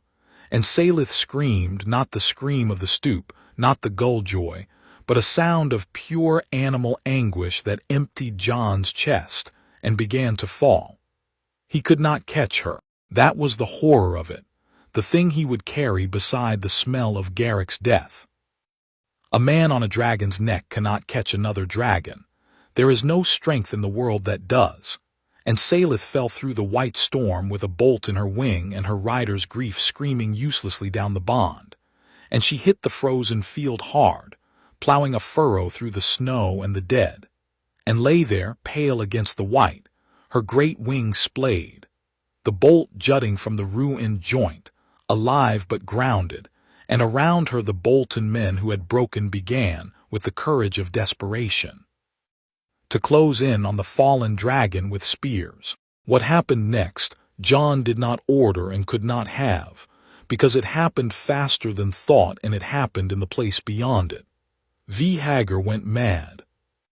The Black Bull felt his sister of the clutch fall, felt her pain through the net of the bond that Jon's blood held together, and the grief and rage of it tore out of him in a roar that flattened the snow and stopped the battle for the length of a heartbeat, and he dropped out of the storm toward the men closing on Salith, and there was no holding him. No command Jon could push down the bond that the black dragon would have heard through that much fury. Vhagar came down over his fallen sister and loosed his fire on the men around her. And they were not scorpions, they were men, frightened northern men, and they died in the river of flame. And the smell came up through the storm. And Jon Snow, on the neck of a dragon he could not control, in the heart of a battle he was winning at a cost he had sworn never to pay, understood at last, and completely, the thing the white dragon had promised him in the root of the mountain. You will feel the price of everything you do. The other two will let you forget what fire costs. I will not. He felt it. He felt every man Vhagar burned in his grief, because the bond ran both ways and the grief was Jon's too. And he did not look away, because looking away was the cheap thing, and he had sworn off the cheap thing the night he watched a boy run. He brought Vhagar down beside the fallen Saleth, and he climbed off the black neck into the snow, and the dying, and he went to his wounded dragon on foot, through a battlefield, because she was his, and she had caught him off a cliff, and a man does not leave the thing that caught him to die alone in the snow. The Bolton spearmen who had survived Vhagar's grief broke and ran. Tormund and the free folk and Big Bucket Wool's clansmen came howling through the storm to form a ring of steel around the fallen dragon, and the battle eddied and broke against that ring. And Jon knelt in the bloody snow by Saleth's great pale head and put his marked hand on her storm-gray jaw, cool even now, cooling, and felt her pain and her fear, and underneath it, the thing that undid him, her trust, the same trust that had thrown her off a cliff to catch him. Looking up at him now out of pale gold eyes gone dim with agony, asking him, in the only language they shared, to make it stop, to make it better, to be the keystone she had decided to believe in. "I've got you," Jon said, his voice gone to nothing. "I've got you. Hold on. Don't you dare hold on." The bolt could not be drawn in the field, not in the storm, not with the battle still grinding around them, but it could be broken off, and the wound packed, and Davos was there suddenly with the Maester Manderly had sent, and a dozen men with fire and pitch and clean linen, working over the wound in the howling snow, while the ring of Northmen and free folk held the line around them. And Saleth screamed and thrashed, and Jon lay across her neck pouring everything he had down the bond, every scrap of calm and will and love he could find in himself, holding the pale dragon to the world by main force of the joining. And slowly, slowly she stilled, and the bleeding slowed, and she lived. The Boltons broke before the dragon did. That was the shape of it in the end, the thing the singers would simplify. Ramsay's chase had pulled his host apart. Jon's dragons had burned the crown's iron. The storm had grounded the fire, and the Boltons had nearly turned it back. And then the fall of Saleth had brought Vhagar down in a grief that burned a hole through the Bolton center. And into that hole had poured the free folk and the clans and the grieving north. And the Bolton host, leaderless where Ramsay had ridden off chasing a bride who was not there, came apart in the snow. The Karstarks died in the field, most of them refusing quarter, paying the old blood debt to the last. The Smalljohn's umbers broke and ran for Winterfell. The crowned scorpions were slag, and Ramsay Bolton, who had chased a spearwife in a gray cloak halfway across the field before he understood the bait, turned at last and saw his host dissolving and his trap burned, and 3 dragons, 2 flying, 1 fallen but living, between him and the open north, and did the thing his pride had sworn he would never do. He ran for the walls. He gathered what guard he could, and he fled back to Winterfell, and he pulled the gates shut behind him. The gates of the castle Jon Snow had been born in the shadow of, and he stood on the walls of the Stark seat with the last of his strength, and the bodies of the flayed hung from the battlements and Sansa's people. The real Sansa, safe on the eastern ridge, watching within his sight at last, and he did not surrender, because surrender was a thing for men who could imagine being beaten. And Ramsay Bolton, had never once in his life imagined it. Night came down on the field, and the storm blew itself out, and Jon Snow sat in the bloody snow with his wounded dragon's great head in his lap, and looked across the broken battlefield at the gray walls of his home, lit now with the Bolton's torches, the flayed man banner still flying, the gates shut, the last of his enemy gone to ground in the one place in all the north that meant the most to take. The cost was laid out around him in the snow, and he made himself count it, because the counting was the only honest thing left at the end of such a day. Hundreds of his own dead, hundreds of Northmen on the other side, men who had chosen wrong for reasons that made sense to them, burned and broken and frozen. Moore's Umber, old Crowfoot, dead in the press, having lived just long enough to kill 3 of his own grandnephew's men. The free folk thinned. The clans bled. And Salith, his huntress, the one he had won with patience, the one that had thrown herself off a cliff for him, grounded, wounded, perhaps crippled, breathing in long shudders with a broken bolt in her wing and her pale gold eyes fixed on her rider in the dark. "We won," Tormund said, dropping down beside him in the snow, exhausted, bloody, alive. "You know that, Crow. Look at the field. The Boltons are broken. The bastards run to his hole. The North held. We won." "I know," Jon said. He had his hand on Salith's jaw, and he did not take it away. He looked at the gray walls of Winterfell, at his home, at the last shut gate between him and the end of it. And the only named thing he let himself feel in all of that long red day was the one the white dragon had given him in the root of the mountain, the one he had sworn to carry. Not triumph, not relief, but grief, clean, whole, earned grief. For the dead on both sides of a field, for a wounded dragon, for a north that he was taking back one burned man at a time. "We won," he said again, quiet to the dark, to the wounded thing in his lap, to the home that was almost his. Now comes the hard part. Val came to him in the dark, picking her way across the field through the dead, and she did not offer him comfort, because the free folk knew better than to offer a man comfort over a thing that was not yet finished. She crouched beside him in the bloody snow and looked at the wounded dragon and the shut gray walls and the torches of the men who had broken and run inside them, and she was quiet a while.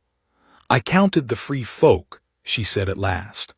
"We lost 40. Sauron, Big Morna, the boy with the hair lip whose name I never learned, who wouldn't stop following you after the other one died on the mountain." She said it flat, the wildling way, naming the dead so they would not be only numbers. "They didn't die for your crown. You should know that. They died because the dead are real, and you're the only kneeler who ever told them the truth about it, and a man who tells the free folk the truth gets followed into worse places than this." She looked at him sidelong. "Don't make their dying a thing you carry alone. That's a kind of greed, you know, hoarding the grief. It belonged to all of us." "I know." Jon kept his hand on Salith's cooling jaw. "I'm trying not to. It's harder than the songs make it." "The songs," Val said, with all the contempt the word deserved, "are written by men who weren't there." She rose and stood over him, white blonde and gray-eyed and unbowed by a field full of the dead. "He's in there now, the flayed one behind his walls, telling himself he won because he made you bleed. You're out here in the cold with a hurt dragon and 40 of my people gone, telling yourself you lost because of the cost. You're both wrong. Winning and losing aren't the same shape for a man like you and a man like him. He measures it by who hurts more. You measure it by who's still standing when the hurting's done." She nudged his shoulder with her knee, the closest she came to tenderness. "You're still standing. Stand up. The men need to see the king on his feet, not kneeling in the snow grieving a beast while there's a castle left to take." She was right, and he got up because she was right, and because a man who would not rise for the truth from a woman who had just buried 40 of her own had no business being followed at all. He walked the field once before the cold drove him in, because a commander who spent men ought to know the shape of what he had spent. The maesters and the camp women moved among the wounded with their lamps, and the work of mercy went on in the dark, the setting of bones, the binding of wounds, the quiet, quick kindness given to the ones past binding. He stopped where Moore's umber had fallen, old Crowfoot, his white beard gone red, 3 of his grandnephew's men dead in a ring around him where he had sold his life as dearly as a last hearthman knew how. He stopped where the Bolton dead lay tumbled with the Stark dead in the churned pink slush. Indistinguishable now, Northmen all, the flayed man and the direwolf sharing one cold bed at the end, as they never had in life. That was the part the songs would leave out and the part Jon made himself look at longest. That he had not beaten an enemy today so much as he had presided over the North killing itself, cousin against cousin, and that the dragons had not changed that, only widened the wound, only added the smell. He had kept the fire off the men where he could. He had still spent 1,000 lives to take a field, and tomorrow he would have to spend more to take the castle. And the castle was the easy part, because after the castle came the queen, and after the queen came the cold, and the dead did not bleed and did not break and could not be talked around a trap by a clever sister who knew how their minds worked, because they had no minds left to know. He went in at last and lay down beside his wounded dragon, and did not sleep, and that was the price of the day, and he paid it, because he had sworn to a dead woman in the root of a mountain that he would feel the cost of everything. And a man who keeps that kind of vow does not get to close his eyes. Above them, Mordrax descended out of the clearing sky, ashen and silent, and settled in the bloody snow beside his fallen sister, curling his lean body around her wounded one, sharing his terrible heat against the cold that wanted them both, and made his dry sliding sound into the dark, the sound of a fire that has burned a great deal and is not, yet, done burning, and turned his green-gold eyes on the walls of Winterfell, where a man who had never been told no waited behind a shut gate for a reckoning he was too proud to believe was coming. Chapter 9. In Chapter 10. The king that returned Winterfell could not be burned. That was the whole of the problem, and Jon Snow sat with it through the long cold night after the battle while his wounded dragon slept, and his enemy waited behind gray walls, and he found no clean way around it. A dragon takes a castle by burning it. That is the brute arithmetic of the thing, the lesson of Harrenhal, whose great towers Balerion had melted into the slag they remained 300 years later. Jon had 3 dragons, or 2.5. Salith would not fly again for moons, if ever, and he could have done to Winterfell what Aegon did to Harren the Black, could have flown Hagar over the walls at dawn and poured fire until the Boltons and their men and the castle itself were a smoking ruin, and the war would have ended by midday.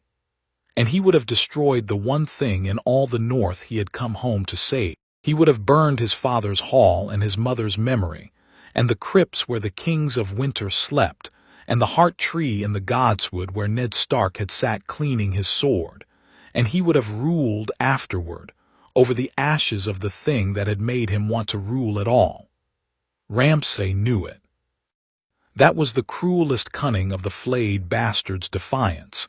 He had run to the one place Jon could not afford to break, and he sat in it now, certain that the dragons that had beaten him in the field were useless against the walls of a home their rider loved. He was nearly right. He was wrong about one thing, and the one thing was the difference between a conqueror and a man coming home, and it was Sansa who named it. "You're thinking about it as a castle," she said, in the gray before dawn in the command tent, with the war map between them and Davos and Tormund and the lords gathered around. "A thing made of walls that you take by breaking the walls. That's how the Boltons think. That's how every man in this tent thinks, no offense to the lords." A few of them grumbled. She ignored them, as their father had ignored grumbling. Winterfell isn't walls. Winterfell is the people who hold it, and Ramsay's people don't want to be held. Half the men behind those gates are Northmen the Boltons pressed into service. The garrison hates him. The small folk in the winter town hate him. The only men in that castle who will die for Ramsay Bolton are the 20 or 30 of his own creatures, his bastards' boys, the ones who flayed and hunted and burned beside him because they liked it. The rest are looking for a door. She put her wrapped finger on the map on the castle's gate. You don't burn the walls. You give the people inside them a door. And then you take the 20 men who won't use it. The dragons open the door, Jon said slowly, seeing it. Not the castle, the gate. One stroke, precise. And we offer everyone inside their lives if they lay down arms. Everyone but Ramsay and his boys. He won't let them take it, Sansa said. He'll kill the first man who reaches for the door. But he can't kill all of them, and once they see that you've come to free the castle and not to burn it, once they see the dragon take the gate and stop, they'll do the rest. They've been waiting 2 years for a Stark to come home and give them leave to stop pretending, same as Manderley. Give it to them. And bring me when it's done. I want to be there at the end. I've earned it. So Jon Snow did not burn his home. He came to it at dawn on the neck of a black dragon, with the broken Bolton host scattered and frozen in the field behind him, and the gray walls of Winterfell rising out of the snow ahead. And he flew Vhagar low over the battlements once, slow, deliberate, letting every man on those walls feel the heat and the wind and the size of the thing, letting them understand in their bones what was coming if they chose wrong. And then he brought the black dragon down before the great south gate. And he did not raise the castle, and the not raising was the loudest argument he had ever made. Ramsay Bolton, he called up, and Vhagar's presence made the words carry, the whole castle straining to hear. I'm Jon Stark, Eddard Stark's blood come home to Winterfell. I could burn this castle to the ground with everyone in it, and you know it, and the fact that I haven't should tell every man on these walls something. I haven't come to destroy my home. I've come to take it back and to free the people you've held in it, and there's only one way this ends with you alive, which is more than you ever offered anyone who knelt to you. He let it sit. Everyone behind those walls, the garrison, the pressed men, the small folk, you have until I count it out. Open the gate, lay down your arms, and you'll be spared, every one of you, on the word of a Stark, which is worth something in the north again. Stand with Ramsay Bolton and you'll burn with him. The choice is yours. You have a count of 10. He did not get to 10. He got to 4. And then the great south gate of Winterfell, the gate his father had ridden out of to answer a king's summons and never come home through, opened from the inside, not by Ramsay, never by Ramsay, but by the men Ramsay had pressed and starved and terrified, the northern garrison who had been waiting 2 years for exactly this, throwing up the bar and hauling the gate wide and pouring out into the snow with their hands open, and their faces turned up to the dragon and the Stark. And behind them the small folk of the winter town, and behind them the chaos of a castle turning on the 20 men who had ruled it through fear. It was not clean. Jon had known it would not be clean, and it was not. Ramsay's bastards' boys fought, in the yards and the halls and on the steps of the great keep, and they fought as men fight who have done things that cannot be forgiven and know it, with the savagery of the cornered and Northmen died taking them, and the snow in the yard of Winterfell turned red in the gray dawn. But it was not a burning. Jon came down off Vhagar's neck and walked into his home on his own 2 feet with Longclaw in his hand, and Ghost a white fury at his side. And he fought through the yards he had played in as a child, and the clansmen and the free folk and the freed garrison fought beside him. He fought past the broken tower he had climbed 100 times as a boy, past the door of the great hall where he had eaten so many meals at the foot of the table, and the strangeness of it doubled the weight of every blow, that he should be killing men in these familiar yards, that the snow of his childhood should be drinking blood, That home should turn out to be a thing you took back at the edge of a sword. A bastard's boy came at him on the keep steps with a flaying knife and the easy grin of a man who had never met a thing he couldn't hurt. And Jon killed him with an economy that surprised the part of him still keeping watch, and stepped over him, and went on, because the godswood was ahead and he knew, as surely as he knew the cold, where Ramsay would have run.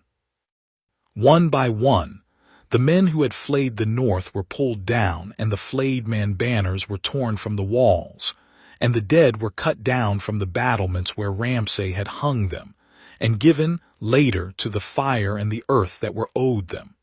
He found Ramsay in the godswood. Of course it was the godswood. The flayed bastard had run there at the last, to the oldest and most sacred place in Winterfell, the place where the heart tree had watched over the Starks for 8,000 years, and he stood with his back to the white weirwood with its red weeping face, and a flaying knife in his hand, and a thing in his pale eyes that was not, even now, fear. Sansa had told true. Ramsay could not imagine being beaten even with the proof of it bleeding out around him, and when Jon came through the trees with Ghost beside him. Ramsay Bolton smiled. "The bastard," Ramsay said, "the dead bastard with his beasts. You know, I half thought you'd burn it.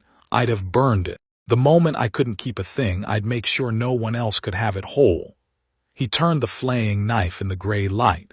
"That's your weakness, Snow. You love things. Loving things means there's always a way to hurt you. I never loved anything in my life, and look how far it got me.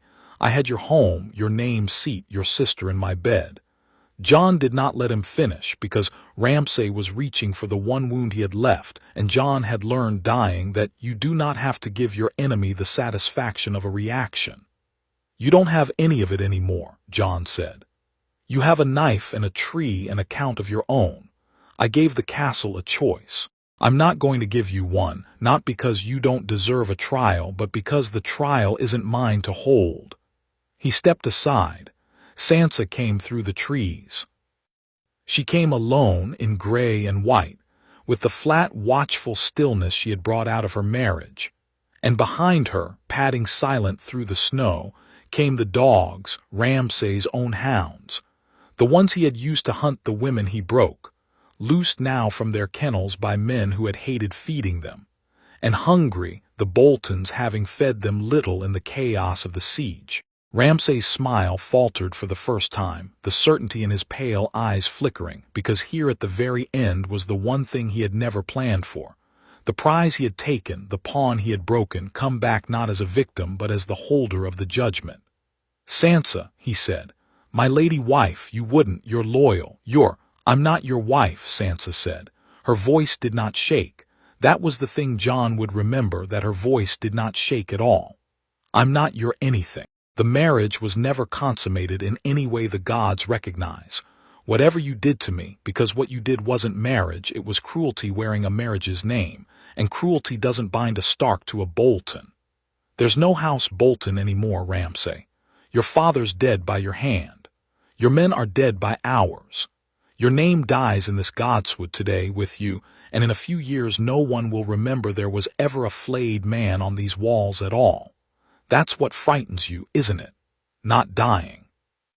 Being forgotten, being made small." She looked at him with the flat, still eyes. "You're going to be forgotten, and I'm going to watch. What happened after, Jon let her have, and stood as witness, because some justice belongs to the one who was wronged and not to the one with the dragon, and because Ned Stark had taught his children that the man who passes the sentence should swing the sword, and Sansa had passed this sentence in the dark of her marriage long before Jon ever came home. It was not gentle. It was not meant to be, and when it was done, and the godswood was quiet again under the red eyes of the heart tree, Sansa Stark turned from the thing that had been Ramsay Bolton and walked to her brother and put her forehead against his shoulder, as she had in the merman's court, and Jon held his sister in the godswood of their home, both of them scarred in different fires, and neither of them said anything at all, because there was nothing that needed saying that the long road home had not already said. They took Winterfell whole. That was the thing the singers would marvel at in the years after, that a man with 3 dragons took the greatest castle in the north and left it standing, walls and hall and crypt and heart tree, that the Stark seat came back to the Starks unburned. The small folk crept back into the winter town. The garrison swore to Jon, glad to swear. The flayed man banners burned in a single great fire in the yard, and over the gates rose the gray direwolf of House Stark. And the north, for the first time in the cold years since the Red Wedding, was held by a Stark again. Tormund found him on the walls that first evening, looking out over the yard where the banner fire still smoked, and put a heavy hand on his shoulder. "You did a strange thing today, Crow," the wildling said. "You took a castle with dragons and didn't burn it. Every man down there knows it. They'll tell it for 100 years, the king who could have burned the world and chose not to. That buys you more than fire ever would." He squinted at the smoke. "Don't let it go to your head. The day you start expecting men to love you for the things you didn't burn is the day you start burning things to be loved." He clapped Jon hard enough to stagger him, and grinned through his ruined beard, and went down to find the ale. And Jon stood on the walls of his home, and thought that the free folk gave the truest counsel in the world, because they charged nothing for it and meant every word.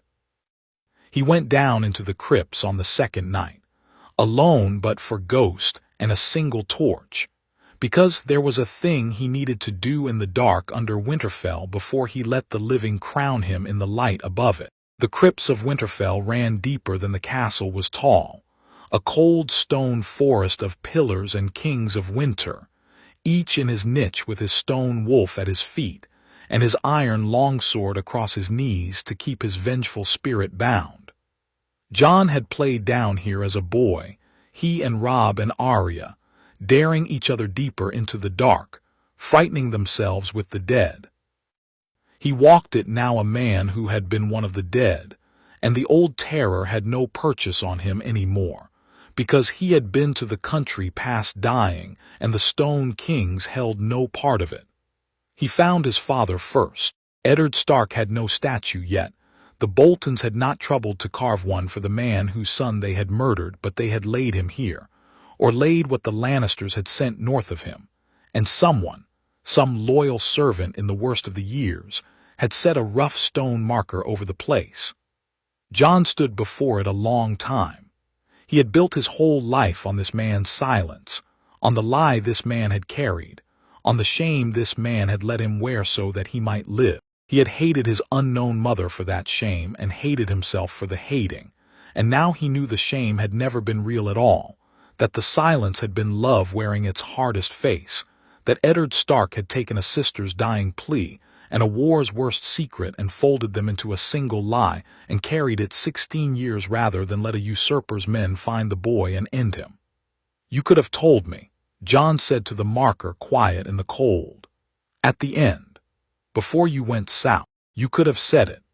But he knew why his father hadn't, and the knowing was its own grief, because a secret told is a secret loose, and a loose secret would have killed a boy, and Ned Stark had chosen every day of his life the boy over his own honor and his own peace. It was the most Stark thing a man had ever done, and Jon had spent his whole life misreading it as rejection. "Thank you," he said instead, which was the truer thing and harder. "I understand now. I wish I'd understood while you were alive to see it. I'll do right by your name, by both of them, yours and the one you hid. I swear it by the old gods in front of your bones." He moved on deeper to the older tomb, the one with the stone maiden whose face the years had worn nearly smooth. Lyanna Stark, his mother. He had passed this statue 1,000 times as a child and felt nothing but a child's idle pity for a pretty dead aunt, and now he stood before it knowing whose blood ran in his veins, and he reached up and laid his marked hand on the cold stone cheek, and he did not have any words at all for that, so he gave it silence, which was the language his family spoke best. Sansa found him there. She had followed quietly with her own torch, and she came and stood beside him before the worn stone maiden, and for a while the two of them looked at the woman who had been an aunt to one of them and a mother to the other, and neither spoke.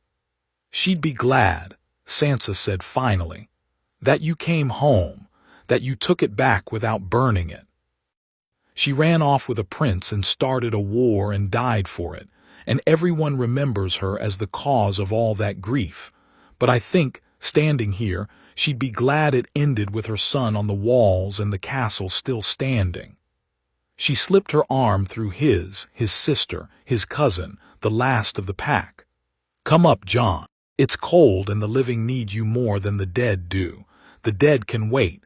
They've gotten very good at it." She almost smiled in the torchlight the worn stone made in watching them both. "And tomorrow they're going to make you a king, whether you've decided you want it or not. You should sleep first. Kings who don't sleep make poor decisions. I've watched it ruin better courts than ours." The lords proclaimed him 3 days later in the great hall, and it did not go the way Jon had expected, because nothing in the north ever did. He had thought they would name him Lord of Winterfell, Warden of the North. The title Stannis had once offered a living bastard at the top of the world. He had not thought past it, had been too busy with the wounded and the dead and the rebuilding to think past it. So he was not ready when Lyanna Mormont rose in the hall, 10 years old, the lady of Bear Island, the child who had shamed the lords into remembering themselves, and said in her flat, hard-carrying voice, the thing that changed the shape of everything. "I said it at White Harbor," Lyanna Mormont declared, "and I'll say it here. Bear Island knows no king but the king in the north whose name is Stark. The Boltons are dead. The crown in the south sent them the iron that killed our people, sent the scorpions that put a bolt in the dragon that bled for us, and that crown sits a boy on a throne who is no king of mine and no king of the North's. We don't need their warden. We don't need their leave." She drew her small sword. She had a small sword, the lady of Bear Island, and laid it before the high seat. "I don't care that he was born a bastard. I don't care that he has dragon's blood or wolf's blood or both, which is what the Meisters are whispering and which I think is true and which I think is exactly what a man needs to fight the thing that's coming. He came home. He took our home back and didn't burn it. He bled in the snow beside us. He's the blood of the first men and the blood of old Valyria in one body, ice and fire in one man, and that's not a thing that happens by accident in the year the dead start walking again." She lifted her chin, and her child's voice filled the hall. "The king in the north, the white wolf, the dragon of Winterfell, I'll have no other and neither should you." And the hall rose. Big Bucket Wolf first, slamming the table and roaring it. Then the Norries and the Littles and the Flints. Then Manderly heaving his vast bulk up to wheeze it out with tears on his great pale face. Then Glover, his closed door open all the way now. Then the Hornwoods and the Serwins and the Mazins. The whole grieving remnant of the north on its feet in the great hall of Winterfell, swords drawn and lifted, roaring the words the north had not roared since the young wolf died, the king in the north. But with a new thing braided into them now, the thing the dragons had made, the dragon of Winterfell, ice and fire, the wolf that flies. Jon Snow stood before the high seat of his ancestors and let them name him, and the cold accountant in him noted, even in that moment, the danger of it, that a man with 3 dragons named a king was the most powerful thing in Westeros, that Cersei in the south would hear of it and reach for every weapon she had, that the realm's whole calculus had just tipped on the axis of a single bastard's blood. He noted it, and he said it beside the other thing, the thing he had sworn to carry, the white dragon's gift, that fire costs, that he would feel the price of everything he did, that the surest way to become the monster Stannis had warned of was to stop being troubled by the power in his hands. He was troubled, he would stay troubled. It was the only safe thing about him, and he meant to keep it. He did not refuse the crown. He had thought he might. But the North had not offered it to Jon Snow the bastard. It had offered it to the thing he had become, the keystone, the wolf that flies, the man who could hold the North together and lead it to the wall, and refusing it would have been a vanity dressed as humility, and the dead did not care about a man's modesty. So he took it, and the North had a king again, and the king had 3 dragons, and somewhere south a queen heard the news and began, in the cold and the dark of the Red Keep, to count her scorpions. The reckoning would come. Jon knew it. Sitting the high seat that first night with the hall gone quiet, and the lords gone to their beds and Ghost asleep at his feet and Sansa beside him going over the grain stores by candlelight, because she had appointed herself the keeper of the unglamorous truths, and the North needed one of those more than it needed another sword. The crown would not suffer a dragon king in the North. Cersei would send a fleet, an army, the Faith's fanatics, Qyburn's whispered horrors, every weapon the South could throw at the thing it feared. The Iron Throne and the wolf and dragon of the North could not both exist in the same Westeros for long. One of them would have to give. That war was coming, and it would be terrible, and Jon would have to fight it, and the fighting of it would cost more than the taking of Winterfell had, because the South had 10 times the North's strength and a queen who had nothing left to lose. And under that war, deeper than that war, older than any crown, the other thing came on. The dead. The cold. The long night gathering beyond the wall while the kingdoms of men squabbled over a chair. That was the war that mattered. The one Jon had taken 3 dragons and a frozen kingdom in order to fight. And every day he spent breaking the Boltons and bracing for Cersei was a day the dead grew stronger and the cold grew nearer. And the cruelest arithmetic of all was that he could not face the dead until he had settled the living, and the living would not let him settle them in time. That was the shape of the thing he had come home to. Not a throne won and a story ended. A man standing in the door of a far larger dark, holding the only fire in the world, with enemies at his back and the night coming on. He rose late and left the warm hall and went up to the walls of Winterfell because he had not yet stood on them since taking the castle, and a man should know the shape of the thing he has bled for. The night was clear and bitter, the stars hard and bright over the north, the comet long gone from the sky, and the snow lay blue and unbroken over the world. To the south, far off, the winter town's few fires. To the west, the wolfswood black and endless. And to the north, Jon turned north, as he always turned, as his blood had turned since before he understood it. To the north, past the curve of the white world, lay the wall, 700 feet of ice at the top of the world, and beyond it the haunted forest where the dead walked and the cold gathered, and the thing that had turned its blue eyes south on the night Jon died waited, patient as the white dragon, for the night long enough to swallow the world. Salith lay in the great yard below him, her wounded wings splinted and packed, healing slow, her pale gold eyes open and fixed on her rider on the wall, and she made a low sound when she saw him, not the keen of pain but something quieter, a greeting, and Jon sent her down the bond the warmth he had to spare. Mordrax was a shape of deeper dark on the broken tower of the first keep, ashen and silent, watching the north as Jon watched it, the two of them keeping the same vigil.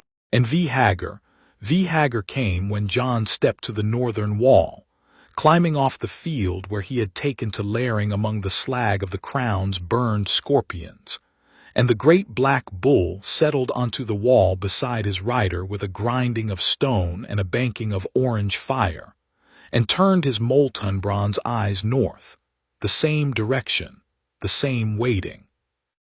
Ghost came up the steps and stood at Jon's other side, white against the snow, and lifted his muzzle to the north and did not howl, only watched, as the wolf had watched the haunted forest his whole life. A man, a wolf, and 3 dragons on the walls of Winterfell, looking north into the dark. "They're coming," Jon said to the dragons, to the wolf, to the cold that did not know what to make of fire and never had. He could feel it out there, as he had felt the dragons in the country past dying, the gathering, the patience, the old enemy waking to the oldest war. The crown would come from the south with its iron and its grievances, and he would have to meet it. But the crown was only men, and men could be fought and beaten and someday forgiven. The thing in the north was not men. The thing in the north was the end of men, and it was coming. And the world had bled the magic back and woken the dragons and pulled a Stark bastard through the door of death and put fire in his hands for one reason only, whatever crown's men hung on it in the meantime. He had come home. He had taken the north. He was a king with dragons, the most powerful thing in Westeros, and standing on the walls of the home he had wanted his whole life, with everything his life had ever denied him finally in his hands. Jon Snow felt the cold wind come down out of the north and understood, with the cold, clear certainty that had carried him through every dark thing, that the wanting had never been the point. The crown was not the end of the story. Winterfell was not the end of the story. They were the place the real story finally got to begin. The man, the fire, the long dark, and the war that the whole of his strange, resurrected life had only ever been preparing him to fight. V. Hager's orange seams pulsed against the black. Salith watched from the yard. Mordrax made his dry sliding sound, the sound of a fire that has burned a great deal and is not yet done. And Jon Snow stood on the walls of Winterfell with his wolf and his dragons and his back to the warm lights of his reclaimed home, and faced the north, and waited for the night to come, so that he could meet it with fire, the way it was always from the very first meant to be met. Chapter 10 End.